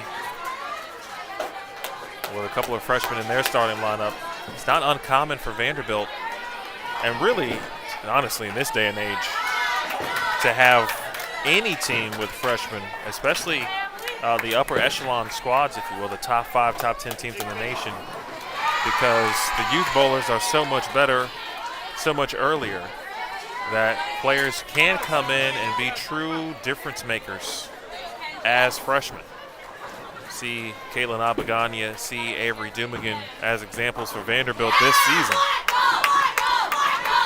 And I would even add Sapphire Nofuente last year to that as a difference maker. As I mentioned, she got better as the year went on, and that's what you always hope for a freshman. You want every player to be better than they were in October, as opposed to, or in March as opposed to October. You want them to be at their best at this time of the season. February, March, and April. That's what teams work toward. They spend all this time, the reps, strength and conditioning, practice, and certainly the competition, and all, of course, the travel all goes into it. Throw in the homework, which is always something you got to keep in mind. 10 back from Abagania. First star frame of the day, of the tournament for Vandy.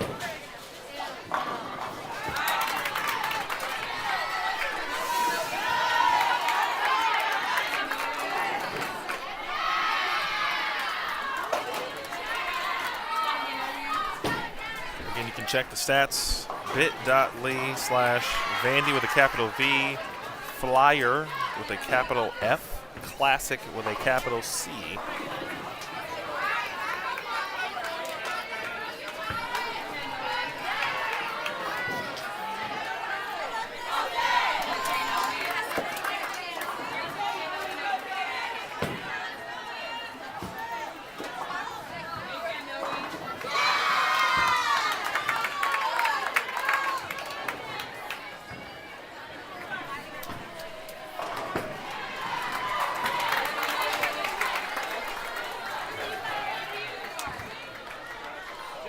Sarntong takes care of the spare.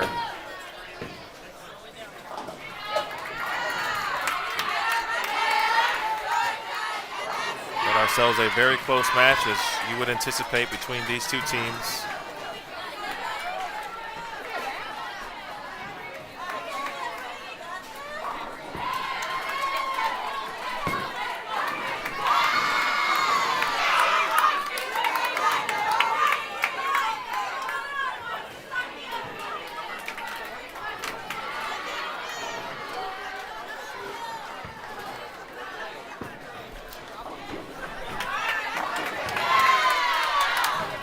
Both teams in the top 10 and major statistical categories. If you summarize their team stats, Vanderbilt, a 206 average in Baker, 208 average in traditional, which is what we're doing today, and 205 during bracket play.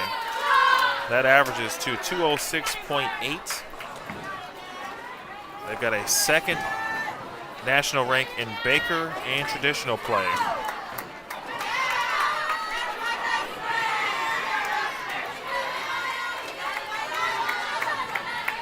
Sam Houston State averages 198 in traditional play. They are 2 pins better. Actually, 1 pin better. From Baker to traditional. That puts them 13th in the Baker rankings. I'm sorry, 8th in the Baker rankings, 7th in traditional rankings. How about Natalie Kent? So we've got a 5 in a row to start from the 5th. Now Natalie has 5 in a row of her own, and Maya Green is not backing down. Shot for shot, the leadoff bowlers continue to shine. Here in match 4, Vandy versus Sam Houston State. A battle of schools and programs with national championships. Ooh, great shot. Just the brutal wrapped in.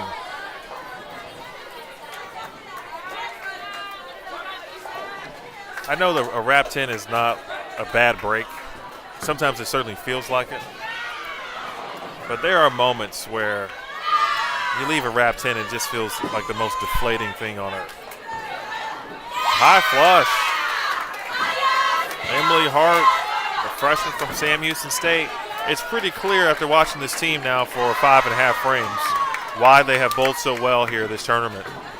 And they're second in the standings. They are there for a reason.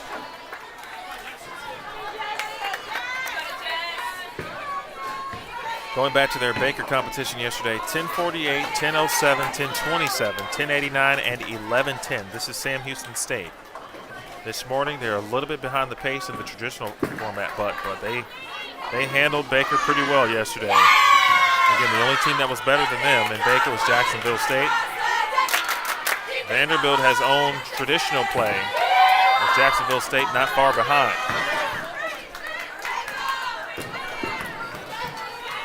Hook, bang. Danielle Henderson is excited about that one from Alyssa Ballard.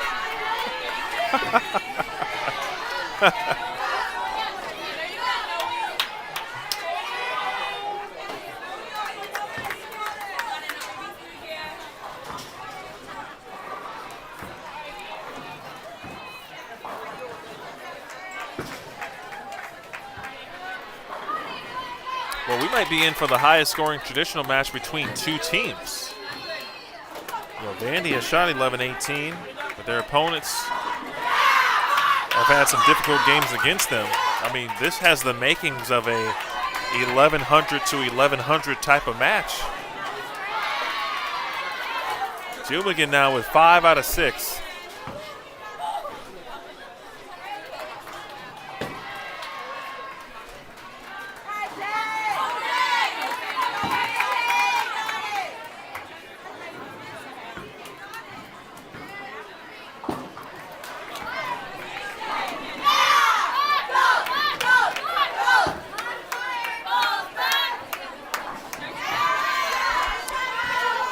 So Vanderbilt in the last 3 frames, we'll just go with the last 3. 12 strikes as a group in the last 3 frames. And that's 12 out of 15.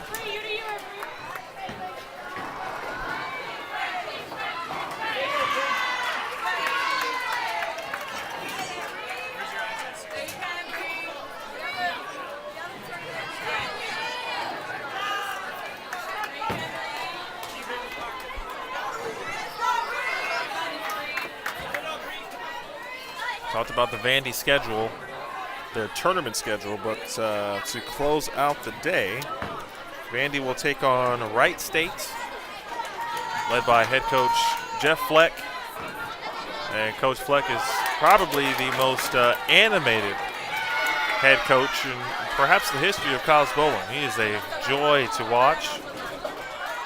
Always a pleasure to bowl against him. And back in my day, when I bowled collegiately, he also was still coaching Wright State. They were a club team in the mid-2000s. And both the men's and the women's programs were club teams at that time. And now Wright State in recent years moved to the NCAA level.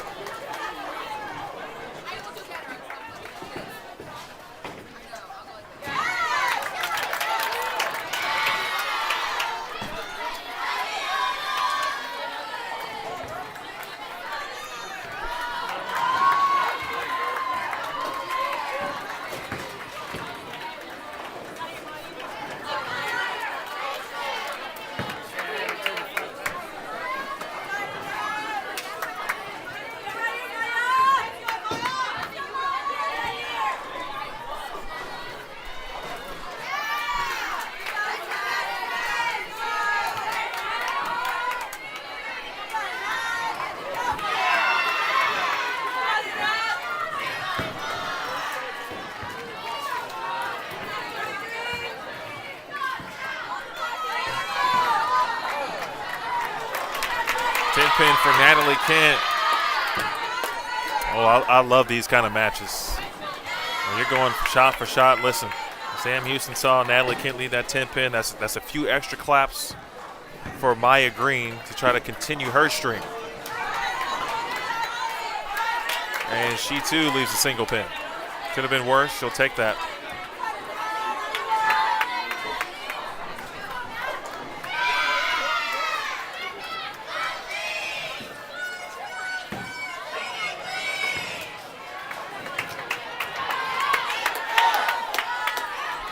Been a great day of spare shooting.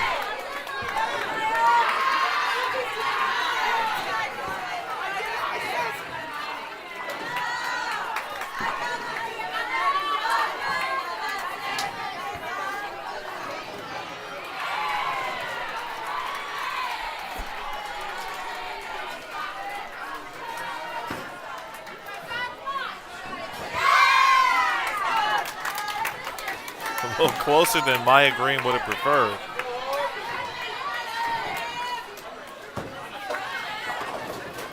Uh-oh. All right, big time break there for the Sapphire No Fuente.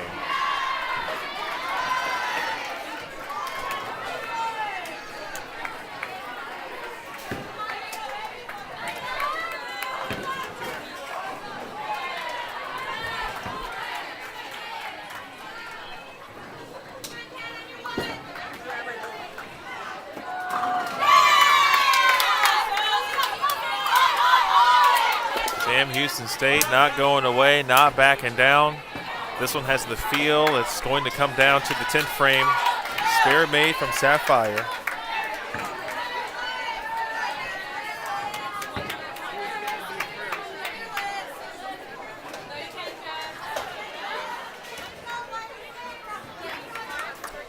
Boy, really impressive what Vanderbilt has been able to put together as a program. Of course, their first year back in the 2004-2005 season.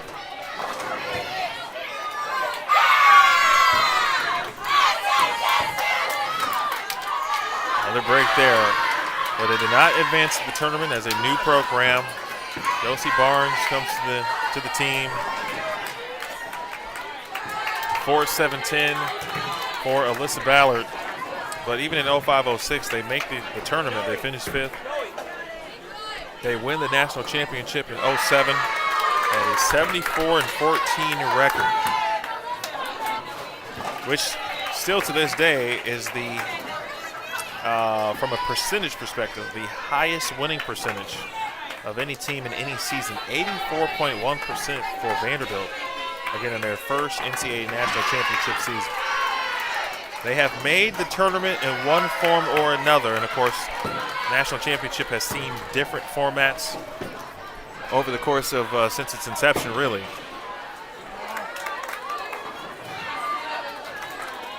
But since the addition of regionals, they have been a regional participant. Of course, back in 2023, they captured their 3rd championship. In 2018, they won their 2nd. Dumigan again. I have called Avery Dumigan's name many times today. I go back to yesterday and Avery making the 4-9,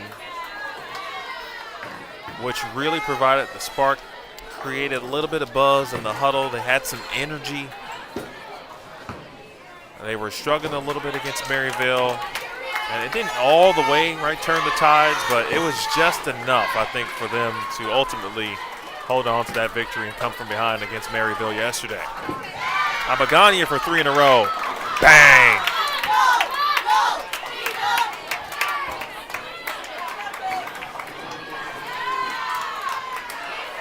Excellent team bowling. 7:22 through 7 complete frames for Vanderbilt, but again, Sam Houston State not going away.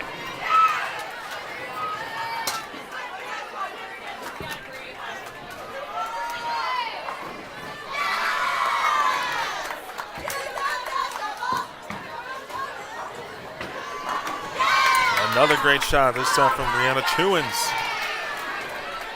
So to wrap it up here for Vanderbilt with respect to their history as a program, there's only been one season. Technically 2 if you include the COVID-19 pandemic year where there was no postseason play for any squad. But minus that year, their inaugural campaign as a program was the only time they have not been a part of the NCAA postseason tournament in some way, some fashion. And I don't anticipate that to change here in 2026. Here's Natalie Kent, 8th frame. There it is.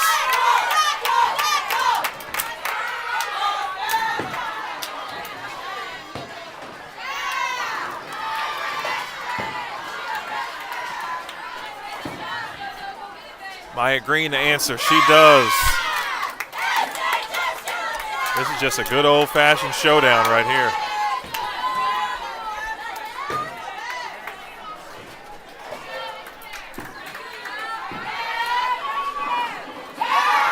Saff gets some carry.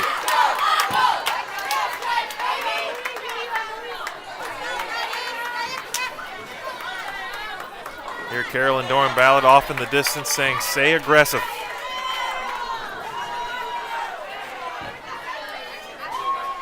I tell you, if you want some intensity, you talk to Carolyn Doran Ballard. She will give you everything you need to know about what it means to be an intense competitor.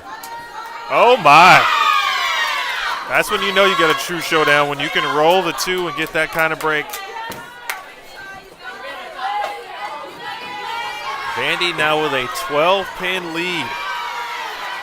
This is the closest they've been in a match since yesterday afternoon or yesterday morning during the Baker format, and Ballard comes through in the 8th.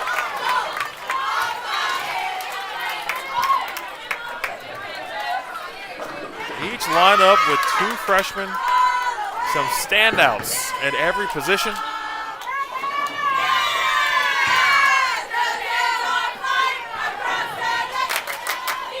They even have 2 players who represent England. I mean, you can't get more even matched than that. Of course, Izzy's now in the coaching role, so she's not technically a player. But Dumigan is. She's a player. Vanderbilt ready to push all of their chips into the front of the table.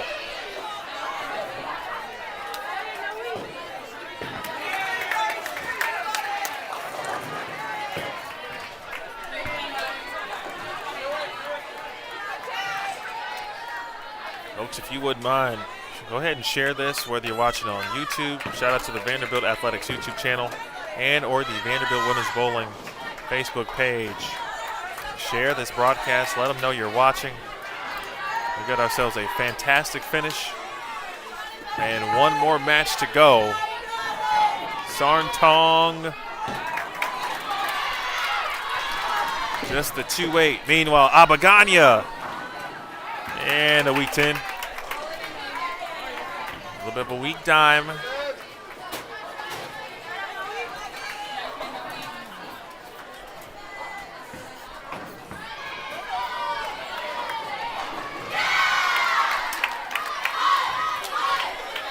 Vanderbilt with 21 strikes as a team since the third frame.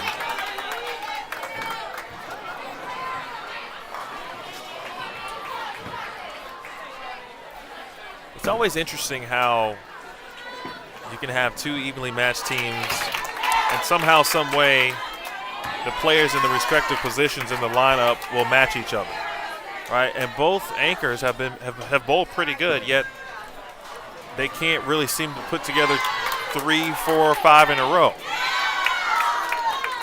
Abaganya's got 3 in a row. But Chewins has yet to put a 3-bagger together.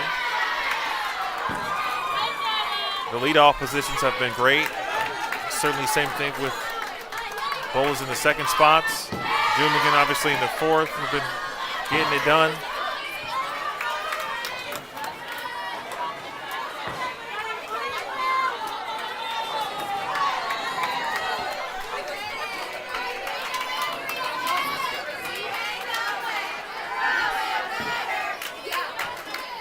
Chewins, the senior from Wichita Falls, Texas. Her second double. A 21-pin advantage for Vanderbilt as we head to the ninth.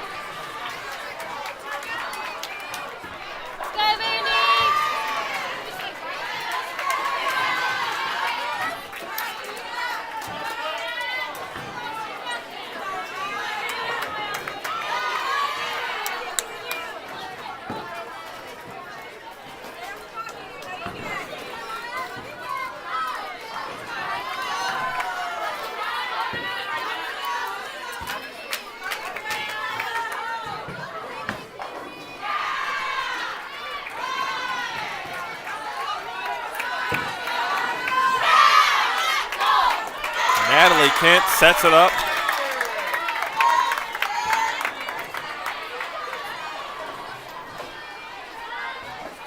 Chewins, or excuse me, Maya Green trying to do the same. You can tell that one came off the hand just ever so slightly different. And it was enough to just kind of wiggle as it got to the end of the pattern. Thankful to leave, or sorry, to get the 8-pin out of that situation. No Fuente wasting no time. Bang!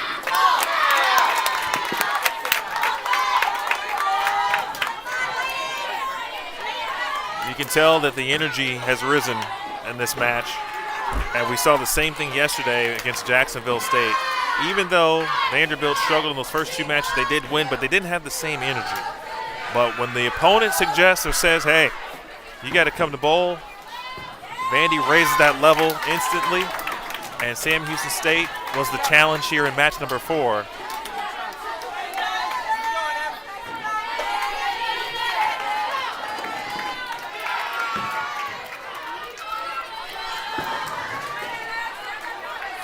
And a hook, Ballard 6 into the 10.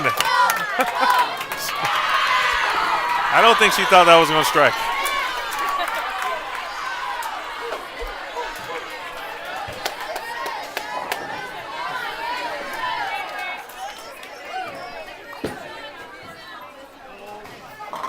Ooh, 7-pin goes for Emily Hart. Wow, and Hart can shoot 269 of her own. I mean, this is impressive. The difference between these two teams in the standings was 190 pins. Right, and if you were a Vandy fan, you're hoping, all right, we shoot a big game. Maybe Sam Houston State struggles a little bit, and we can gain maybe somewhere between 70 and 80 pins. And now, these two teams are obviously so evenly matched in the way this game has gone. Where you'd be lucky for Vandy to gain 10 pins.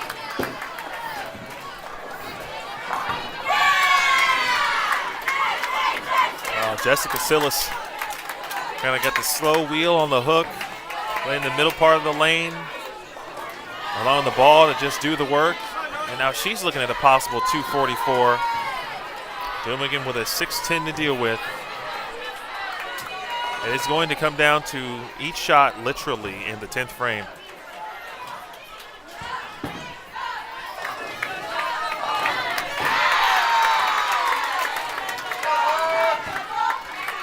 This is where you want doubles, of course, heading into the 10th frame. Dumican gets a 257 still. Sarntong had a couple of splits this game. She's only got one double, but she is fierce. Oh, good shot. Her bowling ball is just going a little bit too forward as it's entering the pins, not continuing. Abagania to set up the 9th. Sending pins while doing it.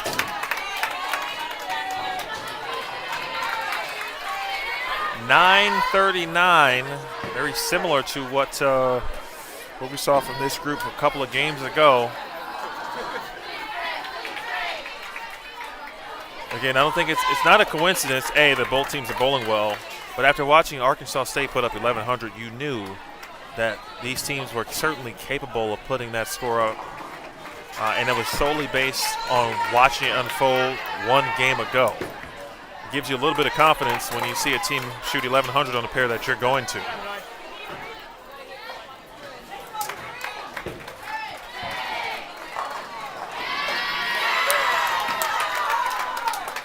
Sarntong can only get to 190, but that's why this is a team game. I gotta tell you, it feels like Natalie Kent is going to have to throw the first two. She just might be the key. If Kent can get into the 260s, that might be just enough. Of course, assuming that the rest of the doors do their jobs respectively. Now to Chewins for Sam Houston State. Oh, we got ourselves a ball game.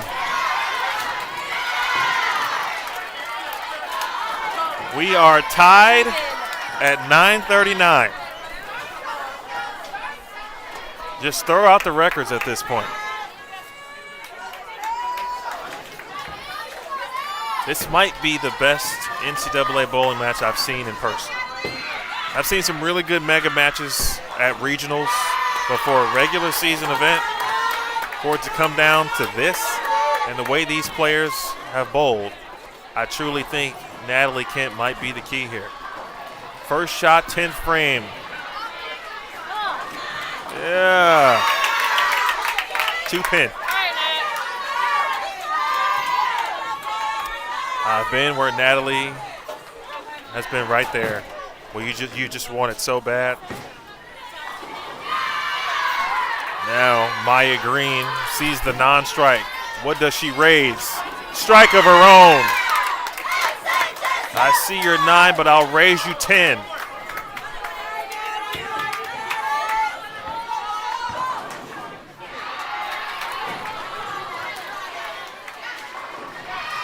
Someone is watching from the airplane. Well, first of all, be careful. Hot Pocket. And shout out to your airline. Hopefully they provided you with free Wi-Fi as a member of their particular airline status or service program. But I would say this would be worth the price of admission.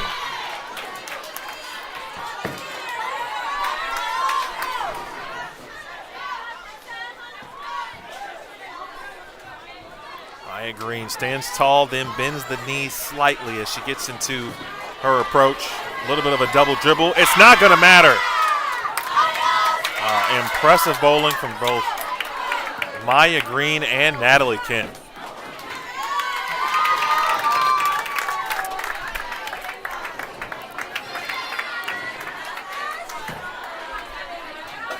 Come on, Zach.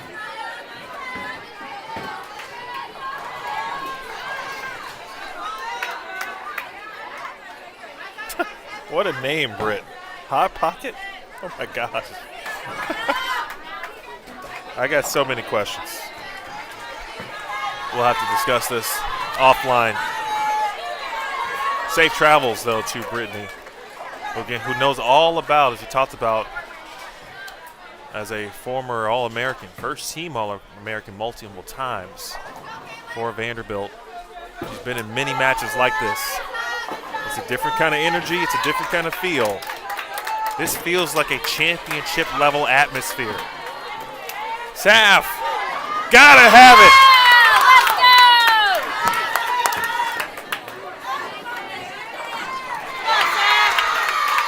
This is where those times where young players grow up right before your eyes. And you got freshmen, sophomores, of course a few upperclassmen. You've got at the top Natalie Kent Jr., Sapphire sophomore, Alyssa Ballard senior, and then your freshman combination of Dumigan and Abaganya. Meanwhile, Emily Hart. Oh no. And Hart has left a washout. That's a shot to the heart. No, Fuente trips the 4. And Sapphire, who started her day 237, 256 before struggling in the game 3 and 159. This ball she is throwing, she threw on the fill shot in the previous game and has proved to be a winner here in match number 4. She's in the 220s.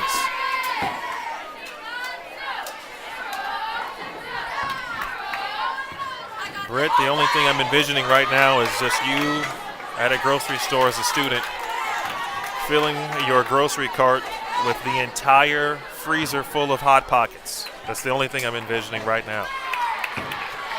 And I cannot wait to talk to Josie about such things.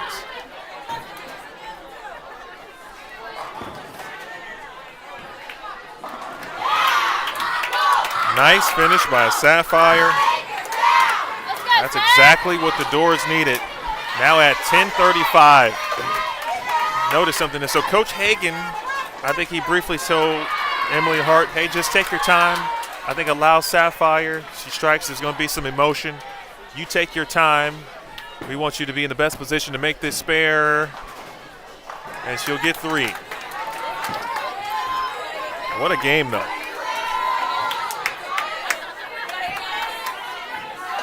233 from Hart. Impressive.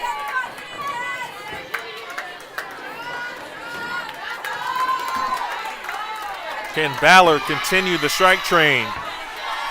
Buy a ticket. The train has moved out of the station, folks. If you are not on it, I'm sorry.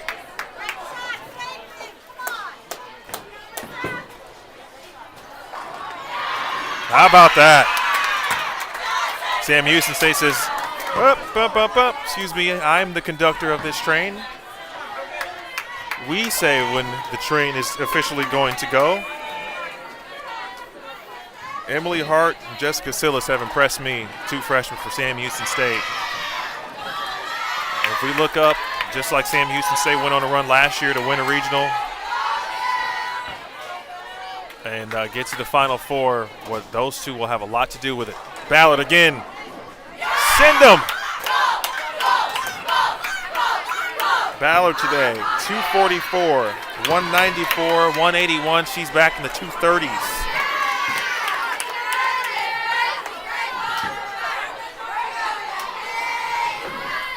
This one is still not over yet, folks. Sillis can still get into the 240s. And a 310. This win, or this match, excuse me, also important for Sam Houston State because, again, when you look at the power index ranking, Sam Houston State 18th according to the data from February 1st. Anytime you can get a victory over a top 5 team, of course, you know what that does to the RPI ranking. How about Alyssa Ballard? I told you, I think the most underrated aspect of Alyssa Ballard's game is her ability to strike. She does it at 51% clip. Nice spare for Sillis. She shoots 232. Ballard shoots 233. The top of the lineup for both teams came to play.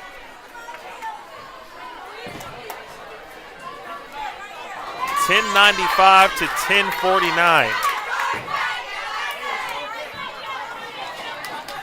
And Vanderbilt still cooking.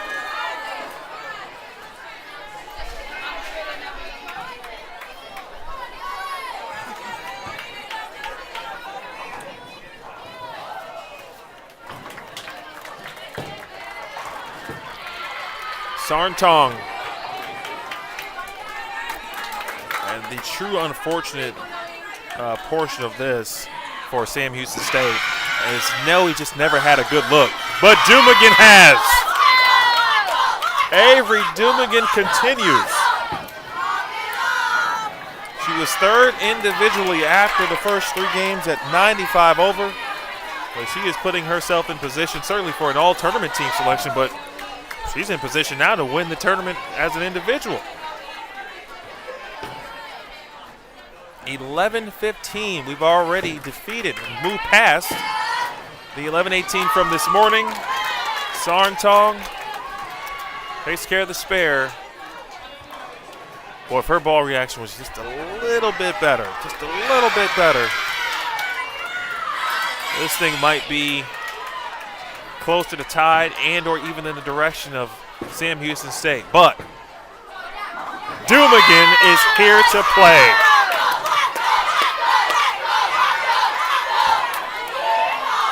Avery Dumigan has got her fishing rod. She added the bait.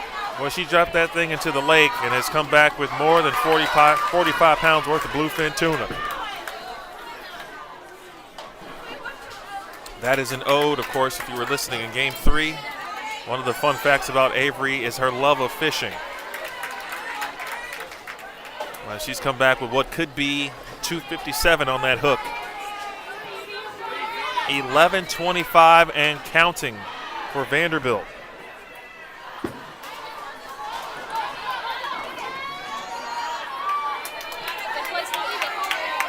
We'll make that 255.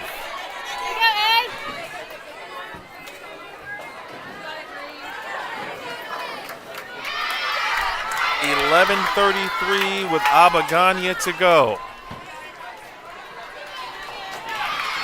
Vanderbilt just needs to hit pins to mathematically lock up the match. Sam Houston State can get to 11:33 with all 3 in the 10th from Brianna Chewins. But Abagania, of course, looking for more. Hit.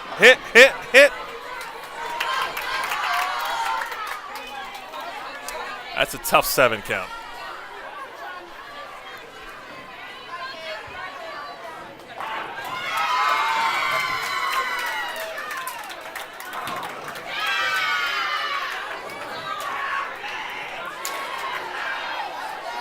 This is somewhat choppable.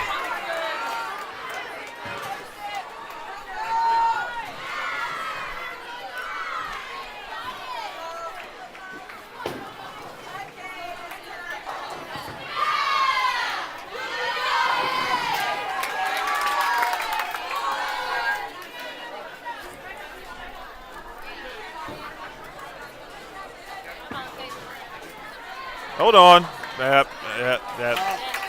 That 7 count. That 7 count is arguably one of the toughest ones in bowling. That was the 4-7-8. And Abagania will close things out at 192, but still 11:51. Vandy had a chance to have a new entry into their high team traditional game scoring records. But Vandy, first of all, excellent bowling to both Vanderbilt and Sam Houston State. That was a high-level, high-quality, championship-esque type of game, type of match right there. And the crazy thing about it, Vandy was trailing Sam Houston State by 190 pins, and I'm talking about the standings. Come in not only hoping to get a victory, but put a little distance between the two in this match and gain more pins.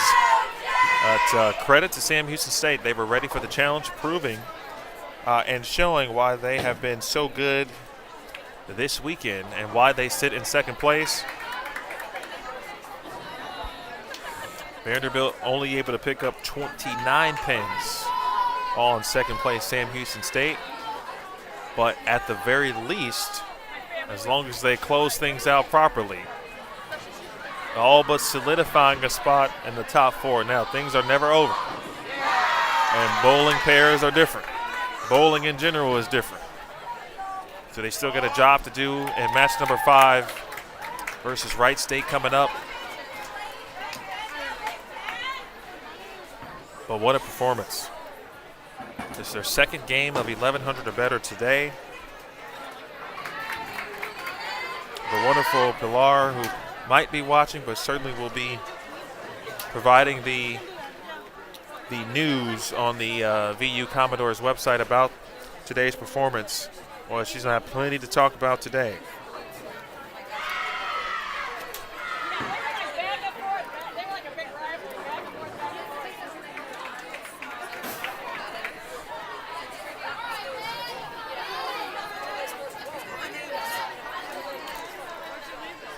All right, folks, let me tell you where we're headed next.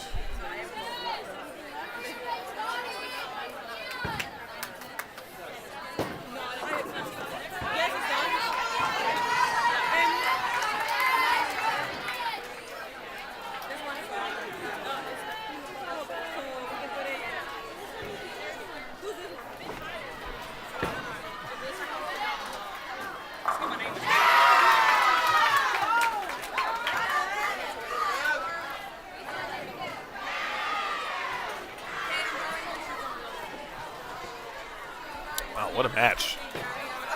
I needed a few seconds to actually recover from that.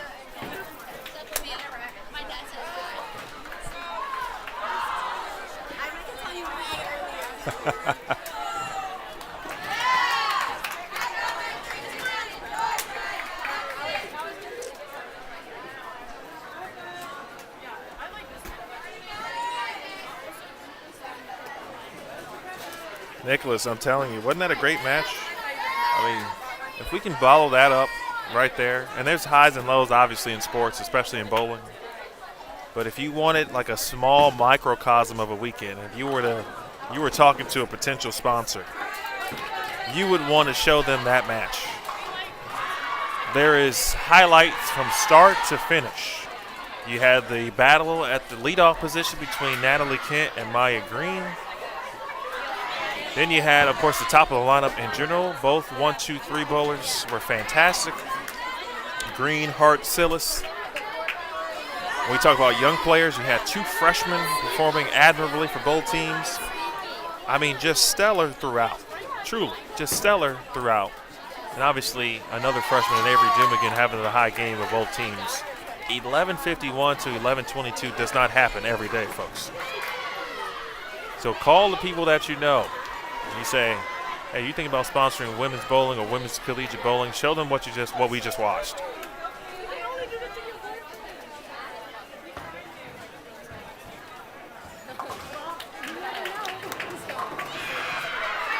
My wonderful sources tell me, true historians of Vanderbilt women's bowling, the great Rod Williamson, by the way, who's the father of head coach John Williamson, unofficially the 15th best traditional team game in program history.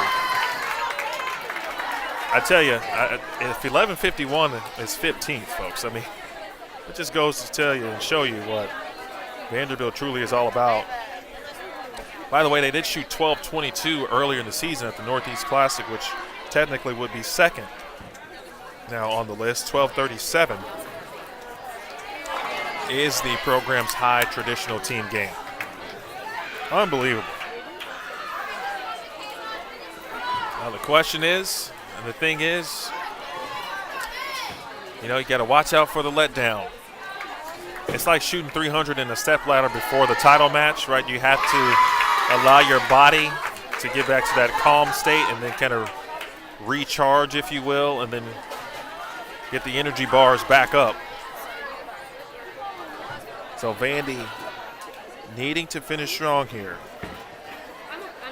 I'm supposed to be taking a break right now, but I'm just still locked in.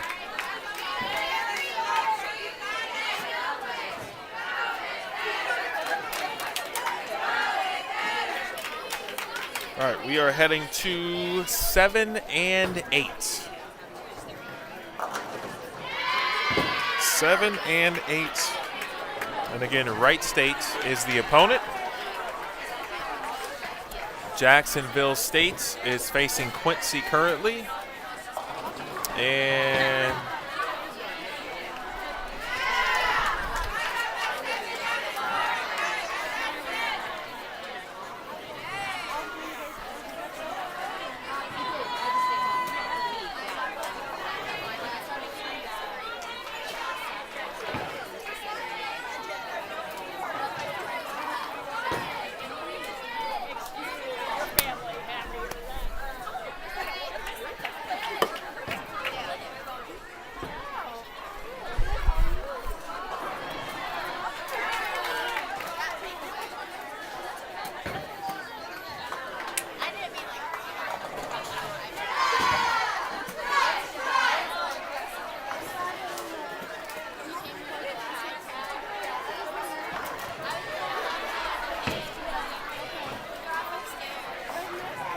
all right, so Jack State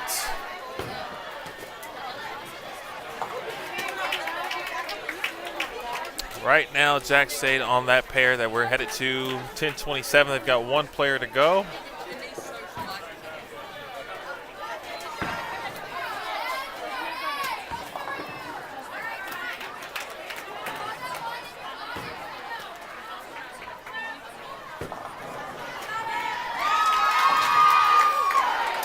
So just like Arkansas State was, who shot 1,100 on 11 and 12. How about that? The last two games, there have been 3 games of 1,100 or more on 11 and 12.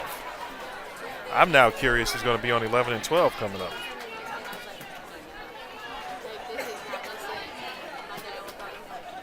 I just want to know. North Carolina A&T, they need a big game. This might be perfect for them. And Quincy will finish up on 11 and 12.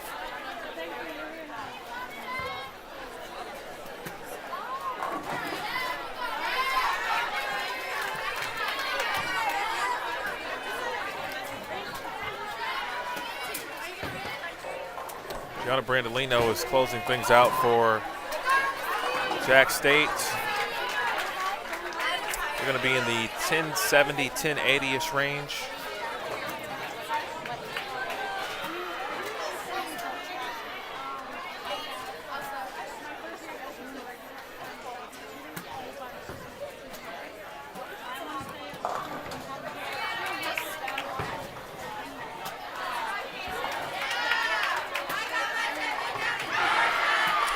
That'll be in the 1060-ish range. 1065 with a spare. And looks like we've got one match still to go, actually. Actually, there's a few matches. There's a lot of striking, obviously, as we just watched. So this group got done much faster than several others.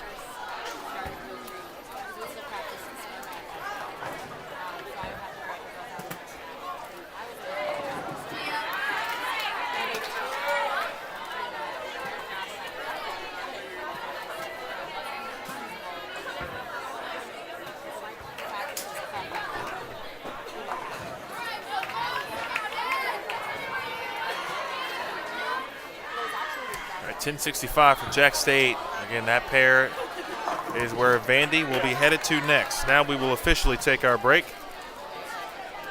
What a moment by Vanderbilt, 11:51 to Sam Houston State's 11:22.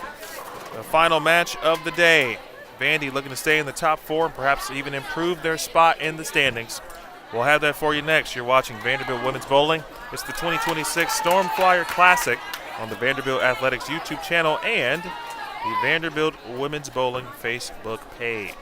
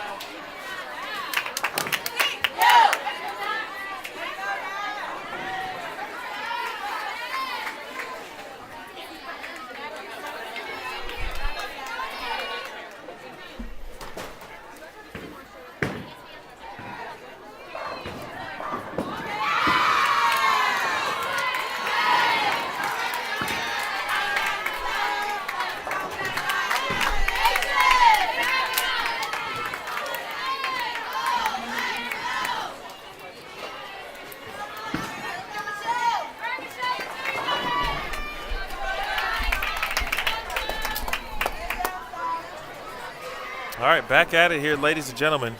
Coming off what was a phenomenal victory over Sam Houston State. They only pick up a few pins on Sam Houston State in the standings, but I got to tell you, what I watched was, again, as I said, championship level from both teams. But certainly, if you're a fan of Vanderbilt, watching the mix with that lineup, what they had going, what was working. Sometimes, folks, you get a favorable pair of lanes or you see something that you like as a team, and sometimes you're unable to take advantage of it. Boy, Vandy not only took advantage of it, they exploited it to the tune of 11:51. And that is the highest, unless a team did something better that we don't know about yet. I haven't seen the standings yet. But unless someone did something a little bit better, that is the highest traditional game of the day.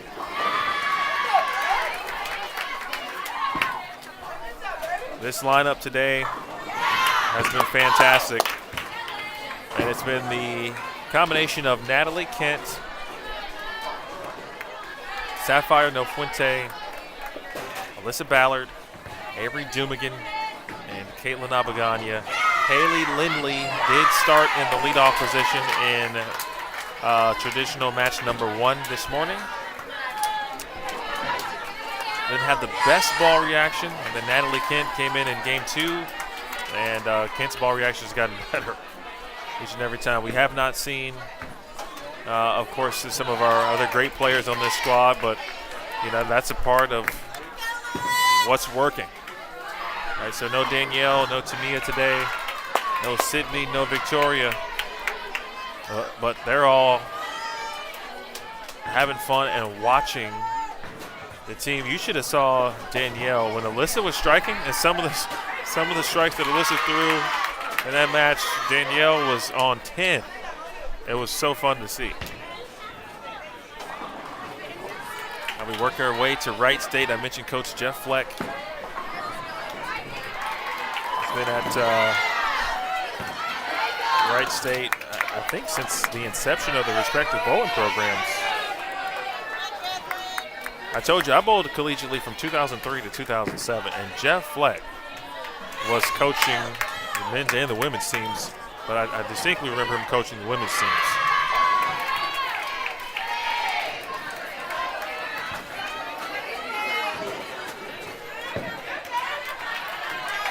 Wright State got a couple of wins yesterday. The opening day, they went 2-3. During the Baker competition, they entered the day in 17th place.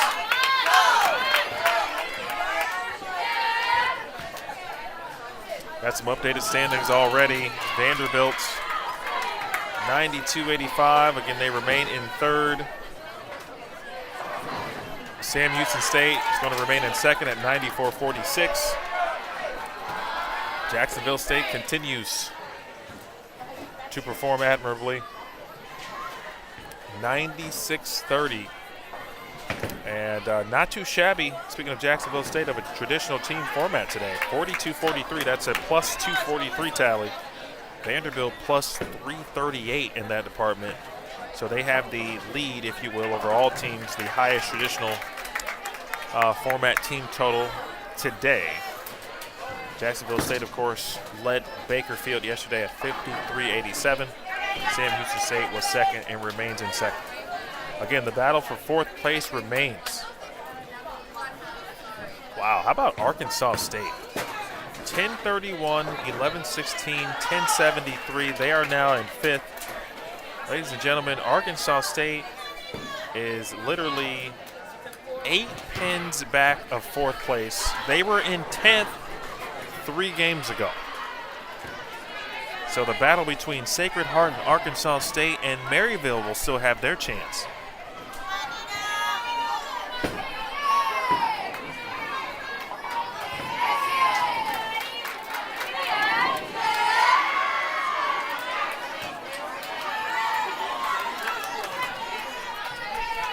With a high quality start for Vanderbilt.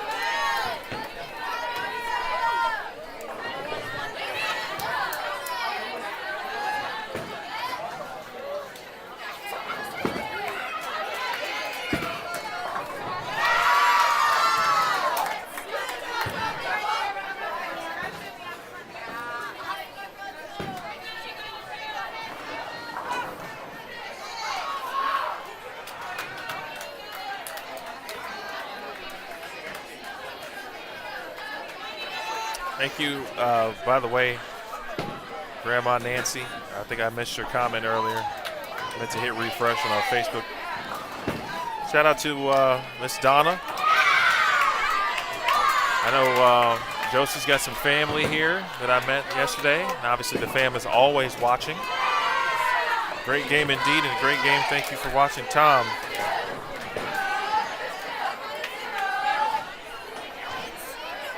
Brett, you were absolutely right. Yesterday was difficult because of the way the players began. All right, they missed spares. They did have a good ball reaction. But because the scoring pace as a whole was relatively low, it allowed to have some confidence and say, okay, if we can figure out how to get to 1050, 1060, we're going to improve. And as long as we're near fourth place, they're going to have a chance to win the tournament, because that's the only way you can win the tournament is by being in the top 4. They exceeded expectations today. I don't think there's any question about that. Not that they had any per se. They certainly had goals, right? But you're talking about putting up 1150 and 1118.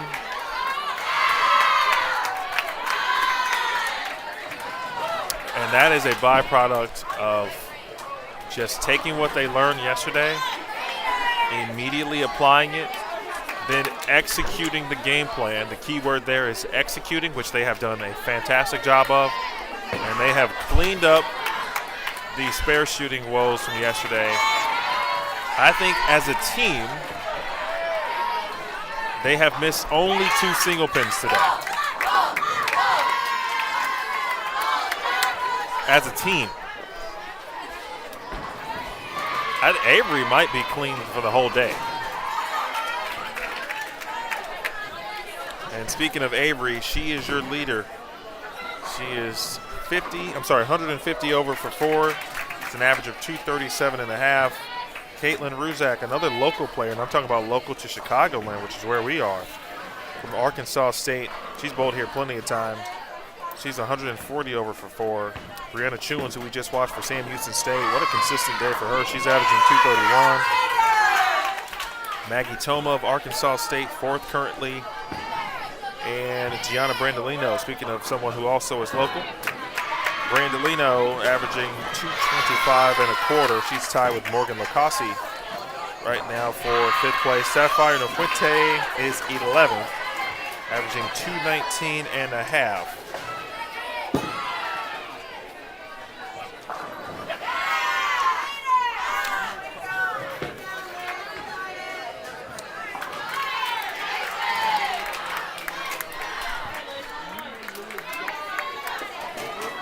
One thing about the format of a regular season NCAA tournament is you cannot win the tournament on day 1, but you can put yourself in position to lose it, certainly on day 1.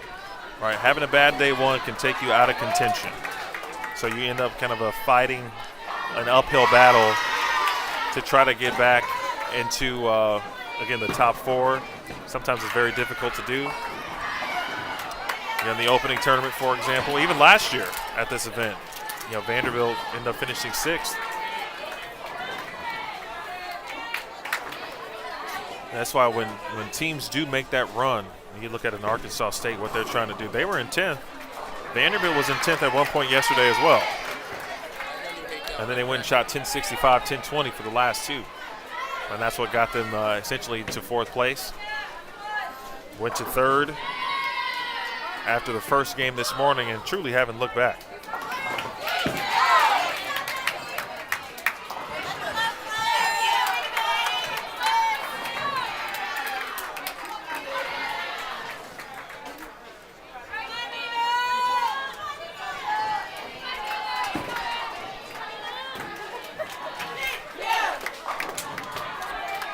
All right, looking good here through the first couple of frames.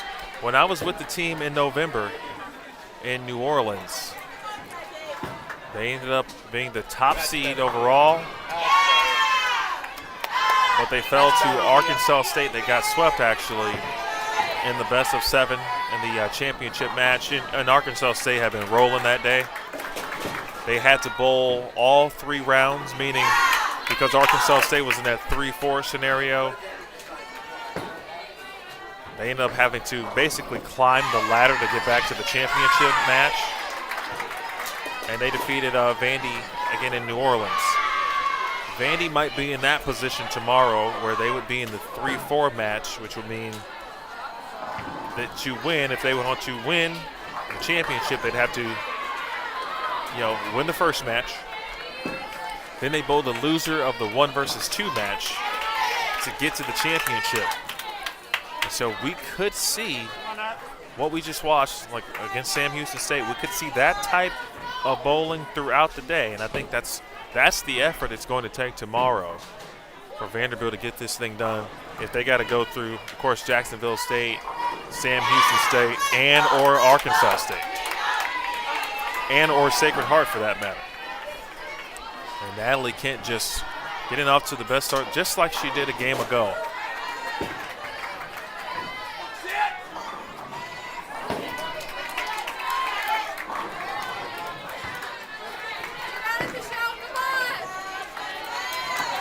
Looking around to see which teams are near us. I saw Jack State going down to the high end. So it looks like Arkansas State is nearby, so we can at least, and I can tell you what Arkansas State is doing and how they're going to finish.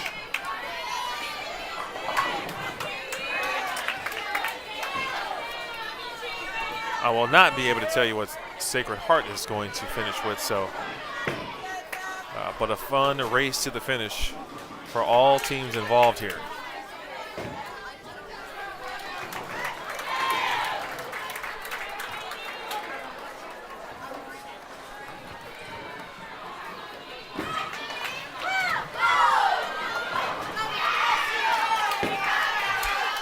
No rest for the Doors here.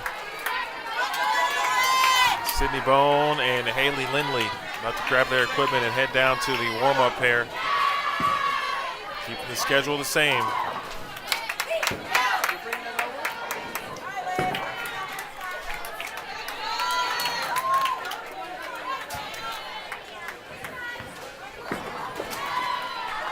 Be sure to get your programming ready. Get your iPads, your phones, laptops, TVs, whatever you got to do tomorrow.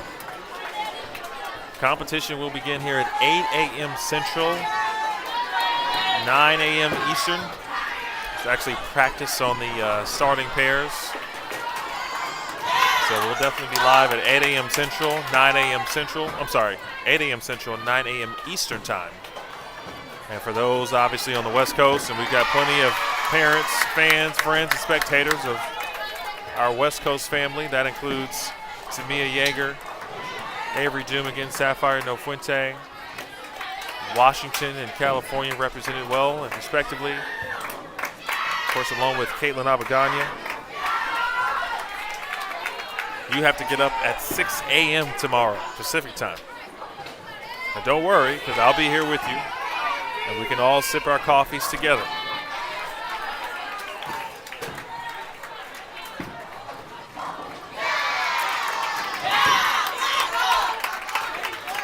Jumigan trying to not only just finish strong, obviously, on behalf of the team, but if she finishes strong enough, she very well could come away with the individual win, and certainly an all-tournament team selection.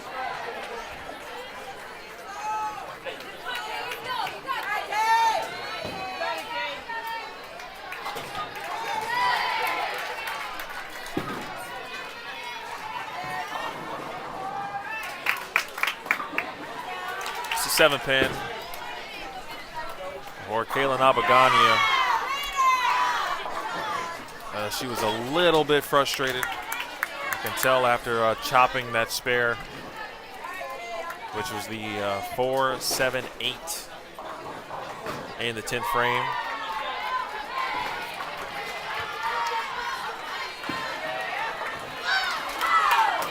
The pins have really never allowed Caitlin to kind of get going, and I do hope that changes for tomorrow. All right, because it feels like every time she can put together a double, every time she puts together a 3-bagger, and she'll wrap a 10. She'll leave another 10 pin and some other single pin, and She's been trying to stack doubles and triples together and just been unable to do so today. And that's the challenges of bowling sometimes. You can throw it as good as you want as a player, and sometimes bowling will just say, nope, not today. And that's what kind of makes you just want to, for lack of a better term, hit something.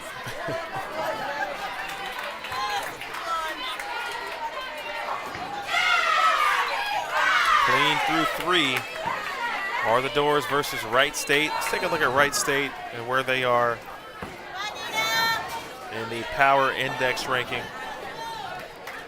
Wright State is 8th. They came in with a record of 61-26 this season. All right. For context, of course, Vanderbilt is 2nd. If you're in the top 10 in the power index ranking at the end of the season, you have a very good chance of making the tournament at large, okay, if you didn't win your conference tournament. The Wright States of the world, McKendree was 9th today. Vanderbilt also faced McKendree. Youngstown State was 10th, the defending national champions. I haven't seen Niagara University, but they've had a really good season. Same thing with St. Vincent College. Newman was 13th, and they were in the mix for a top 4 spot.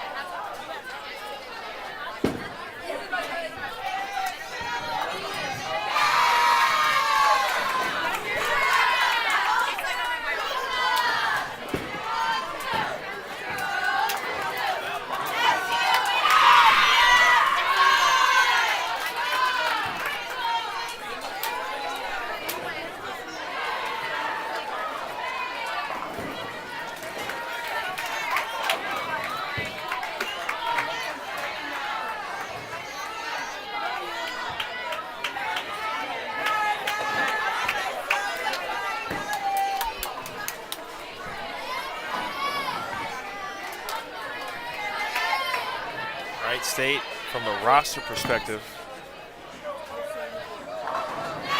2, 3, 4, 5, 6, 7, 8, 9, 10 players on the roster.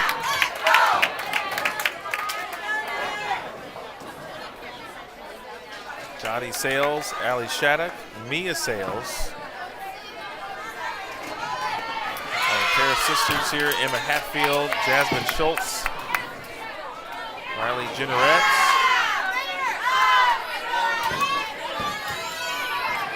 Anna Diegeldine, Kaylee Hall, and Kylie Fisher. And Addie Mishu rounds out this roster here. Jeff Fleck, of course, the head coach. Colleen McKee, one of the assistants, along with Alyssa Hatton.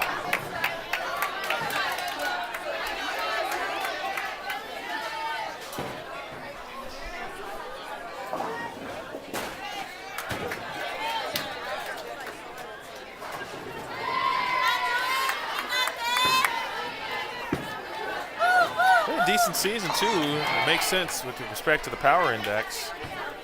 Finished 2nd at the Mercyhurst Invite to start the season. Again, speaking of Wright State, then 3rd at the Warhawk Classic. Finished 7th at the Chelsea Gilliam Penguin Classic, which was a very strong field. Vanderbilt was a part of that. And then Vandy finished 5th in that one.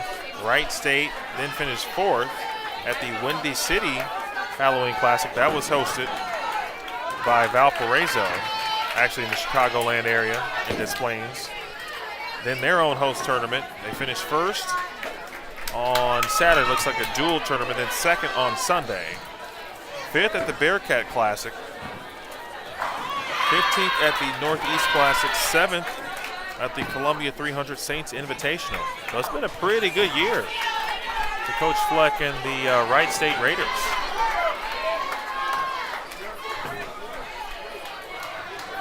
Kent with 3 in a row. Saff still clean. And Alyssa Ballard now 3-6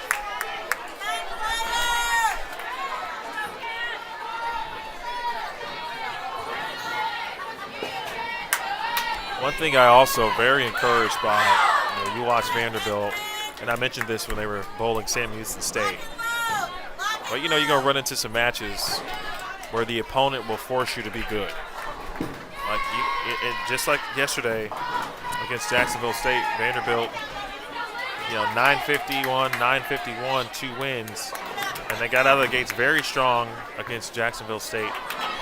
And then unfortunately just kind of tailored out in games 4 and 5 and didn't finish that match well and went on to lose. And then they rose to the challenge again against Sam Houston State. That is a great sign for tomorrow morning because they will have to walk in here prepared and ready to go right from the opening bell.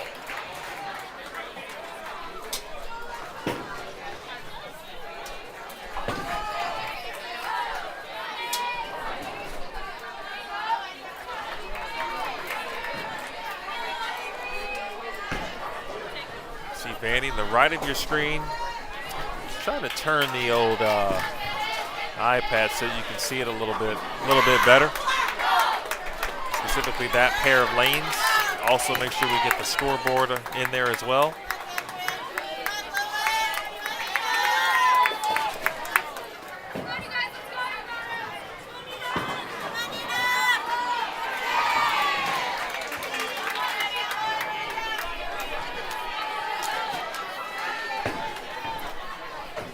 See if Caitlin can go out here with a solid game to close out things. Abagania works so hard on her game. Great family. The book on Caitlin, again from San Diego, just like Avery. Went to O'Farrell Charter School. She was the 2025 U.S. Amateur Champion. She made Team USA last year. Also made it again this year. She was selected. Multi-time Junior Team USA.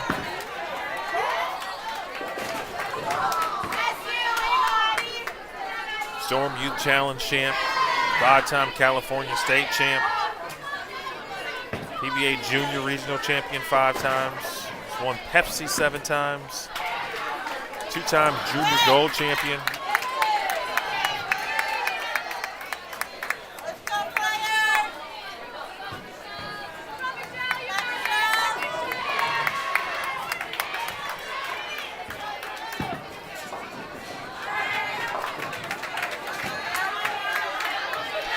First time I saw Caitlin Abagania was 2018.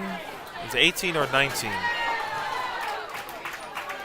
I don't remember the city, but I remember the venue, and it was a bowling center that actually had a kind of that extra what we call an annex, if you will, right? So it's like an add-on. I'd say the bowling center ended on lane 40, but there was another 8 to 10 lanes through the separate doors on the end, and that's where they had the U12 match play. And I watched Caitlin Abagania for the first time. I called the matches, and I said, this young woman is going to win a lot of PWBA titles. I still believe that. And she's only done more incredible things and continues to improve each and every day.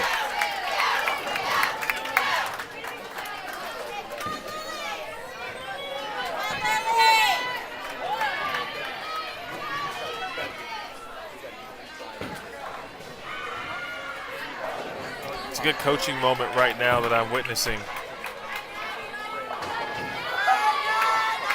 Actually hearing it as well. Well, Coach Fleck talking with one of his players. He's brought them, there's like a two steps from the concourse. Great shot again from Kent. And Coach Fleck has his player with a good angle, watching both, of course, Vanderbilt and other players around her, but specifically this pair. And he's talking about how he believes this player could get a little further left.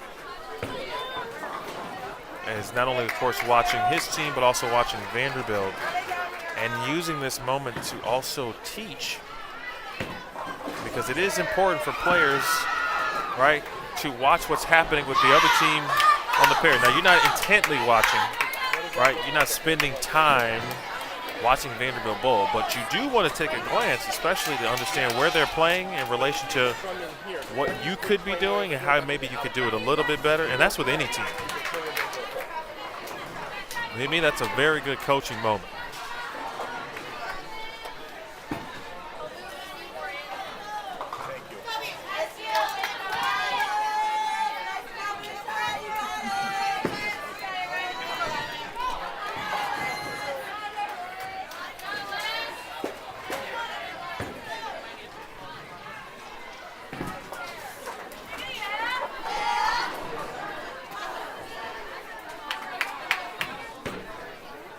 Wright State also a part of Conference USA.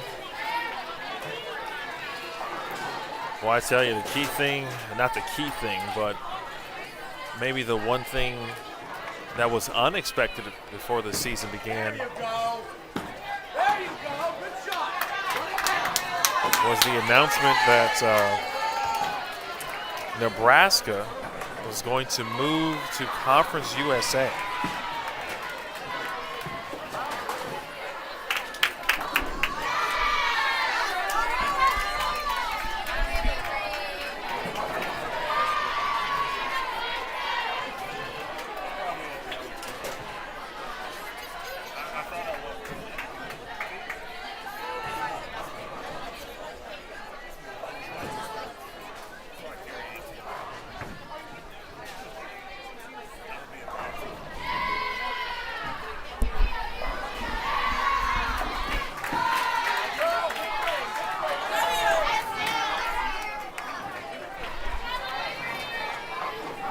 Coach Fleck talking about it was a very good shot from Riley Jenneret.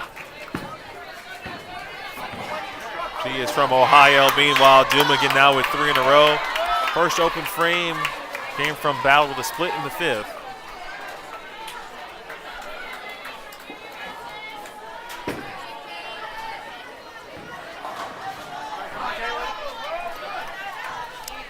Well, 7-pin action there for Dottie Sales, the freshman, her sister Mia,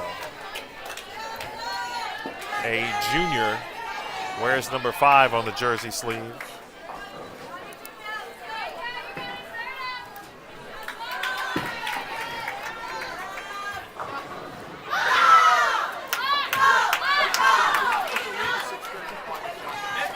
Andy, just like that. And now it feels like the rhythm's been there all day, right? And they showed you they can step up to the challenge. And now they're showing you that they're not letting down, right? There's no let up. And you worry about that sometimes. You shoot 1150, big victory. And you get a team who is battling, not for a top 4 spot, but nonetheless still battling. So you always be prepared, or you might be a little weary of Vanderbilt not wasting any time, not allowing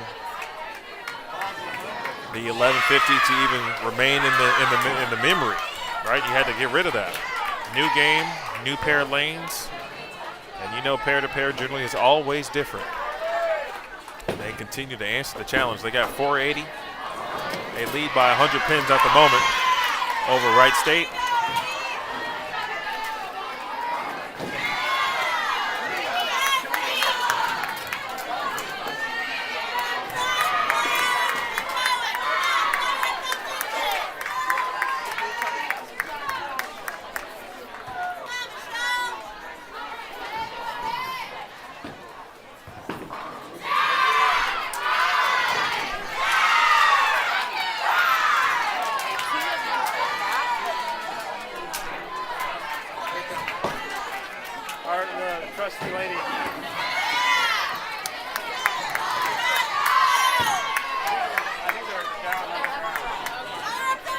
Looks like there could be some bowling balls that need to be returned. So we'll wait for a couple of moments. And obviously if they don't pop up, then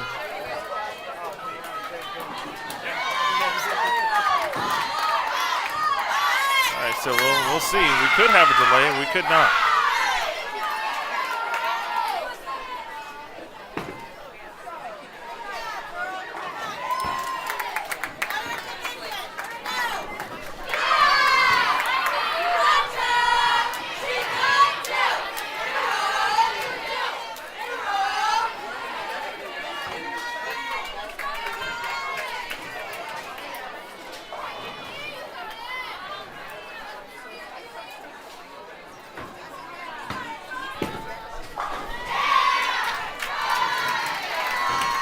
So it does look to be a ball return situation as both teams awaiting equipment to return. That does not seem to be in the back. It might be underground. And now the staff will be taking a look at that.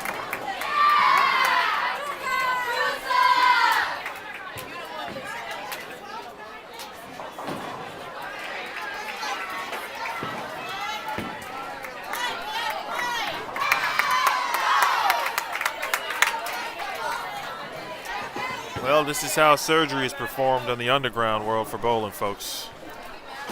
There's one ball. It looks like two. Looks like three.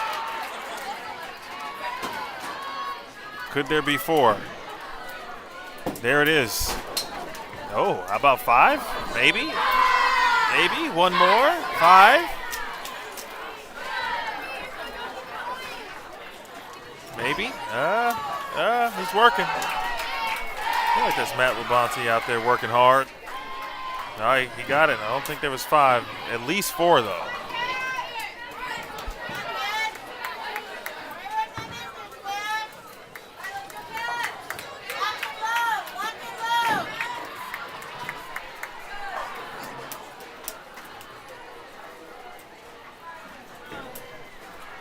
Now trying to make sure the ball return is on properly and secured.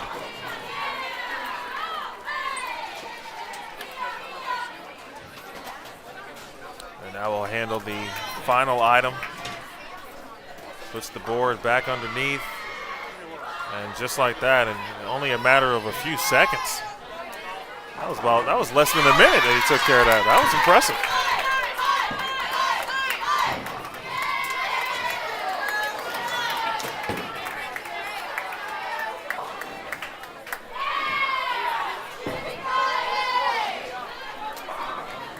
Oh!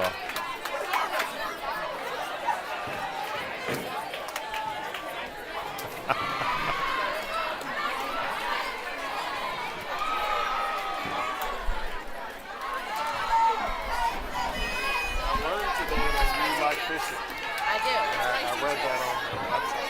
Yes. And I saw some photos of you. Saw photos of it. Oh, okay. I was like, what? My 45-pound bluefin tuna. Okay, they're on board. They just came out.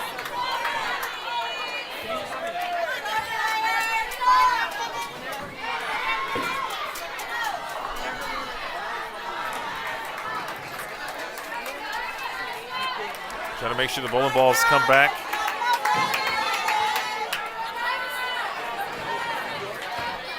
Coach Fleck, when I talked about that conversation he was having with one of his players, they were talking about kind of getting in. He went right up to the player after that shot and said, that was really good.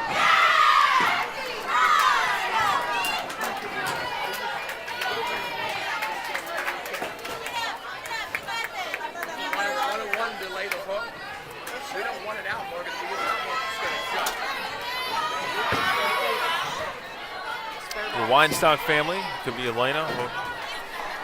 You got to thank Vanderbilt first for streaming because they always stream.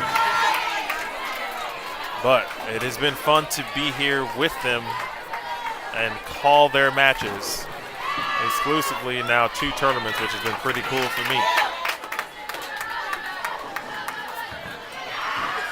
This one I think I've kind of don't have anything to cross off the old bowling bucket list, if you will. I was able to cross off one additional item that I didn't really plan on. Well, let's see if it results tomorrow in the championship run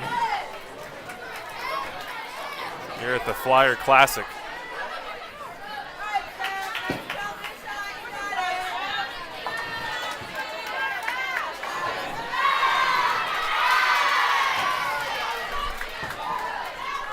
Sapphire got the 10 out.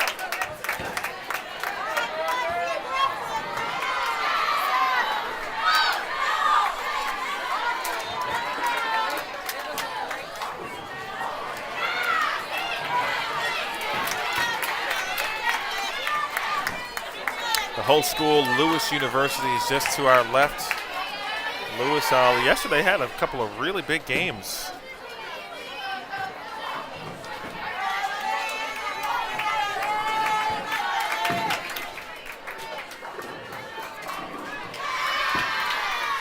Here's Ballard.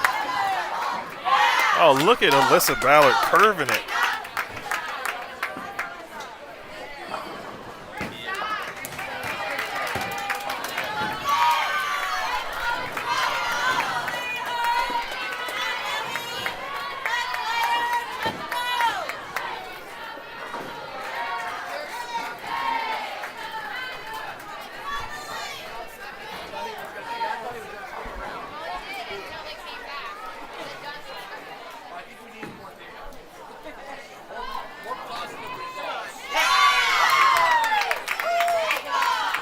Some bowling balls might be stuck again. Doom again. Bang. Boy, Avery has been, and this is not facetious by any stretch, she has been excellent today in every stretch of the word.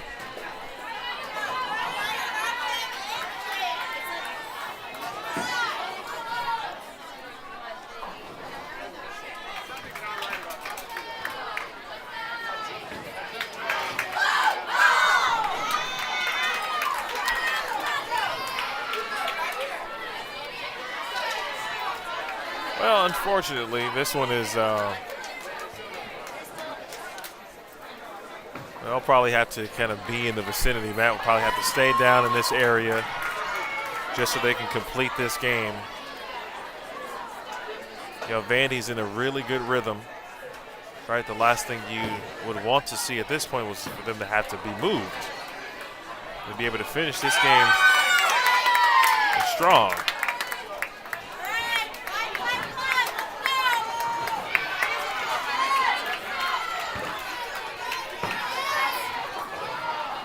So we'll wait while we do that. Let's see if I can, we'll have a little bit of a rain delay situation. So this is a good opportunity to go to the old fact book. We went to the fact book earlier. We talked about the number of years and times that Vandy has made it to the NCAA tournament. It's been every year since the inaugural 04-05 season, with the exception of the COVID-19 shortened season, okay?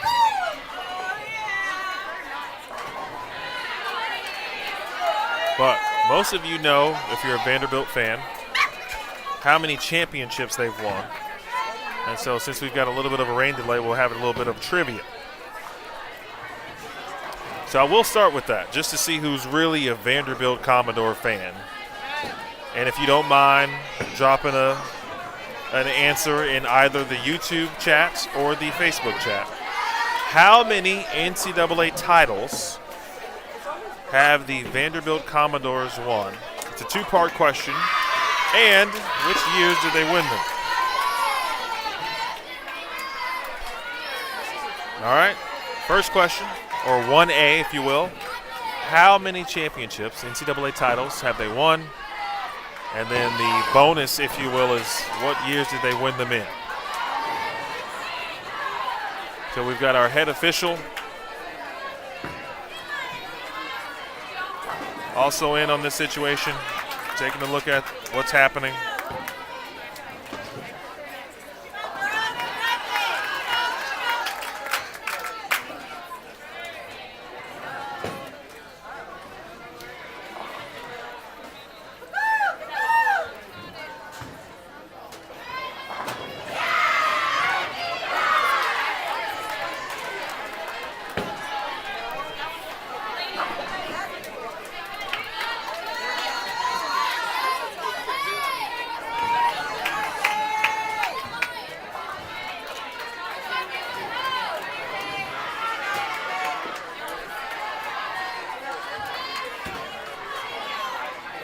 All right, we'll see who's got some of the correct answers. Looks like we got some bowling balls, which is great. And I'm guessing the officials will probably hang around this pair to hopefully ensure that they'll kind of remain and keep working.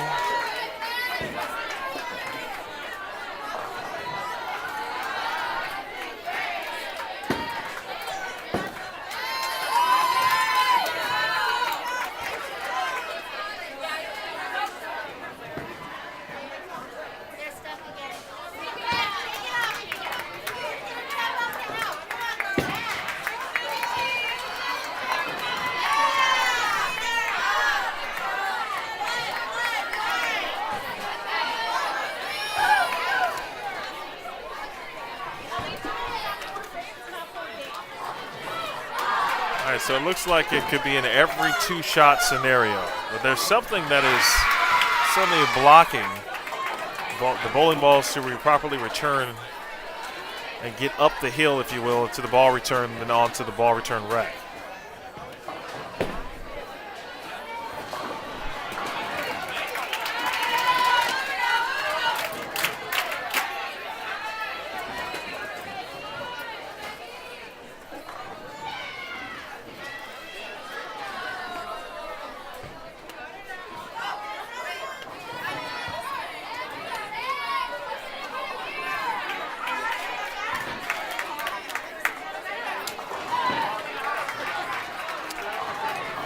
Well, it'd still be tough.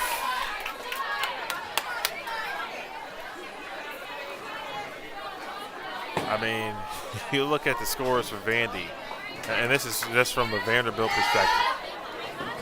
They've got Natalie Kent, spare, 4-bagger, spare, Sapphire, spare, strike, spare, spare, double. Alyssa Ballard, strike, spare, open strike. Avery's got spare, 4-bagger. Abagania, double, spare, double.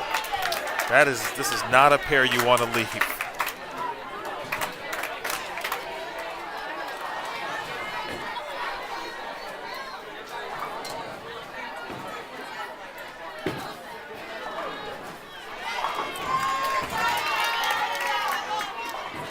Right now, we're all just praying that the bowling balls continue to return. And it might be I won't say it would be a manual situation. We got Mike Krauser out there as well, the official scorer. Matt Levante out there trying to handle the actual fix. Coach Williamson is now out there. And our head official, Nicole, out there as well. So I think they've removed that spot. And I think once the bowling balls kind of get stuck underground, they remove the opening. So I think they can have the opportunity, if they do get stuck, to kind of quickly get them up the hill. Now, this is me trying to decipher all of this with about 10 people in front of me. And now Mr. Krauser is going to talk with, he's talking with Coach Williamson, Coach Barnes, and Coach Fleck. I think they want to do the best they can with respect to just trying to get this game finished on this pair. Jonathan Taylor, you are correct, by the way. You answered correctly in Facebook. And Paul with that additional deep Vanderbilt knowledge. How you doing? Good? Right now? Oh, okay. Okay, I got you. Yeah. If you could listen to one album for the rest of your life, what would it be? That's for you, and that's for everybody. It's me. All right. So Sapphire, in the most Sapphire way, has asked the question. I think we talked about this before, actually, in New Orleans. She just asked me and to ask the group, or you, the viewer, I should say, What is the, if you could listen to one album for the rest of your life, what would it be? Well, whatever the album called Strike, I think I would listen to that one. As long as Natalie can't keep striking. So feel free to answer Sapphire's question as well. If you could listen to one album for the rest of your life, what album would it be? I answered this in New Orleans, but I think I'm going to answer differently. I don't even remember what I said in New Orleans. But yeah, shout out to Jonathan Taylor though on Facebook.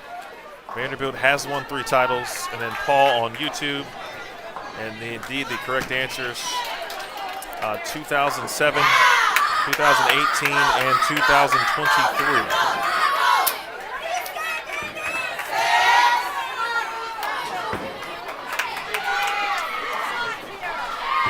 I still don't know what my answer is.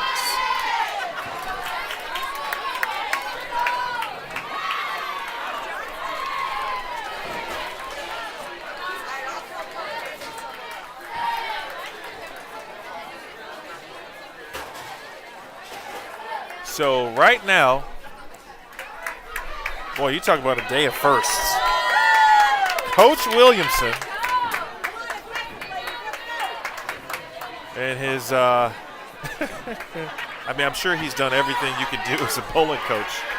I'll have to ask him, though, if he's ever actually gotten bowling balls from underneath. I forgot what the bowling actual term or call that is when you do have bowling balls stuck underneath.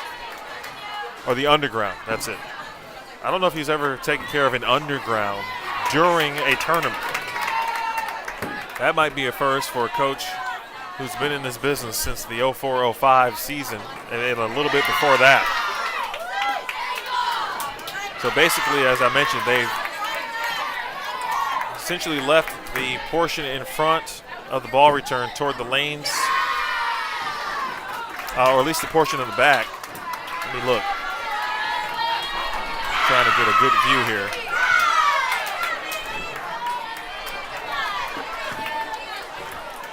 Yep, they've left the portion immediately in front of the ball return open so they can go get the bowling balls that keep getting stuck.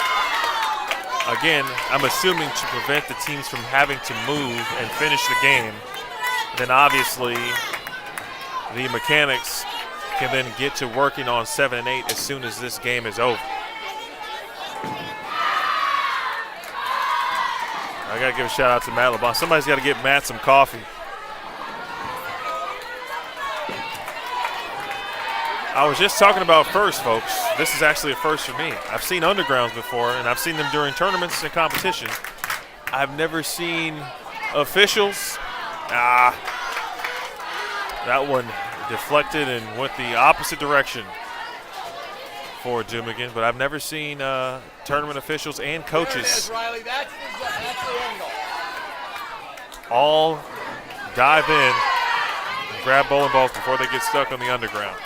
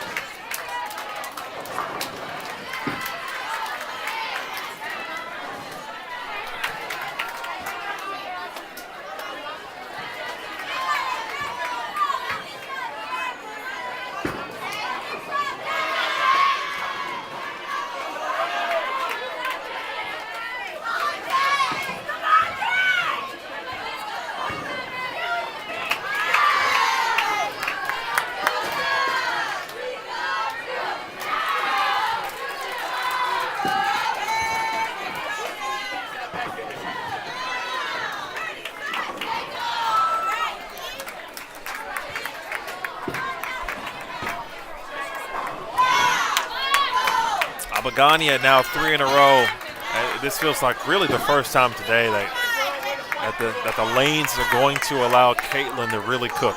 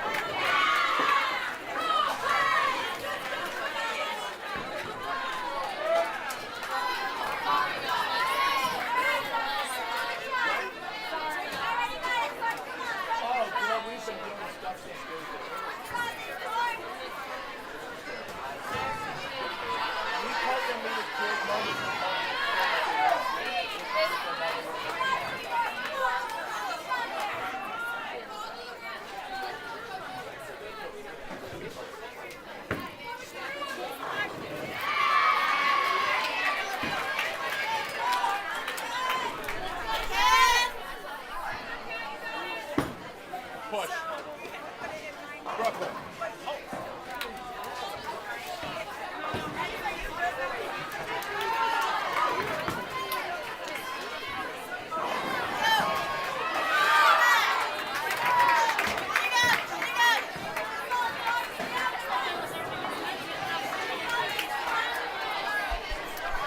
All right, Vandy with 3 frames left.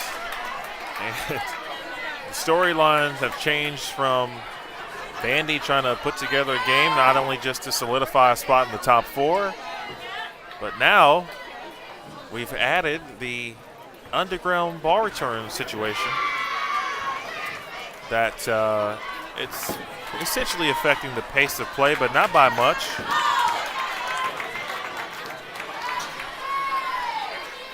I mean, literally, you know, the mechanic Matt here he is standing basically at the ball return in the settee on lanes 9 and 10.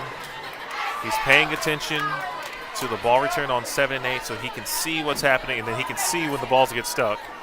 And then John Williamson has done it, but he'll dive in over there, get the knot out, if you will, and allow the balls to roam freely back to the ball return.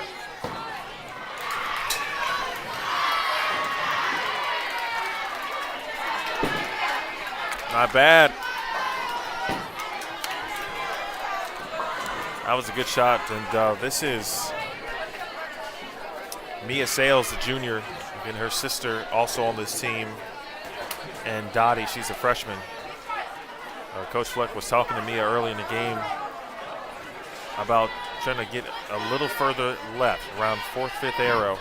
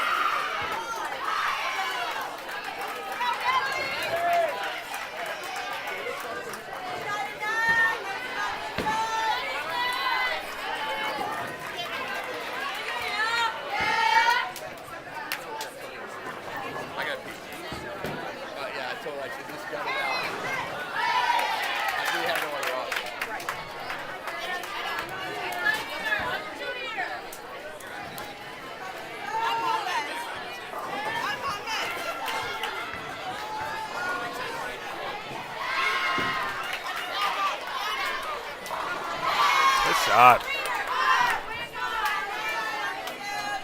Well, despite what's happening with the ball return, I mean, Vanderbilt, showing no signs. They've remained composed. They know there's nothing they can do about it. And the good news is the ball return is not affecting anything that's happening on the lanes.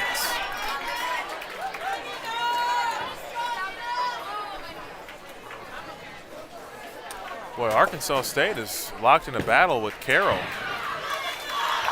And Arkansas State right now they've got 861.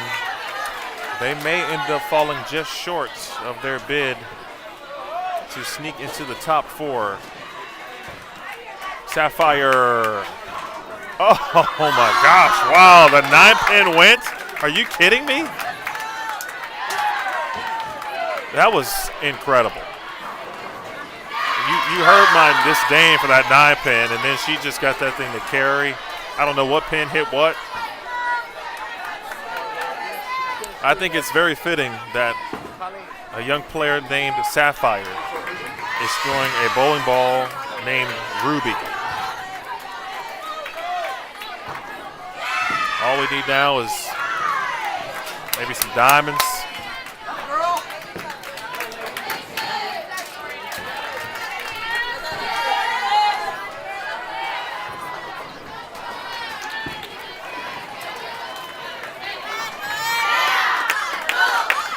Any other wonderful gemstone that we can think of.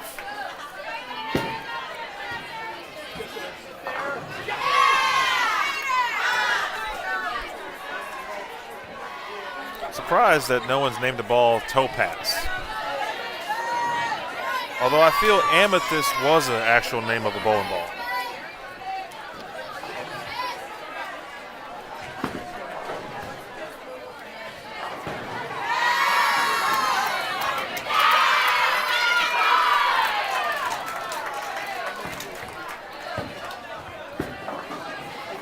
want to thank Jason and Eric popping into the Vanderbilt Women's Bowling Facebook page chat.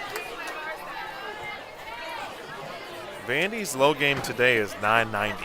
I mean, you talk about, gosh, I can't wait to talk to Coach Williamson. Watch this. I'm going to let him know. You know I'm going to talk to you after this, right? Okay. He knows I have questions. But they're all good questions because the results certainly speak for themselves today. Push ball. That one needed to push.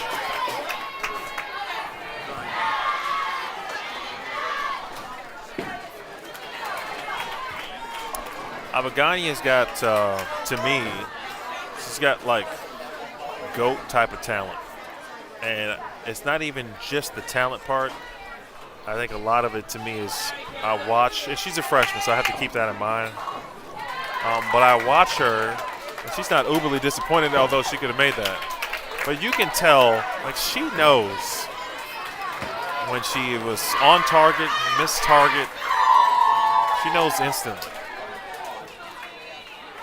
And that's what great players do, folks. Keep that in mind. Great players are accountable.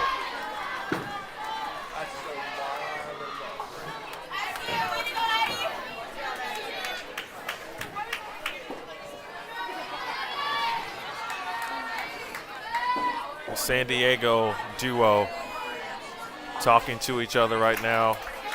Caitlin talking to Avery. Avery being that listening ear right now, teammate to teammate, friend to friend, San Diego to San Diego. That's a connection that Vanderbilt will be talking about for a long time in this program's history. Arkansas came back and the other team faltered.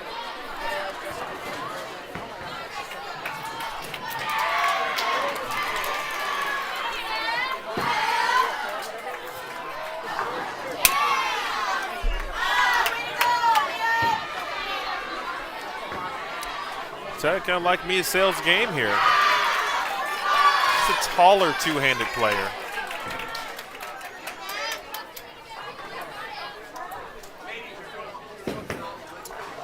Hopefully she continues to develop and we'll see her and perhaps some regional or national competition at the professional level. But again, just a junior.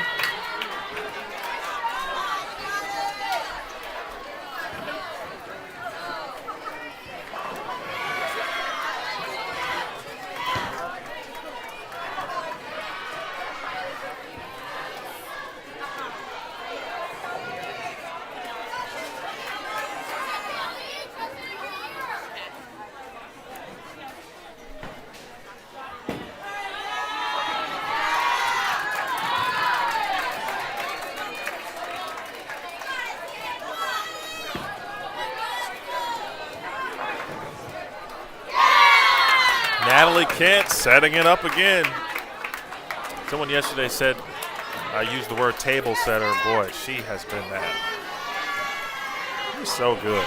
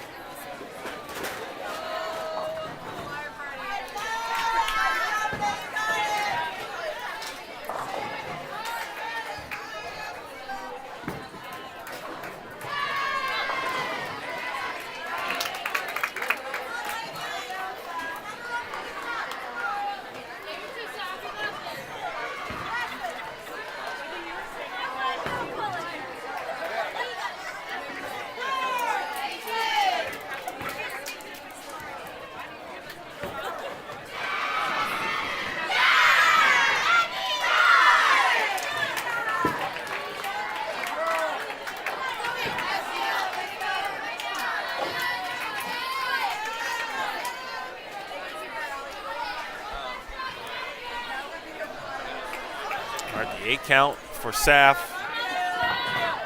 6-10.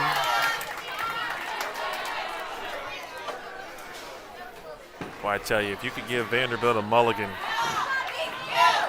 and they can start over with yesterday's Baker, they would certainly be in the running for the #1 seed.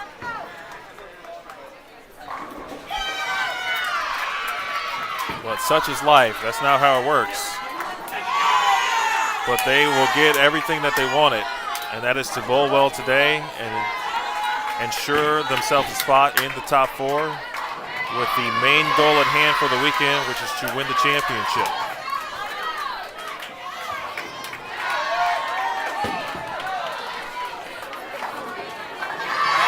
Ballard. Listen, Ballard just comes back, just shakes her head. She's like, oh, I don't know.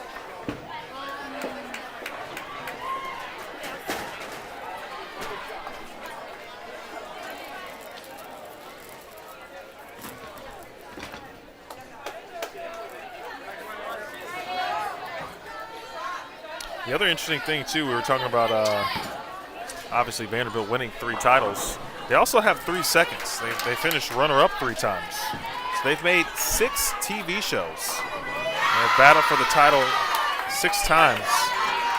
I know we, obviously, as a group in sports, we always talk about the wins, but sometimes we fail to mention how many times a team or an individual competed for a championship, whether they won, but even if they lost.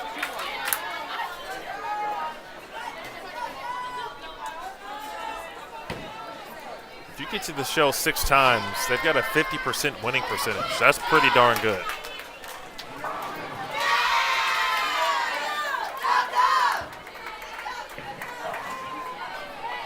Three out of 6 ain't bad when we're talking about national championships.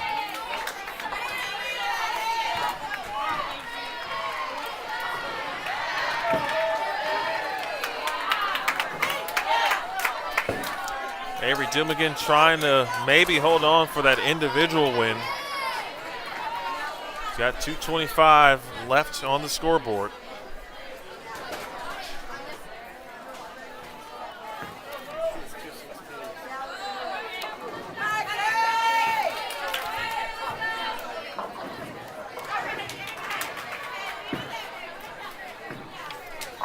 Avery was 50 over. I believe Arkansas State did get the win over Carroll, but they shoot .957. And Arkansas State's bid to try to sneak into the top 4 may not be enough. It all depends on Sacred Heart. I understand that Sacred Heart went plus, and so it's going to be Sacred Heart's going to hold on to that 4th spot. I've been looking forward to seeing Sacred Heart because I've seen them continue to have some really good performances this season. And I'm going to get my wish. 14th ranked team in the Power Index. Coach Fleck pretty excited about that one. Or his player number 33 in Addie Mishu from Wooster, Ohio.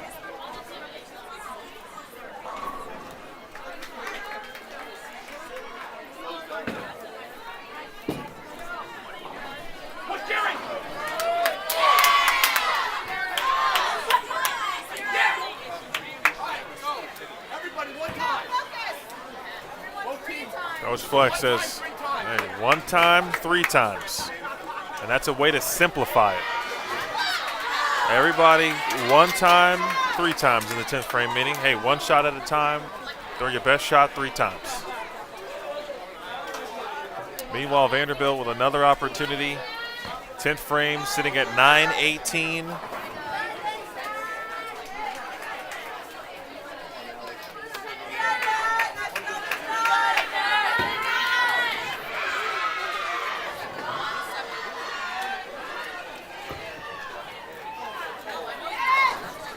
Kent. So Natalie Kent entered the game with a lineup in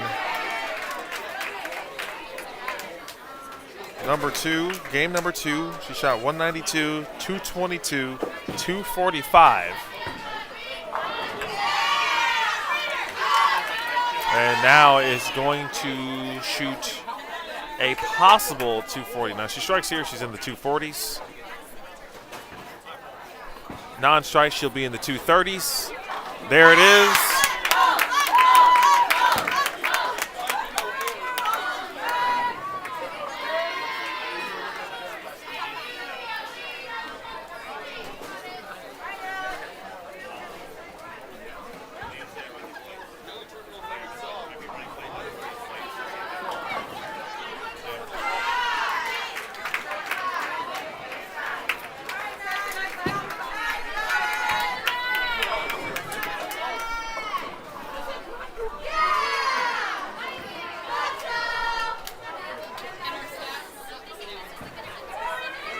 To close it out.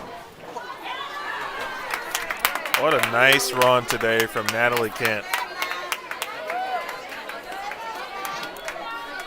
Great bowling today.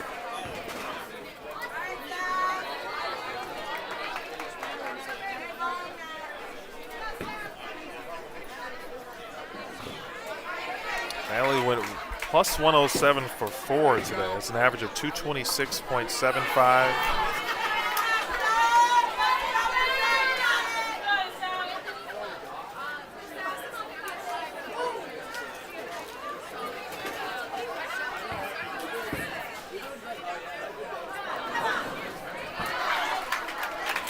Sapphire has been phenomenal today as well.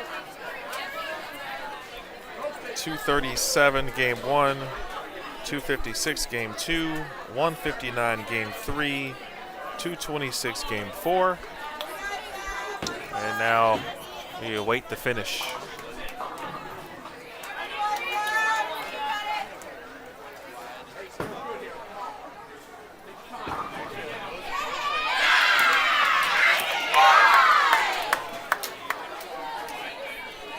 Sap's going to be in the 220s. Both she and Natalie Kent with clean games to close things out.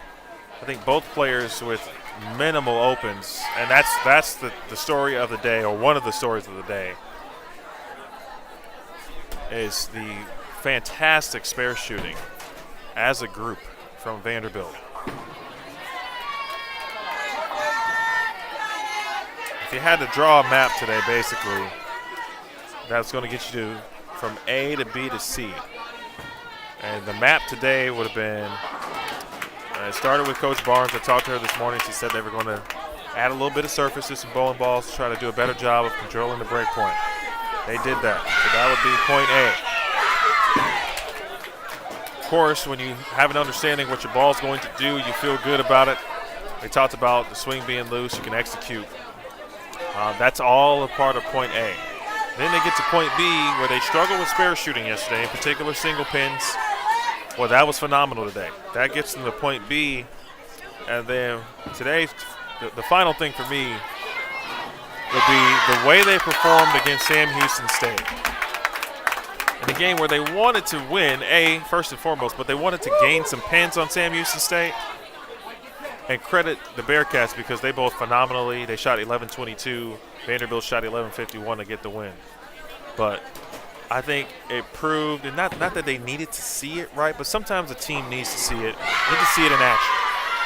This is a group that's yet to win a tournament title this season. Now, there's no rules, there's no laws that say you have to win a regular season tournament to win a national championship. That is not a prerequisite. But winning is fun. And I think in that match against Sam Houston State, they gave them that extra belief the rest of the season. Like, hey, listen, when the chips are down and we need our best game against the best teams, we know we will have what it takes.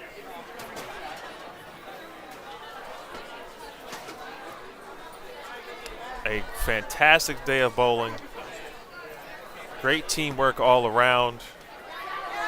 Great coaching as well. Williamson, Barnes, and Izzy making the adjustments and executing said adjustments.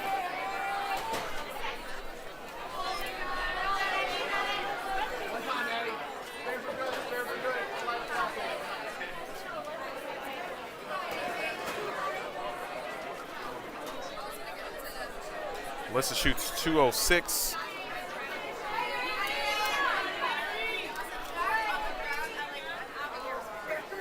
Avery Dumigan trying to cap off a possible winning performance here.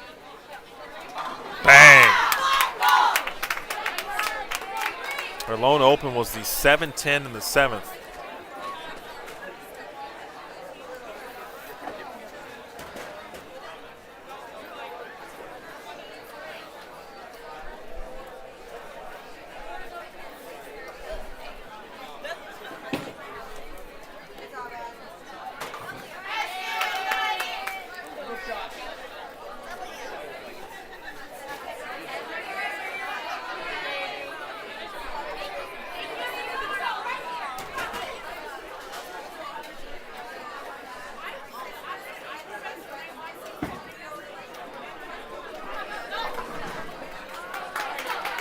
Ball still watching. He's moved from Clarksville to Nashville. All right, spare for Avery. She'll be at 215.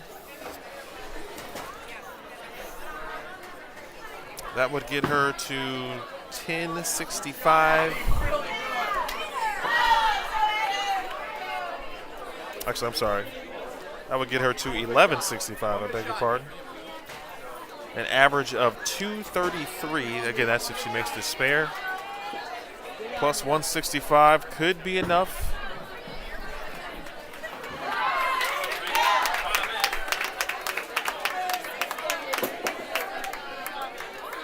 We also could have a tie up top.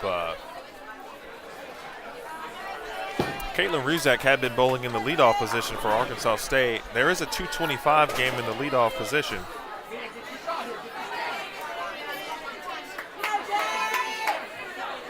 $11.65.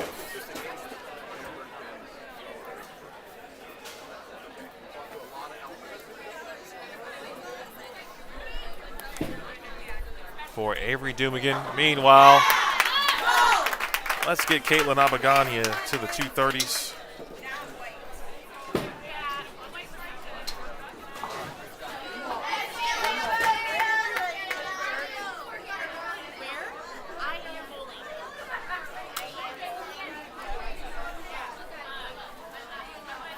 Vanderbilt, ladies and gentlemen, is going to have their third game of 1,100 or better. Boy, I would be very intrigued if that's somewhere in the record books. How many times they shot 1,100 in a traditional day 5-game match set?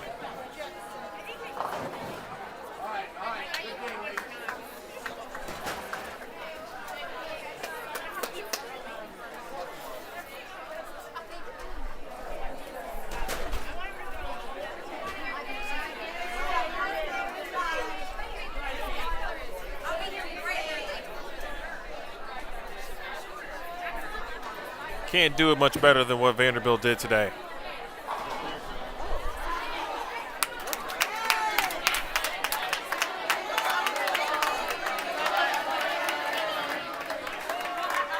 I mean, you truly cannot do it much better than what they did today. Unbelievable performance. I don't even know who bowled yesterday based on what we watched today.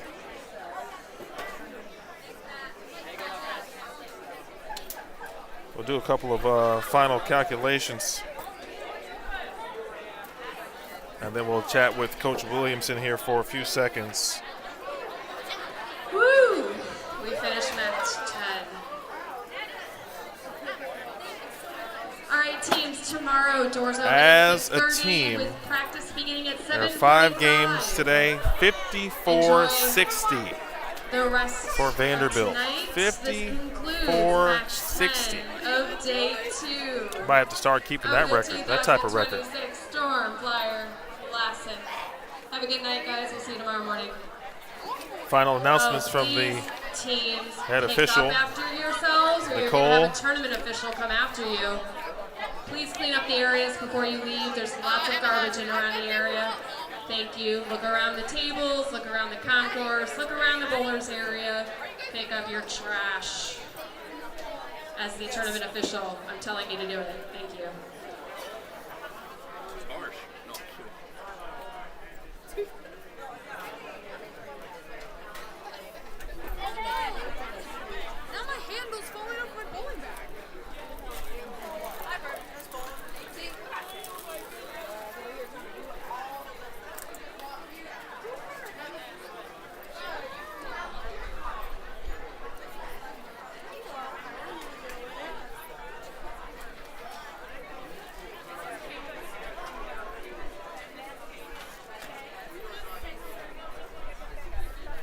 Coaches, if you would, come on back to the table to pick up your score sheets if you have not gotten them back from us yet. This way we can get you out the door. Thank you. Take a look at the final huddle on a phenomenal day of bowling.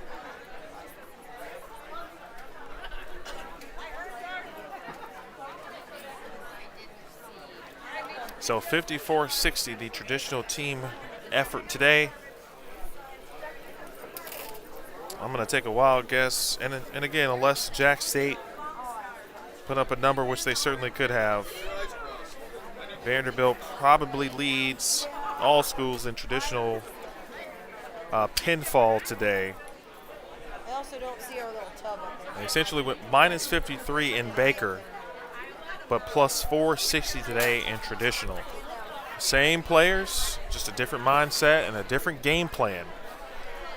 And it's incredible what a new day of bowling can truly provide and present.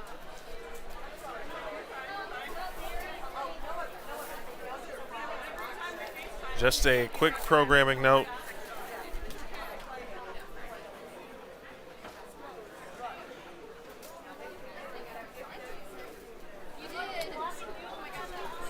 Reiterate what time we will be back on the air tomorrow. And we'll be at it at 8 a.m. Central Time. 8 a.m. Central, 9 a.m. Eastern, 7 a.m. Mountain, and 6 a.m. Pacific.